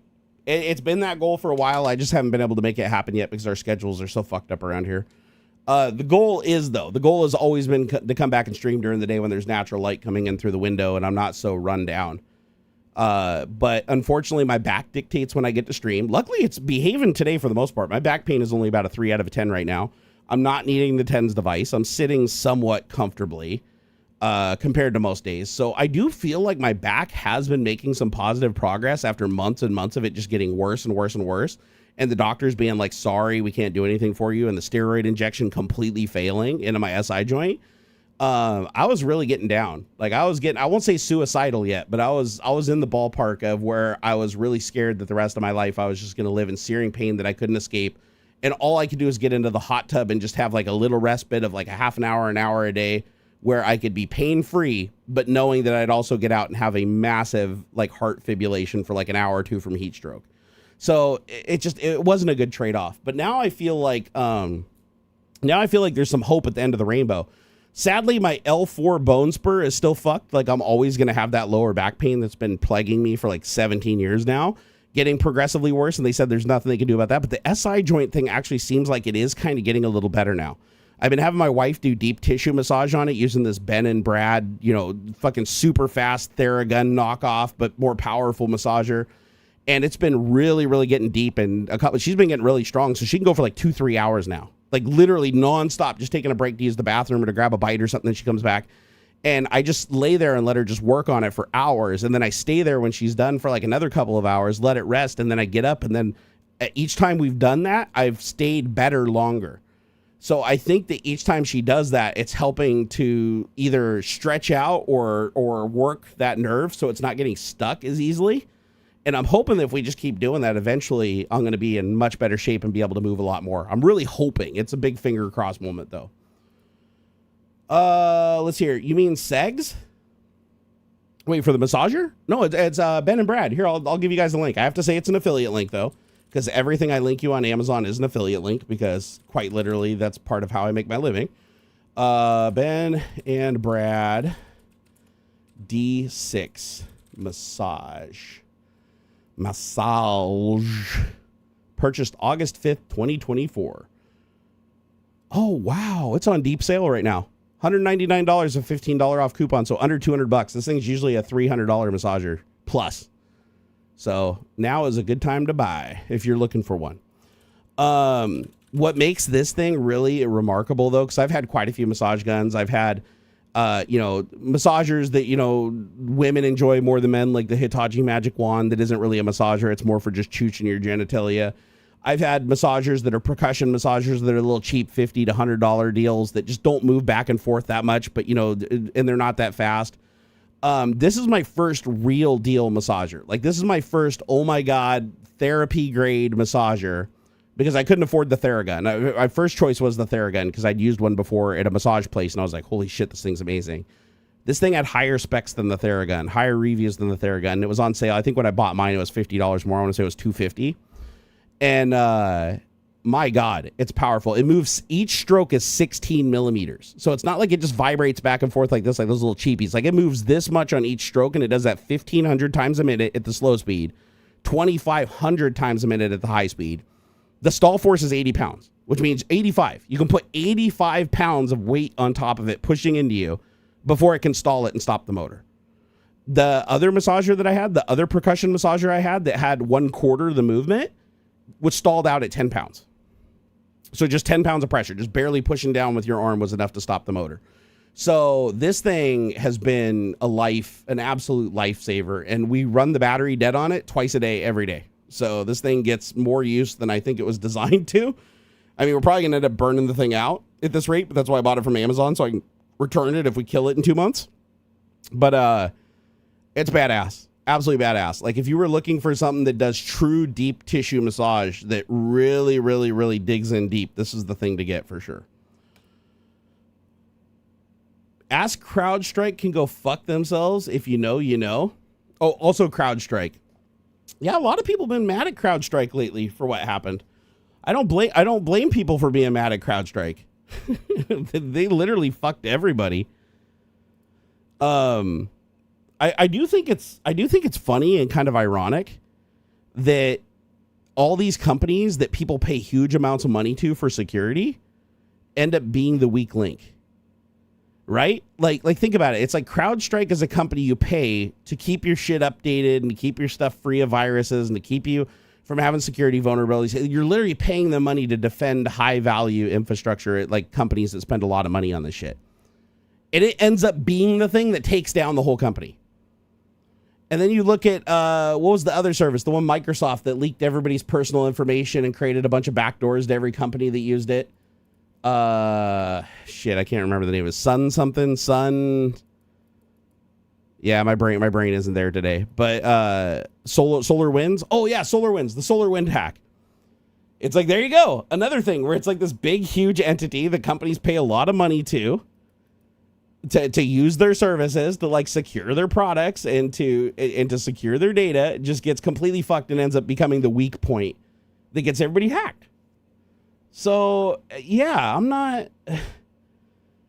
Honestly, these companies need to be sued into the ground, because if you're paying that kind of money for a company to defend you and they end up becoming the weak link, like for instance, for me, it was LastPass. So everybody said LastPass. LastPass is the place where you store your passwords. Like, put your shit in the vault. It's protected. Oh, everything's stored client side. Blah, yada, yada, yada. All it takes is like the fucking CEO of the company to go home, load up a porn site on his computer where he had like an unpatched version of like the app on there. He had remote access open when he was compromised. They used that remote access to get into the system, steal everybody's session and private keys, and basically break open everybody's vaults and steal their shit. And I got hacked through that. And they got everything. And I know I got hacked from them because I stored my fucking backup keys for 2FA. The 10 backup keys you get from every service for 2FA. I stored those in a vault on OnePass that nobody should have had access to. It wouldn't have even been stored in the session keys on my computer. So even if somebody directly hacked my computer, they would not have had access to the session keys to get into this thing. And yet, right after that hack happened, within a couple of days, my YouTube was knocked over. They got my Gmail. They got literally everything. The only two things they didn't get were the things that I didn't have updated passwords for, and I didn't have 2FA recovery keys for, which was, I think, Twitch and Discord. Those were the only two things they didn't get. And that was another thing that tipped off that it was the hack, is because the only two things that didn't have 2FA things in the vault that they could have were the only two things that didn't get hacked. Everything else got hacked in the same day. And that ended up costing me months of my life, tens of thousands of dollars, and I still haven't completely recovered from it. And now, because of that hack, I have to have 24-hour credit watch on all three of my credit reports that lock down my credit cards. Anytime I need to do a loan, anytime I need to use a credit card, everything has to be cleared, and I have to do a bunch of steps, and it's a nightmare now. All just to protect myself because LastPass leaked my shit. Pisses me off. Ian said, you still use the 10s unit? Almost every day. Almost every day I use it. He said, you made the 9-volt battery adapter for it? I did. I sure did. He said, by the way, you can buy mini bores, like a few dollars, which take USB-C input and output either 9, 12, or 19 volts, so it can run it with a power bank. Oh, no shit. Like a US, so I can take the USB-C port on a battery pack and then tweak it to put out the voltage that I need. That's actually not a bad idea. Being able to run a TENS device on one of my big battery packs, like I think I have a 20 or 30,000 mAh pack around here somewhere. Oh, right here. Yeah, 30,000. This is my Opiate 30,000. I've had this thing for like years. You know what's funny? It was bulging a little and I almost threw it out. I charged it and the bulge went away. Have you ever seen that happen before? This was literally bulged. I almost threw it away and I was like, fuck it. I'll charge it one last time. I put it on the concrete in the garage and charged it up. And it's flat. It was bulged out decent. Like, you could put it on the desk and it rocked. So, yep, no rock. So I was under the impression that once a battery bulged, it could never go back. But somehow this thing, when I recharged it, the bulge went away. How the fuck's that work? I've never had that happen with any other device before. If somebody could explain that to me, that'd be awesome. Colin B said, how are you feeling? I'm doing all right today, bud. Other than being tired. I'm tired. My wife and I, we didn't get to sleep till, I think it was about 7 a.m. We set the alarm for 10. I had an extreme nightmare, like the worst nightmare I've ever had in my life. I have no idea what spurred it. I woke up screaming, scared the shit out of my wife. That was around 9 a.m. So after getting about 2.5 hours of sleep, I couldn't get back to sleep because I was in a state of panic. So for a half an hour, I was sitting on the side of the bed, all teared up, just like fucking wrecked. Like, it was one of those nightmares you just can't forget. It felt real. And finally, after a half an hour, I went back to sleep and I set an alarm for 10 and 10:15, just in case I slept through one. I ended up sleeping through both alarms. My wife slept through both alarms, and then we both woke up at 11 when I got a message from AuxxZillary that he was ready to stream on Tech Talk. And I'm like laying in bed, just opening my eyes, thinking it was 10 a.m. So yeah, I am tired. If I look tired, that's why, because I've only slept like a handful of hours, and I had a really, really terrible, terrible nightmare that really fucked my sleep cycle even further. However, I will say I made a really cool thing for my CPAP, although I do need to fix one thing with it. And that is, if you guys, how many people you guys follow me on X here? Can you even view things on X without having an account, or do you have to have an account to view shit? Because I know Elon like shut it down at one point. I thought he opened it back up. I don't know if he closed it back down again. But here, I'll link this so you guys can see it. If you do have X. So this is the post that shows the thing I made. And I just tried it for the first time last night. It does have a problem, and I think it did contribute to my nightmare. And I need to fix this problem, but otherwise it's perfect. And this is a great example of why 3D printing is so fucking awesome. So this is the second mod that I've printed for the filter on my CPAP. This one relocates the filter from this like shitty little filter on the machine that doesn't catch anything. Like it just catches hair. It doesn't even catch dust. It's like this shitty little crosshatch cotton filter. It replaces that with two 3M, high-end 3M filters. And it remotely locates the intake 6 feet away on the other side of the room, so that if I roll over and start breathing towards the machine, my CO2 doesn't get sucked back into the machine and fed back into me. If you don't know what a CPAP is, it basically helps me breathe while I'm sleeping. It's like fat people scuba gear, so you don't suffocate in your sleep when you have an apnea event. So this relocates it to the other side of the room, below where farts go up to the ceiling and above where CO2 settles on the floor. So it gives you that really nice air in your room. It works amazing, except for it does have one fundamental flaw that I found last night that I think triggered my nightmare. And my nightmare did involve suffocating to death. And that is, the CPAP has a predictive algorithm in it that detects your breathing cycle. And it anticipates when you're going to stop breathing, and it anticipates when you're going to start breathing, so it can give you this really smooth linear curve. By adding this little restrictor valve that this thing has that adapts it from like the intake on the machine to the hose, it downsizes it just a little bit too much. It can still get the airflow through there, but it just takes a fraction of a second longer. And when you're breathing normal, the machine adjusts its timing so you don't notice it. But if you take a deep breath really fast or you exhale really fast, it slows down it slows down the intake and slows down your exhalation. Normally that doesn't happen when you're breathing normally. But I think that's what happened when I was sleeping, and when I did that, it threw it off its rhythm.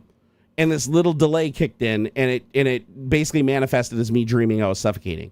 I checked my oxygen level during the event. It was perfect. I checked the machine. I had no apnea event. I took all my breaths, so it might just be in my head.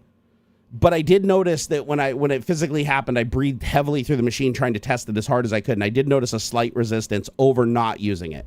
So I need to drill out the adapter that I 3D printed, or 3D print a new one that has less of a...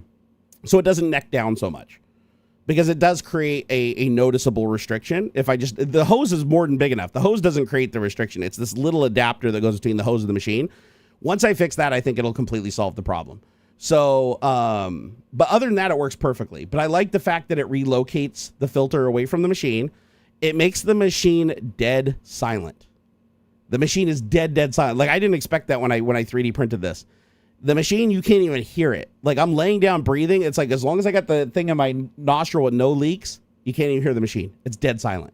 Never had that happen before. Even when I did the big 3M adapter on the side of the machine using the other adapter that I've posted, that one even made noise. It did quiet it down over the stock filter, but it's still, you could hear it, right? You could hear the air go out of the machine. That goes away when you relocate the filter to the other side of the room 6 feet away. So I was like, dude, this is badass. So I am going to modify that one little thing, and I may shorten the hose. Like, I may get a 3-foot hose instead of a 6-foot hose just to further reduce the restriction. But I do love this design, so I'm definitely going to be using it. Yeah, I have been worrying a lot about my O2 lately since I found out I was like basically giving myself CO2 poisoning. So by the way, have you guys noticed that I have a lot more energy when I'm streaming right now? Literally for months without realizing I was giving myself CO2 poisoning every time I came in this room. And I thought it was my nerves and my anxiety that was keeping me from being able to stay in here and live stream. Like, there were so many streams I canceled because I come up here, I'm getting shit set up. 30 minutes later, I feel sick. I feel run down. I feel like I can't think. I can't concentrate. I leave the room and then I feel fine. So after that happened dozens of times, it's like I didn't even want to be in here. I hated this place. Like I learned to hate the place I once loved. I had no fucking idea that entire time my oxygen, whenever I came into this room and closed the door and sat down, my oxygen over a half an hour would drop to 87, which is dangerous. Like 87 oxygen saturation is danger zone. And I'm sitting in here for hours at a time with my oxygen super low, trying to talk to you guys on camera, which even lowers your oxygen more, with all this CO2 getting recycled into me without even fucking realizing it. Finally, one day somebody mentions, like, you know, is your room well ventilated? And I'm like, no, I clogged the vent over here so nothing comes in from the furnace because I don't want any heat coming in here. I closed the window vent because I don't want heat coming in the summer. The AC just circulates the air in the room and stirs it. It doesn't bring in any fresh air. My door, where the CO2 would normally slip under the crack under the door, I had a weather seal along the bottom to block sound getting out so that when I was being loud up here, I wasn't bugging my wife and kid downstairs while they were doing school. And so the room was sealed up so tight that when I closed the door, it would make my ears pop. That should have been a sign. I should have immediately knew something was wrong. Every time I closed my door, if I closed it too fast, my ears popped. And I was like, so I'm building up so much positive pressure just closing the door on my room that I knew the seal was too much. So I came up here after having the 87 because this monitors my oxygen every minute. It does a reading. I'm like sitting at 87. So I come up here and somebody said, hey, open a window, put a fan in it and circulate the air, right? So I did that. I came up here, opened the window, put a fan in the window. I looked down. My oxygen after half an hour was 97. In my bedroom, it never goes above 94. It was 97. So then I'm sitting here. I go downstairs. I open up the window in the bedroom and I sit next to the window, like physically sit next to the window, just deep breathing the cool air coming in the window. Pegged it at 99. I can't even remember the last time I got a 99 reading on O2. So I'm like, this whole time I've been basically sealing off my living spaces that I spend most of my time in so that no fresh air was coming in. I was trapping too much CO2. I wasn't giving any way for like new fresh oxygen to come in and for CO2 to flush out. And I was basically suffering. Like I was suffocating myself for months. My wife and son did an O2 reading. She was a little bit low, but not nearly as bad as me. And my son had 99 no matter what. My son's oxygenation is so good that even with all the CO2 and everything, he's still 100% no matter what. Me, however, I was suffocating in the nerd cave. So what do? I take the seal off the bottom of the door. I open the vent on the bottom of the window. That's all I did. Little itty bitty window vent. You know those little vents that windows have here in the United States? Open up that little vent, take off the weather stripping under the door. That's all I've done. I've done nothing else. Now when I close the door, I have to stop myself from slamming it because it feels like the door weighs nothing now and it wants to just close on its own. Just from that tiny little vent in the window, it's letting enough air in here that now when I close the door, it's allowing enough air to come in that it's just letting the door slam. I'm like, wow, that's fucking crazy, right? So now I did that. Now I don't feel lightheaded at all. Let me check my oxygen. To be fair, I haven't checked it since I came up here. So let me check it. Okay, we're doing a reading right now. Let me rest my arm on the desk. You have to stay perfectly still, otherwise it doesn't take a good reading. Okay, it's doing it, measuring. Give it a second. Still not great. 91. Way better than 87, though. Still way better than 87, but clearly I still need to increase. But here, I'm going to try something now. This is a good way to do this experiment. My CO2 meter should be here today. I ordered it from Amazon 2 days ago. It should arrive today. But let's do an experiment. I'm going to go open my door. So I've got just this little tiny vent open on my window, but I'm just going to open the door so that the CO2 can because CO2 is heavier than air. When I open the door, it should just pour out down the stairs like a waterfall, right? In theory. Talking does lower your oxygen, but it shouldn't lower my oxygen to 91. Like it should drop it down to like 92, but not 91. So I probably still have a lot of CO2 in here. So let me do this. Let me open the door. I'm going to keep talking like normal, and then let's do another oxygen check here in just like a couple of minutes. Hold on.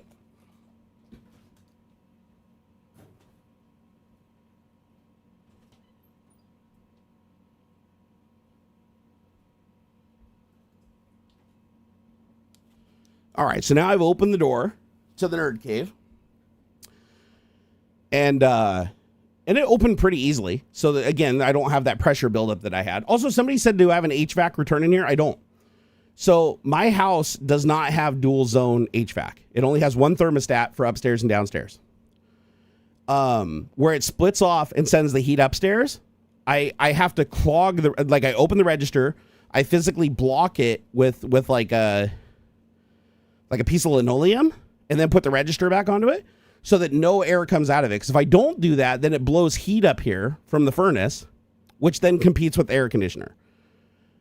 The problem with that I found was that cold air return I didn't realize was what was bringing pressure into the room, which was then forcing the CO2, actively forcing the CO2 out under the door by creating positive air pressure. That wasn't happening with the vent covered. So, oh, did it change again? My bad. There we go. Thank you for letting me know. So the problem that I had is I have no positive air pressure to push the CO2 out, so it just lingers.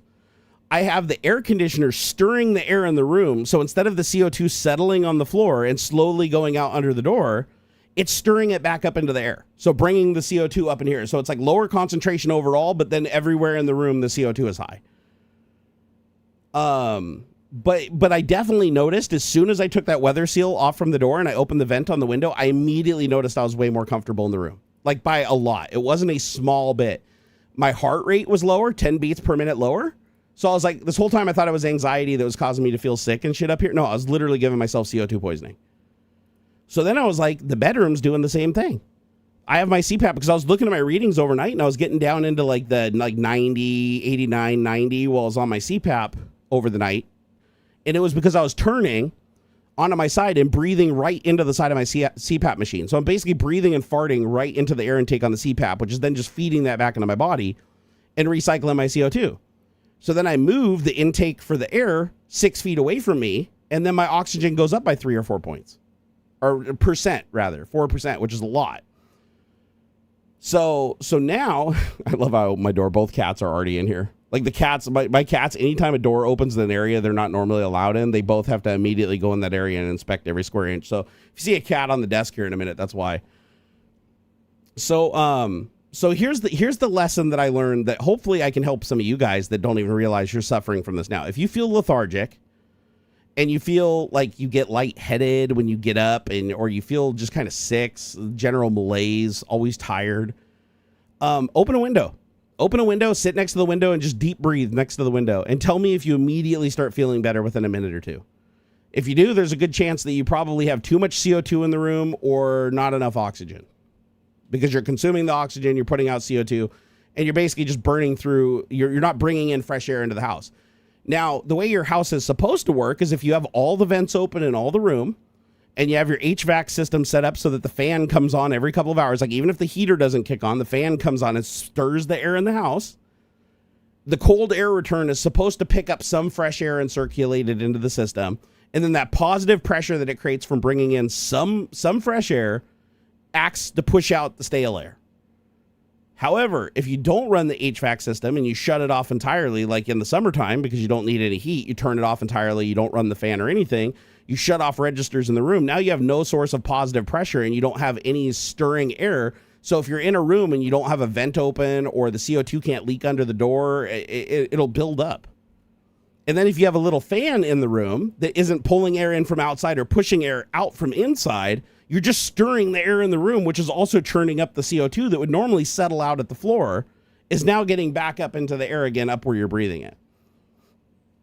All right, so we've had the window open. Let's try. I haven't tried this yet, so I'm curious to see if it makes a difference. Now I'm going to check my oxygen. I've been talking continuously this whole time, so all I've done is open the door up here. I haven't done anything else. It could be the same. It could be worse. I don't know. I haven't done this yet. Let's see what happens.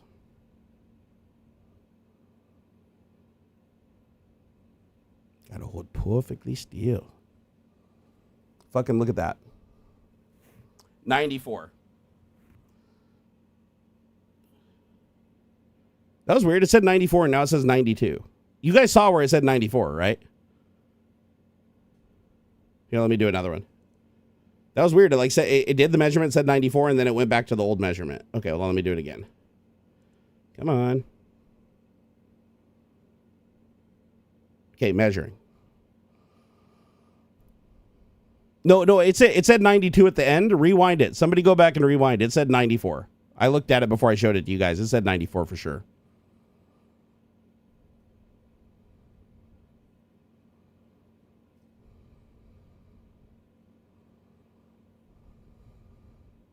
Yeah, now we're back down to 91. What gives?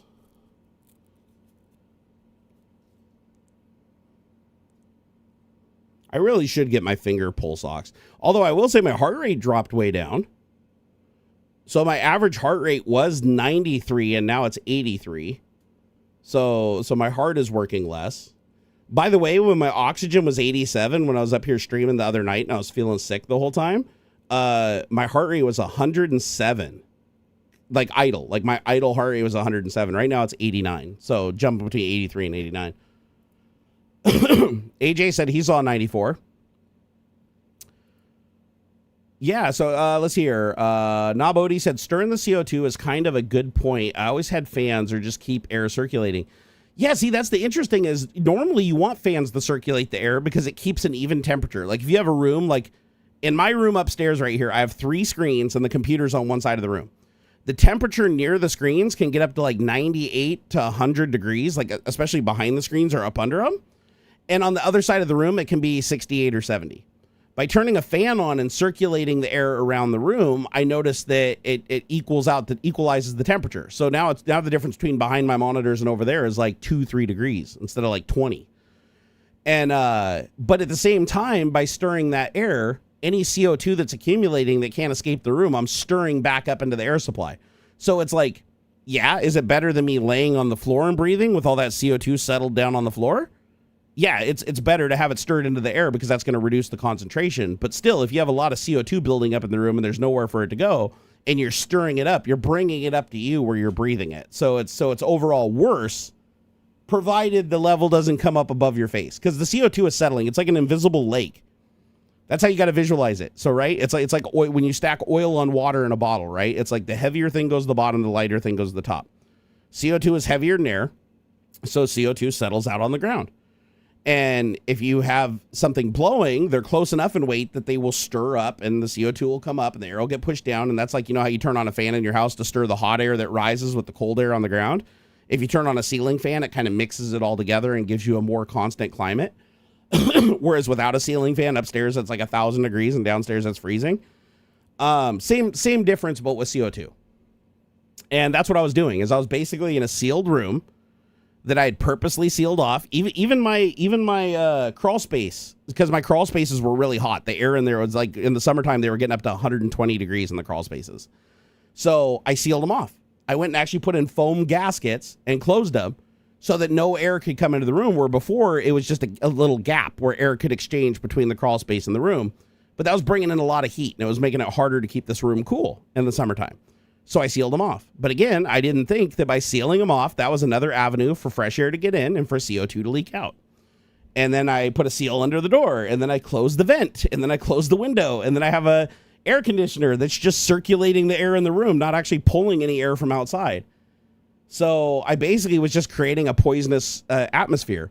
And the weird thing is, every time I walked in here, I was like, God damn, this place smells like a gym locker room. And I just figured it's because I haven't vacuumed in forever and it's just gross and there's cans everywhere and shit. Like, I really let this place go. But as soon as I opened the vent in the window and I took the seal off the bottom of the door, the next day I came up here, it didn't even smell a quarter as bad. That tells you how sealed the room was. The air was just becoming stale and stagnant, and like all the smells and stuff, like nothing was escaping. So I think what I really need to do for my health, and again, I bought a cheap CO2 meter. It should be here today. Is the CO2 meter should tell me if the CO2, where it's at dangerous levels in the house, and allow me to make changes and test those changes to see which one gives me the best environment while maintaining the easiest the most efficient cooling of the room. Because of course I could just open the window, put a fan in it, and let the air conditioner just run nonstop, never flipping off and trying to cool the room with a full 15,000 BTUs or whatever. I don't want to do that. That's going to be grossly inefficient.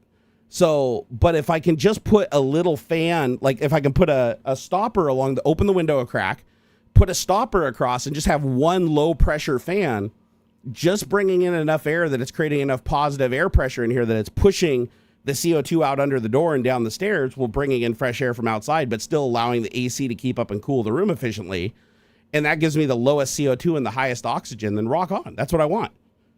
Then I'll feel a hell of a lot better being in this room. Because the truth is my lungs don't work like they used to. Like I don't oxygenate like I used to when I was younger. Like if I even just run or do light cardio, my oxygen just tanks instantly in the house. I do a lot better outside, but inside the house it just tanks. And again, I think it was the CO2. So another thing that I would really like Again, it's not in the cards right now because I'm broke. I mean, literally, I'm living off my 401k right now, guys. It's not pretty. I'm not happy, but that's how it has to be right now. But if I can get to a point where I can afford things again, one of the first things I want to invest in is an oxygen generator.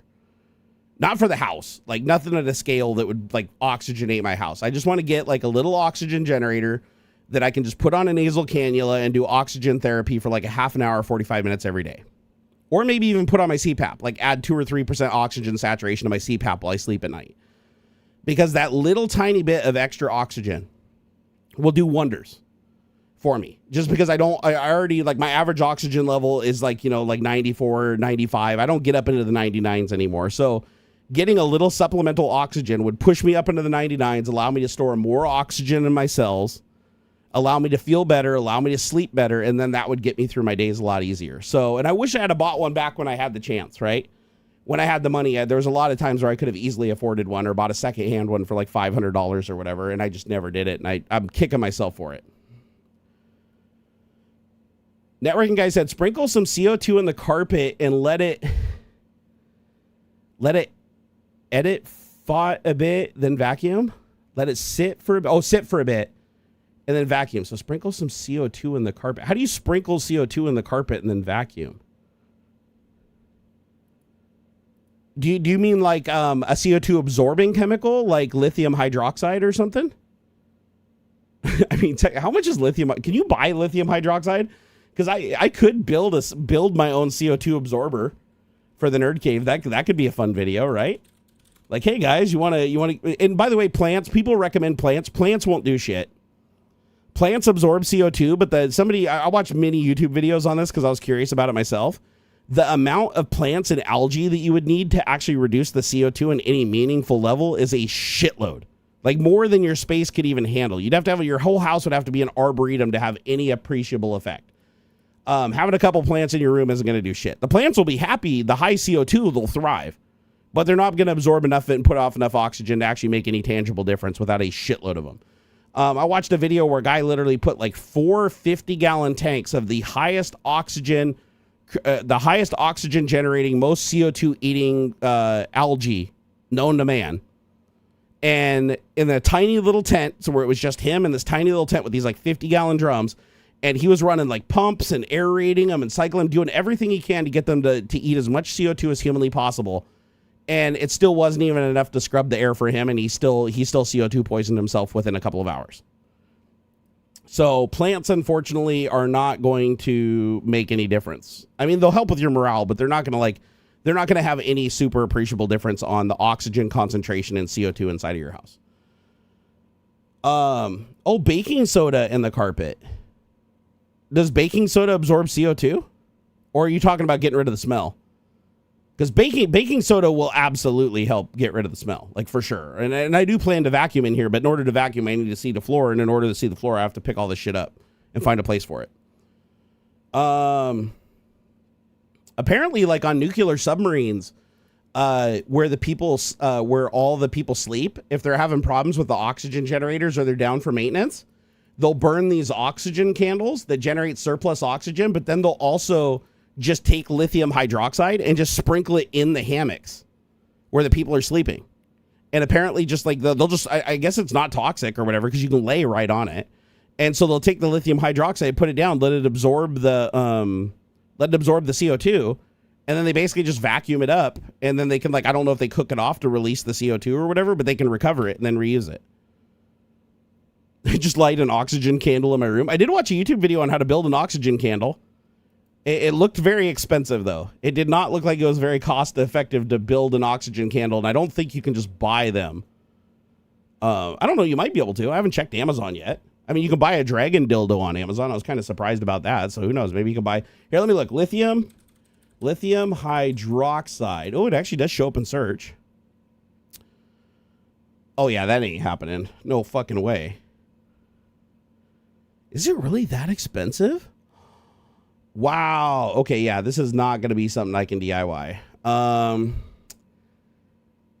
So a 500 gram bottle of lithium hydroxide. So 500 grams, I mean, that's a decent sized bottle, right? $209. And that's the bulk pricing. Yeah, I don't think, and that's probably like that amount of lithium hydroxide I would probably saturate just myself in like a day. Yeah, that's probably not a day, because I know the filters on the little spaceships, on the capsules, that like the Gemini capsules and stuff, like the lithium hydroxide filters and those things would like scrub the CO2 for like 3 guys for like multiple days. But yeah, I don't think that at $209 for 500 grams, I don't know how much that would filter for CO2, but I'm guessing it's not going to be enough to justify $209.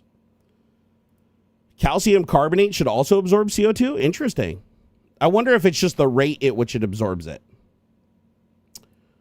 I got curious what ChatGPT thinks you're worth. According to it says I have a net worth of 2.5 million. No, I don't. Let's see here. Well, actually, it depends on how you look at it. So if I sold my house and I sold my cars and I sold every possession I own, I would probably be somewhere in the positive $500,000 department. But again, I wouldn't have a place to live, right? I'd have to just turn around and get another place somewhere.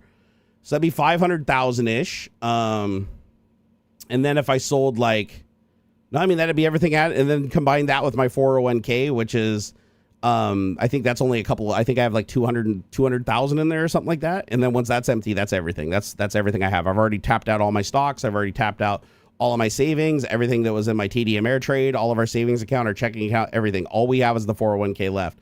So technically I'm not in debt right now. Like if you count my 401k, most people don't count their 401k because that's like supposed to be for retirement, but I don't have that luxury right now. But yeah, if I sold my house and combined that with my 401k, I might be at like 900,000, which I know that sounds like a lot to a lot of people. They're like, oh my God, that's a lot of money. But also keep in mind, that'd be 900,000 in the bank if I was homeless and didn't have a vehicle and didn't own anything. So, and then I would still have to go and find a place to live and either rent. And then once you pay the bills, buy food and everything to survive and everything, that's still not a lot. That's unless I moved to another country, like a third world country or Kentucky or something like that, then I don't know. Maybe I could live for a little while longer. But where I live right now, I'm kind of fucked because most of my money most of my net worth would be tied up in my house. And the truth is, my house is pretty dilapidated. It needs a lot of work. It needs siding, roof. It needs it needs to be completely repainted. All the carpet's 20 plus years old.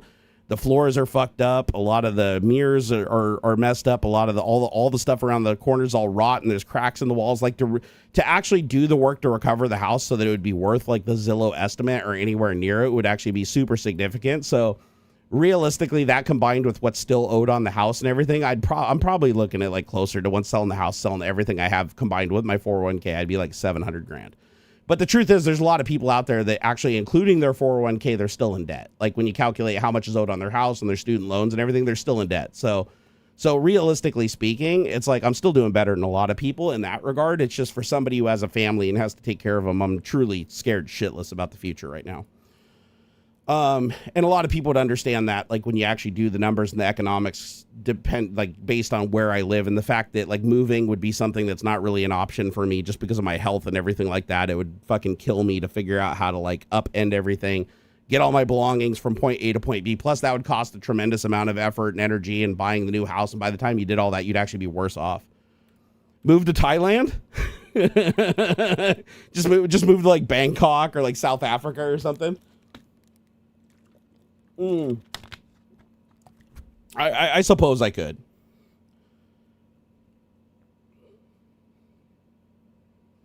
So wait, hold on. So who said, wait, what do they use on airlines? Do they use lithium hydroxide on airlines or do they use the calcium carbonate?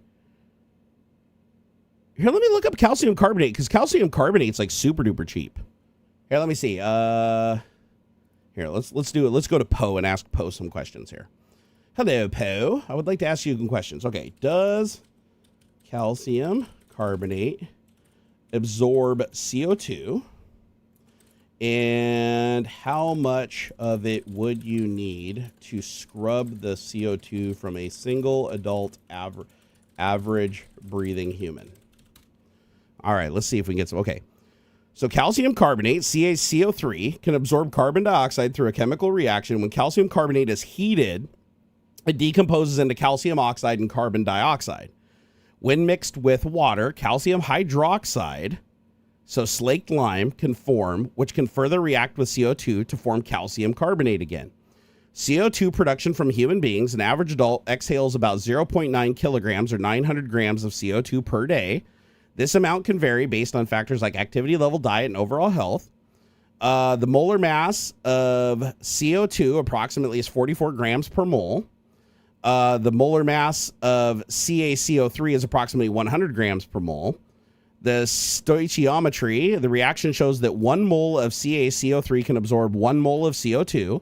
So calculating the amount needing to scrub 900 grams of CO2, which would be one adult male breathing for 24 hours, would require 20.45 mole of CO2. So I would need approximately 20.45 mole of CaCO3.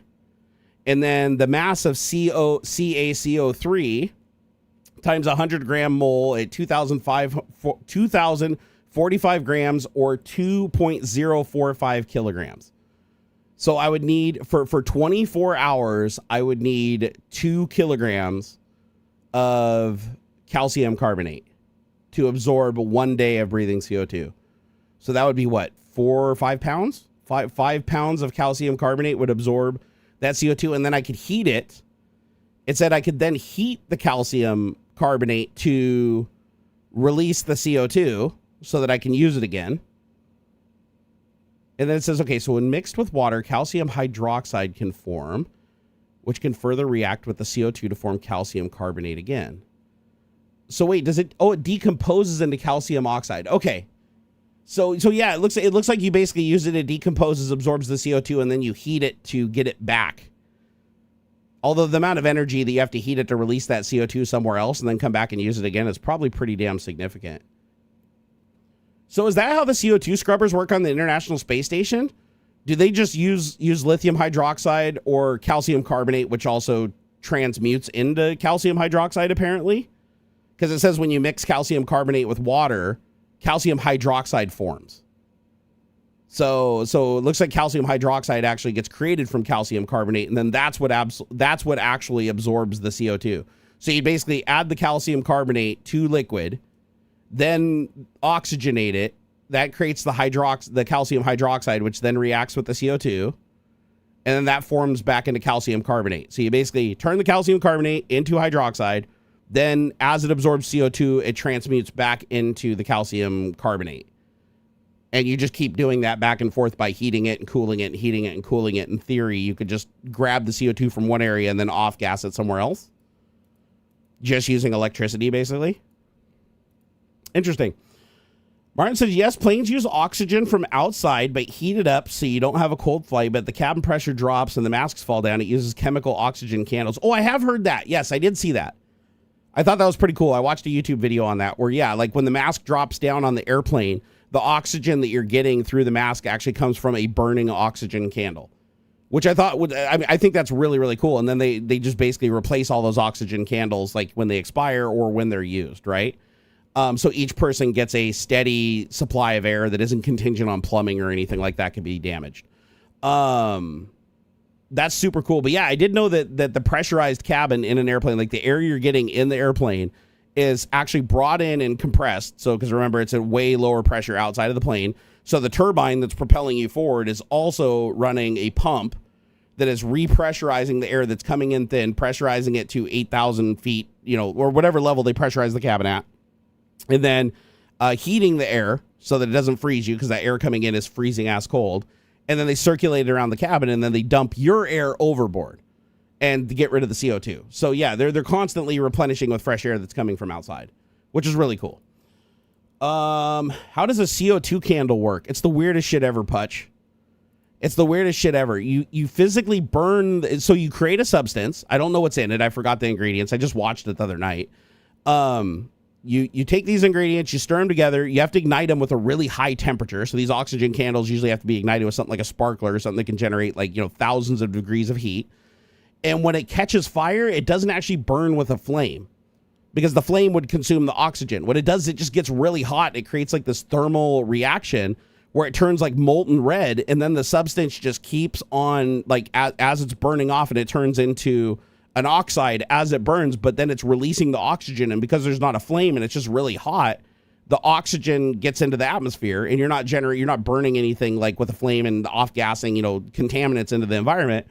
And then like once it's completely burned and released all the oxygen, you basically just throw it away, grab another one, light it up. They use them on submarines. So they're really common on submarines, and they can produce like even if the because normally they use electrolysis to separate hydrogen and oxygen. Then they throw the hydrogen overboard, and then they use the oxygen, for people to breathe on the submarine, and then they collect the CO2 using calcium hydroxide. And then they heat the hydroxide to let the CO2 out and blow that overboard and then recycle it. And the system just infinitely scrubs the CO2. And then the other system infinitely creates oxygen. So those two systems balance everything. But if they have to take the system down for maintenance, or the system fails because of some catastrophic event that happens at sea, they have to have several backups. And one of the backups they have is oxygen candles. And so these oxygen candles, they basically light them off, stick them in this compartment, shove them in, and then that oxygen circulates throughout the ship through a ventilation system.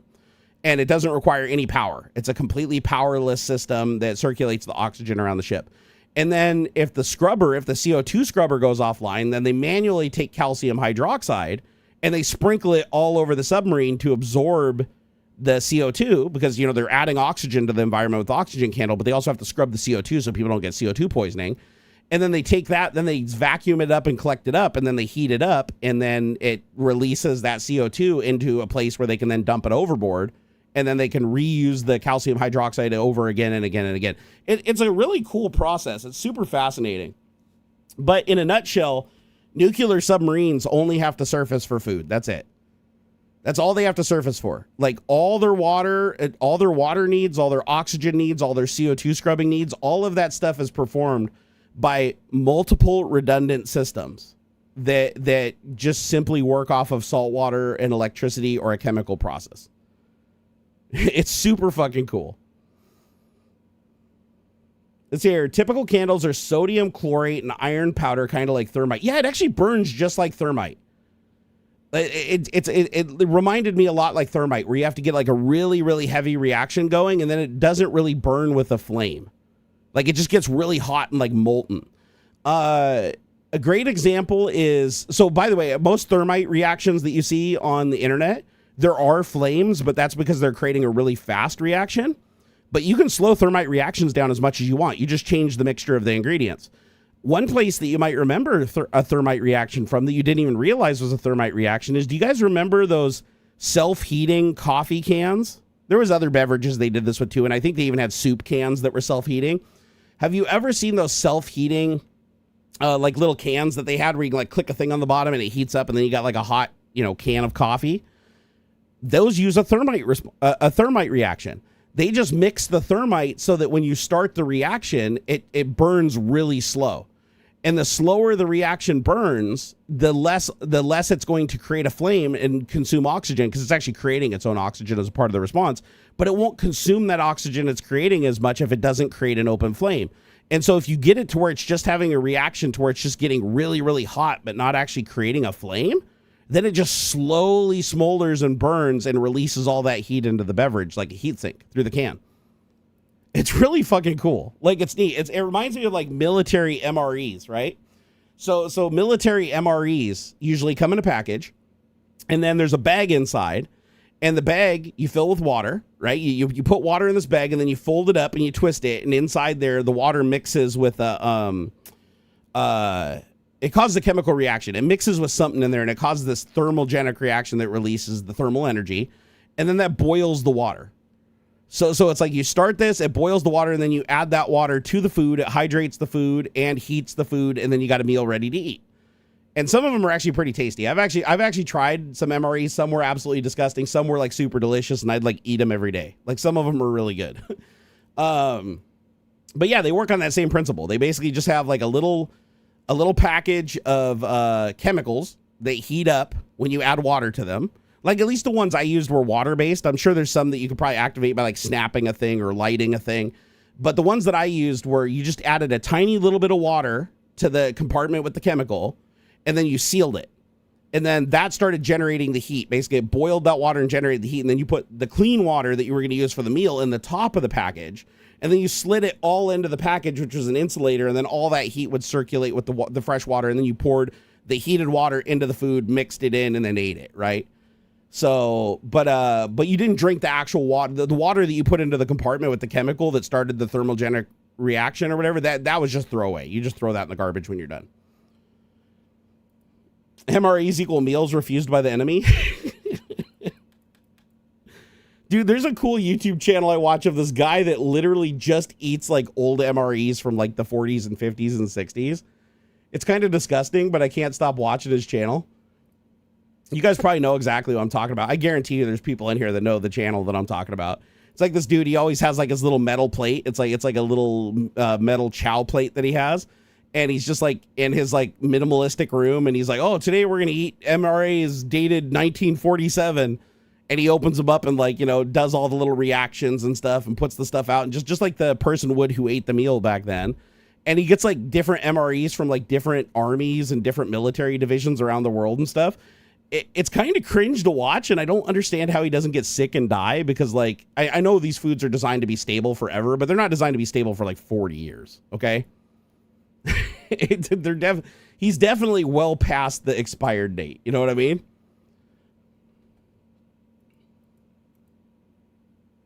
Nice hiss. What's the hiss from? Let's see here. The oxygen candles are for emergency situations in confined spaces. Yes. However, to be fair, the nuclear submarines, they do burn the oxygen candles fairly routinely for when they're doing maintenance on the oxygen generator itself, or if they're just having an unusually high amount of oxygen being absorbed more than the machine's generating, or just practice, right? Just to keep people up to date on how to do it. They'll just have them burn a candle, you know, once a day or whatever, just to make sure they know how to do it and they're doing it right. Hell, 90% of the shit they do on a nuclear submarine is just do things that aren't even necessary, just so they have the muscle memory to do them when they are. A lot of people would see it as well. There, you found it. Networking guy found it. Steve 1989 MRE info. That's the guy. As soon as I saw Steve, I knew that was right. Here, I'm going to go look just to double check, but I'm almost positive that's the dude. I love how fast you found that. Did you use AI to find that, or have you? Yep. That's him. Dude, he even has the MRE tree and the icon for his channel. Dude, this guy has 2.16 million subscribers. Hell yeah. By the way, everybody go subscribe to this guy. It's really interesting to watch him eat these like absolutely disgusting old meals. It's strangely satisfying. This guy will literally put anything into his mouth. I mean, literally anything. Like, you look at it and it's like, I would not eat that. It is so freaking disgusting and gross. And this dude's just like chowing down on it and telling you about how good it is. Like, I watched him eat crackers that were like 50 years old, and he was putting like this weird like Marmite paste on it that was also like 50 years old. And he's like, oh yeah, it tastes a little chemically. He's like, yeah, this is it's a little chemically, and you can tell it just, you know, it tastes like it's decomposed, but you know, you can still taste a little bit of like the hints of what was supposed to be there. It's so funny. Like, he won't just like straight up say anything's bad. It's like everything, he only talks about the good qualities. Like, wow, this is still pretty edible. Like, you know, I wouldn't eat it every day, but it's, you know, it's not bad. And you're like, dude, you're eating 50-year-old dried vegetable soup. What are you doing? And like the old MREs from like the 50s would contain cigarettes, like back in the day when they used to think they had vitamin C and shit in them. So he'll even smoke the cigarettes, like 50, 60, 70-year-old cigarettes that he pulls out of these MRE packages and just light them up and smoke them. And you're like, wow, dude, what are you doing? Oh, Putch44 said rancidity is his only no-go. Okay, so he won't eat it if it's rancid. Okay, but again, what he considers rancid and what you consider rancid are very different things. I know I've seen him, like, there are things he doesn't eat. Like, for instance, he opened a can. Like, one of the MREs had a can, and it had, like vegetable soup in it or something. And when he opened the can, like, there was still liquid in it after, like, 40 years because it was so well sealed. But it was obviously all like mold and decomposed. It literally looked like poop. And he didn't eat that, but he still smelled it. He still spooned it out and like sniffed it with his nose and shit. Like, I mean, it was still pretty goddamn disgusting. But I've seen him eat things that I would definitely consider rancid. He didn't think it was rancid, but to me, I was like, no, bro, that's rancid, dude. You can't eat that. Or like when he eats like peanut butter from like a 1969 Vietnam meat. He like opens up the can and it's actually got like the liquid, like the oil is sitting on top of the dried peanut butter, and he like stirs it together and puts it on crackers and eats it. And it did not look like healthy peanut butter. It was pretty grotesque, actually. I gagged a little watching it. Great channel though. Great channel. Good content. Ron said I picked up the calcium carbonate trick on Stargate SGU. Oh shit, what episode was that in? I don't remember that. Dude, just crazy shit though. Crazy shit. Well, guys, I'm probably going to start wrapping up old tech talk because I want to go spend some time with my son today. He's downstairs playing around on his VR, being a good boy. He hasn't even come up here once to ask for anything. So I want to go hang out with him, play some Gran Turismo and stuff. Things have slowed down quite a bit since Aux left. So, I'm going to wish you guys a fantastic and wonderful weekend. Hey, what are you guys doing this weekend? Anything cool? Anything in chat you guys want to tell me you're going to be doing? And then I'm planning on streaming on Monday on Twitch. I may even stream tomorrow. It just depends on how far I get with some stuff that I'm working on. But I do want to get back to streaming earlier in the day and more frequently every day, because I got to start rebuilding the Twitch audience, because it's the only other revenue feed I really have anymore. And if I let that go down anymore, it's like it will not come back to life. So just because of the nature of how Twitch works. So I'm going to start working on making a comeback over there, but we're still going to be doing tech talk every week here that we possibly can. And the goal is eventually to start making fully edited videos again. But again, I'm a ways away from that because I got to learn DaVinci Resolve. I got to get the new computer built with the upgrades that I've had for like 8 months now in boxes outside of the room. I got to clean up the room, clear space so I can actually take this computer apart and put the upgrades in it, get that all installed and online, then start actually resetting up StreamerBot, getting all the scripts working again for all the automation stuff. And then I'm going to start pushing hard into video production again. However, I'm not sure what exactly I'm going to make just yet. Like, I know a lot of it's probably going to be talking head videos with Windows stories, tips and tricks, technology, 3D printing, the usual stuff. But I also want to get back into sim racing. I really miss sim racing and doing simulator stuff.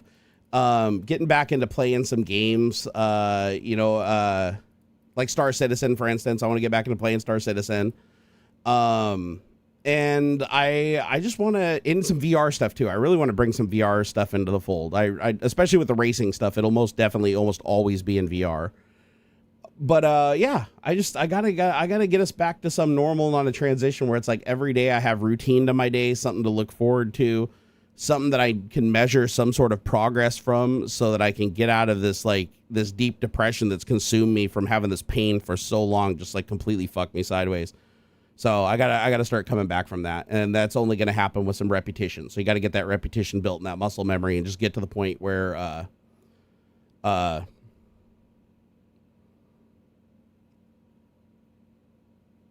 go biking. I can't bike. If I could bike, I would be biking right now. If biking was an option and walking was an option and going outside and spend a bunch of time outside doing cool shit was an option, I'd be doing it. So the reason I'm not doing it is because I can't. I can hardly walk between upstairs and downstairs without some serious complications and problems. So yeah, unfortunately, I don't get to just go ride. I'd love to. I wish I could go out and ride my bike for like 60 miles all over the place, but sadly I can't. But it is a goal. I would like to get back to riding my bike, but before I do that, I've got to recover my back quite a bit, and I definitely have to lose some weight because my bike isn't going to like dragging around my 400-pound ass. That's for sure. Oh no, you asked what you're doing. I'm going biking. Oh, sorry, I misunderstood that. No, awesome, dude. Biking is amazing.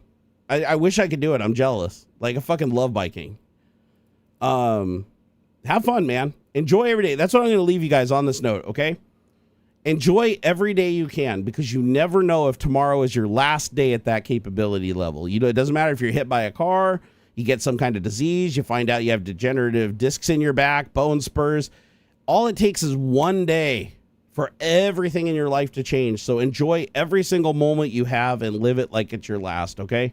Take it from old Barn, because you don't ever regret it in the moment when you have the capability. It's when you lose the capability that you instantly start having all those regrets. So don't have any regrets. When you get to the point where you can't do the things that you once loved and you're stuck and you're backed into a corner and your life becomes hugely stressful, you're really going to depend on those memories to sustain you of the good times. So build as many of those goddamn things as you can. Take it from old Barn. Trust me. And huge thank you to, I want a huge shout out again to those of you that have shown some support directly to the channel with super chats. D-Pat, again, thank you for the $5 tip earlier. Daniel Terry for the $20. Valiant Brand for the $5 super chat. Kilo Alpha for the 20-pound super chat. Ian Scott Johnson for the £5 super chat. Hystario for the $5 super chat. And Joe Taji for becoming a 16-month member. Absolutely love you guys. I appreciate everything you do for me, and I'll see you again either tomorrow or on Monday over at Twitch, and see you back here again next week at 11 a.m. Pacific here on YouTube for Tech Talk. All right, and if you guys want to hit me up on anything outside of streaming hours, just create an X account, even if you hate Elon Musk. Just do it. Tag me at Barnacules, and hopefully he'll let me see it. And if he doesn't, just keep tagging me until I do. All right, peace out, guys. I'll catch you later. Bye.